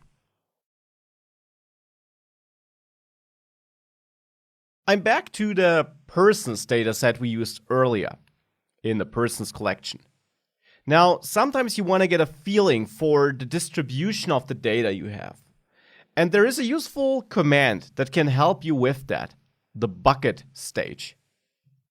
So let's prepare our pipeline for this, and let's add the $bucket stage. Now, what does bucket do? The bucket stage allows you to output your data in buckets, for which you can calculate certain summary statistics. Bucket takes a group by parameter here, a group by field, where you define by which field do you want to put your data into buckets. And here I will go for the age, so DUB age. So here I'll refer to $DUB.age. This tells bucket, okay, where is my input data essentially, which I want to put into buckets. Then you define some boundaries, and these are essentially your categories. So you could say I'm interested in my ages 0 to 18, to 30, to 50, to 80, to 120, something like this. This would now create your buckets, so the different categories you have, you want to categorize your data into. Now the question is, what do you want to output for these buckets? And here you define the structure of what you get back. So I could say that in each bucket, I want to have an array of the names. This can be done like in the group phase with the push operator, and I simply push name in there. Now name is an object here, it's this object, so maybe we just take the first names to keep it a bit shorter. You could push objects too, I just want to keep it shorter. So now each bucket will have a document where I see the names of the people who are in the bucket. I also want to see the average age, let's say. We can do that with the average operator you saw before. And here I simply point at DUBH. And I also want to find out how many persons are in the bucket. So for this, we can use sum1. Just in the group stage, 1 will be added for every element in the bucket. Now, let's give this a try. For that, I'll move pretty and aggregate into their positions, copy that, and execute it. And now, well, we have a lot of names in there. It probably was not my best idea to put all the names into the buckets. Here we have a bucket border. Here we see basically for which category this bucket is. We see there are 2,300 people in there. We see the average age. Now, let me get rid of the names here because it's really hard to read that otherwise. So I'll just use the summary statistics now. And this is now easier to read. So now we see we got 3 buckets here, 3 categories essentially. And the reason for us having only 3 buckets is probably that we seem to have no persons younger than 18 or older than 80. So these buckets and this starting point seem to be redundant. Let's quickly check this by running a query on persons and finding all persons who are younger than 18. So we can, of course, do that by pointing at DUBH and then using the lower than operator to see who's lower than 18. And we got none. And now let's tweak this for greater than 80. And we got none there too. So this is correct. And if we sum this up, we would also get our 5,000 records, by the way. And this is the bucket command and how we can use it to get an idea of the distribution. Now we can, of course, fine-tune this.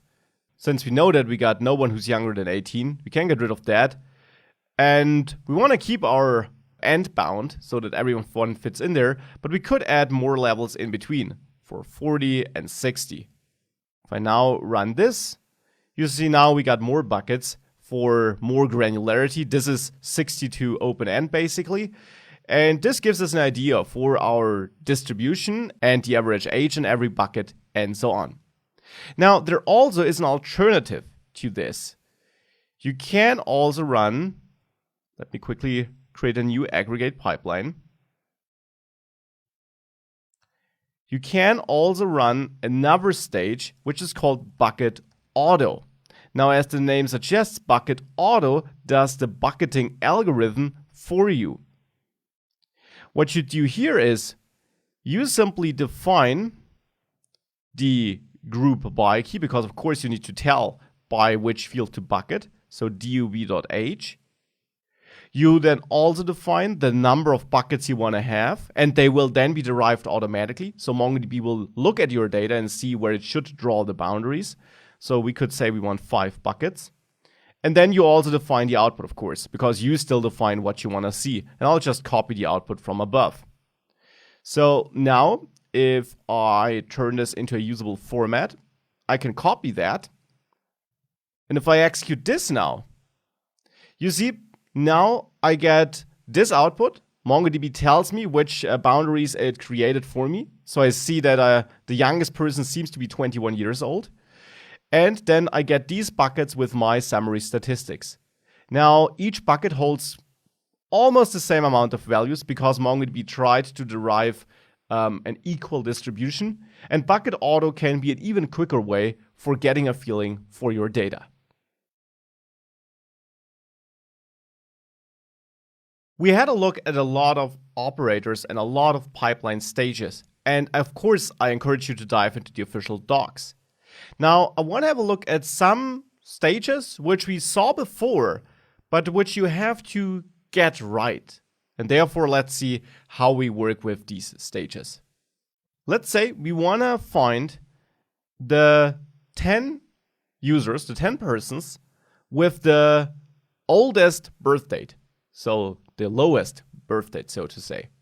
And thereafter, we want to find the next 10. So like if we had pagination in place. Now, for that, first of all, I will add a project phase to convert my date. I also could sort it whilst it's in string form, but I still want to convert it also to practice this again. I'm not interested in my ID. I will keep my name. And then I'll have my birth date field, which I will convert to a date. And the input for toDate is dob date, of course, referring to this field here.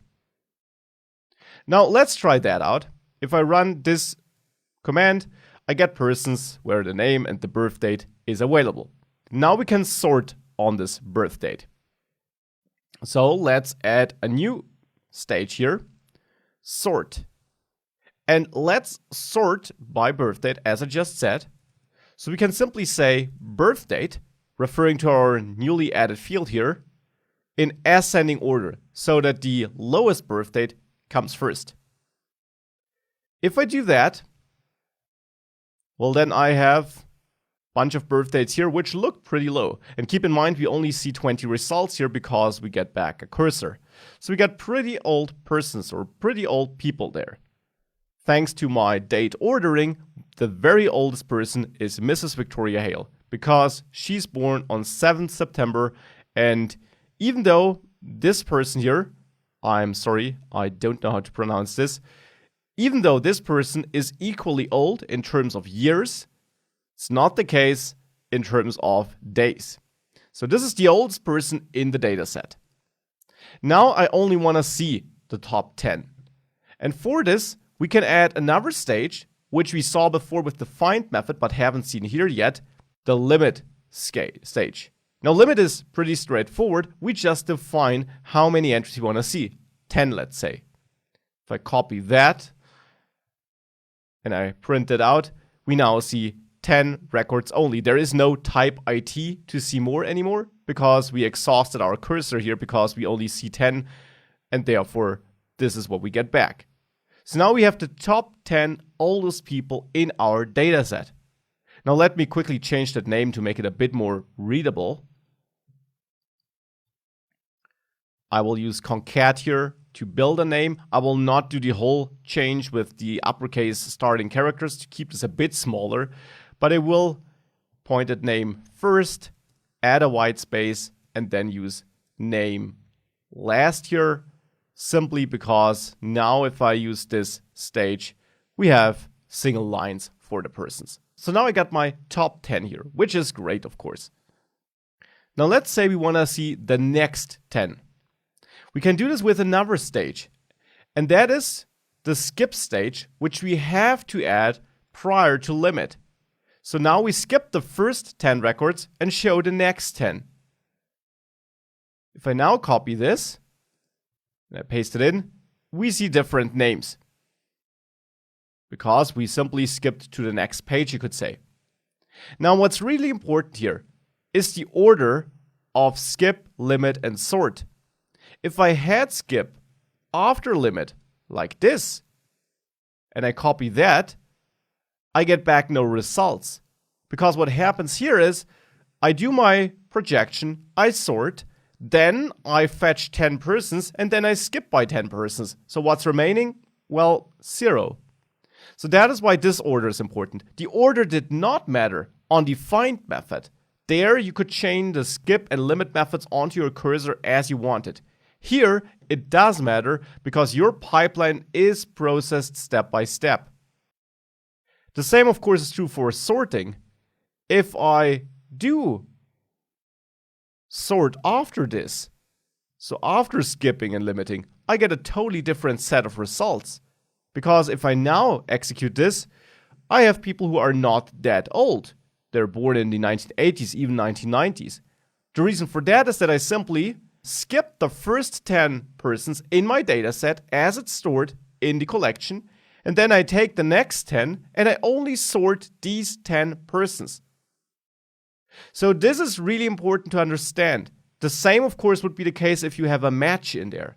If we want to find the oldest males, let's say, we should include a match phase, and we should include that early to limit the amount of data we have to work with in the other stages. So here, I can match for gender being equal to male, of course. And if I do that, everything will be fine, and I get the 10 oldest men here. Well, not right now, because the order is incorrect. We just broke that, right? But we do match. However, if I fix the order like this, and I execute it then, now we do have the 10 oldest men. And as I mentioned, the order does matter, because if I do match after sorting, which I can do, I can filter at any point of time. I don't have to do this at the beginning. But if I do match here, I get back no results at all. And the reason for that is that gender is not included in my projection phase. So I try to match something which is not there. If I do add gender here in my projection phase, then I will get results. But now I still have a suboptimal setup because I do match only after transforming all the elements in my collection. So I will have projected all the females here too, even though later I'm only interested in the males. So I should reverse this. Now, actually, MongoDB will do some optimizations for you. You'll find details in the next lecture, which is an article. MongoDB does some optimizations for you to optimize your pipeline. So it might very well have fixed this issue here for us. But you shouldn't rely too much on that, and you should try to build correct pipelines with the correct order that optimizes for performance and, of course, well, builds the kind of structure you want to have. I'm back to a pipeline we built earlier. You find it attached to this video. This pipeline here will return us persons in a restructured form where we also have the location. Now, if we want to use that location, we can't do that inside of our pipeline here. We do actually have a pipeline stage for working with geodata, but that has to always come first in order to take advantage of indexes. Now, what can we do? Well, the good thing is you can also take the result of a pipeline and write it into a new collection.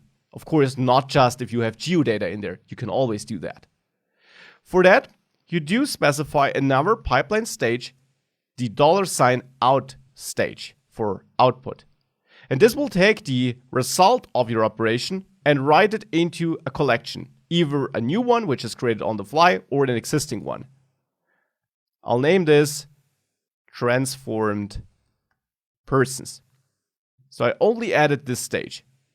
If I now copy that and I run it, without pretty at the end, by the way, but it should have still worked.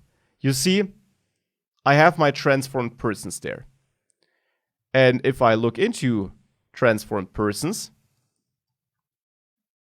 you see the structure in there is exactly the structure we created in the last pipeline. So the out operator is great if you have a pipeline where you want to funnel your results right into a new collection. Often you want to use it and just fetch it, but if you need to store it, you can do that with the out stage. Now that we have data stored in a new collection, let's use that new collection and let's create an index, a geoindex in there, so that we can actually use the geoNear stage, which also exists in the aggregation framework. For this, I'll create an index on the location field with db transform persons create index, as we did in the geospatial module. This is the field name, and we want to have a 2D sphere index on that.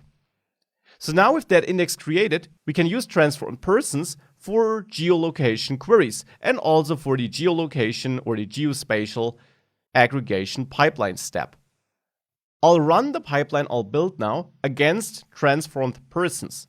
And I want to use a special stage which is built for working with geodata, the $geoNear stage. Now geoNear takes a bunch of input to configure it. First of all, we need to define the point where we are for which we want to find close points, because geoNear allows us to simply find elements in our collection, documents in our collection, which are close to our current position. That is what geoNear does.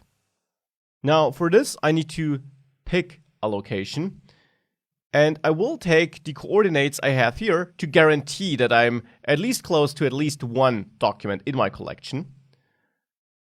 Near is not just a pair of coordinates though, it's a GeoJSON object, so we have to define a point and then the coordinates, and these are now two coordinates, longitude and latitude, and I will slightly modify that so that I don't have exactly the same location. So now we have that near parameter filled out. Next, we can define a max distance in meters. Let's say we want to have like 10,000 meters, so 10 kilometers. You can also limit the amount of results you want to retrieve. And you can do this in this step instead of with a limit stage to do this more efficiently and just request this amount of documents instead of getting all and then limiting it in a new pipeline stage after you already fetched all. So let's say we want to limit it to 10. And we could also add a query here where we filter for other things. Now this is available because geoNear has to be the first element in a pipeline. If you want to use geoNear, it has to be the first element in the pipeline because it needs to use that index, and the first pipeline element is the only element with direct access to the collection. Other pipeline stages just get the output of the previous pipeline stage. This is the only element with direct access to the collection. So therefore, if you have any other filters which you want to run directly on the collection, you can add it here, and MongoDB will basically execute a very efficient query against the collection and not force you to then use a match stage as a next step, which might mean that you have to fetch all data in order to be able to match in the next step. So here we could look for persons who are male, for example, or female to mix it up. Now, with that, there's one more field we have to specify, and that is the distance field. Distance field, because geoNear will actually also give us back the distance it calculated between our point and the document it found. And we can tell MongoDB in which new field it should store that. And I'll just name it distance. This name is up to you. Now let's give it a try. Pretty aggregate should be in the right positions. And I find no results, which is of course my fault, because if I have a look into transformed persons, we see there is no gender in there. Yeah. So let's fix this and let's maybe look for a different query. Let's look for age greater than 30. Okay, so let's try this again with the new query. Then I get no results. Well, maybe the distance is the problem. Let's improve that and let's go from 10 kilometers to 1,000 kilometers, so 1 million meters. And now this looks better. Now I have some results. And there, you can also see this new distance field was added to the output. This is the distance of this person to me. So you see 10 kilometers was a bit too optimistic. They're all like 600 kilometers away from me. And this is how you can use GeoNear as a pipeline stage. One of the most important things to remember here is that it has to be the first stage. Thereafter, you can of course add all the other stages in the way I described it in the rest of this module.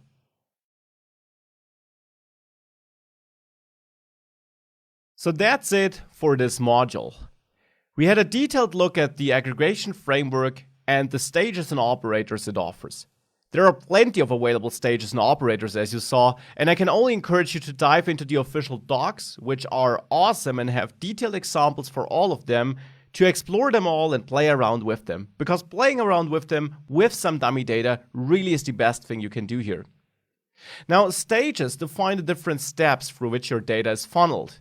And each stage receives the output of the last stage as the input, except for the first stage, which interacts directly with your collection and which therefore can take advantage of indexes and so on. So the first stage has like a special role. Also keep in mind that MongoDB automatically optimizes your pipeline behind the scenes to, for example, match early. You should still try to write good code and a good setup of pipeline stages to efficiently query your data and query before you sort or project to avoid unnecessary sorting or projections on all the data if you planned to filter it down anyways.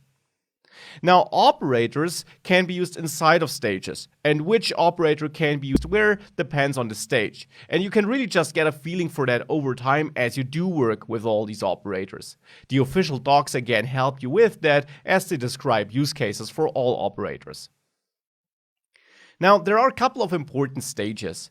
The most common stages you will work with are probably match, group, project, sort, unwind. Now, of course, all the other stages are good too, and you should definitely use whatever is the right tool for the job you're trying to get done, but you'll work with these stages a lot. So you should definitely make sure that you got these set and that you understand what they do. There also are some common behaviors that are shared between find, filters and projection, and match and project, which are kind of the equivalents in the aggregation framework. But keep in mind that in the aggregation framework, especially project is way more flexible and can do way more things like add new fields, recalculate, a lot of stuff that you can't do in the projection in the find method. So with that, I really encourage you to dive into the docs, pick some dummy data, maybe the data we used here or some other data, and play around with these stages and these operators. This is the best way you can learn how to use the aggregation framework.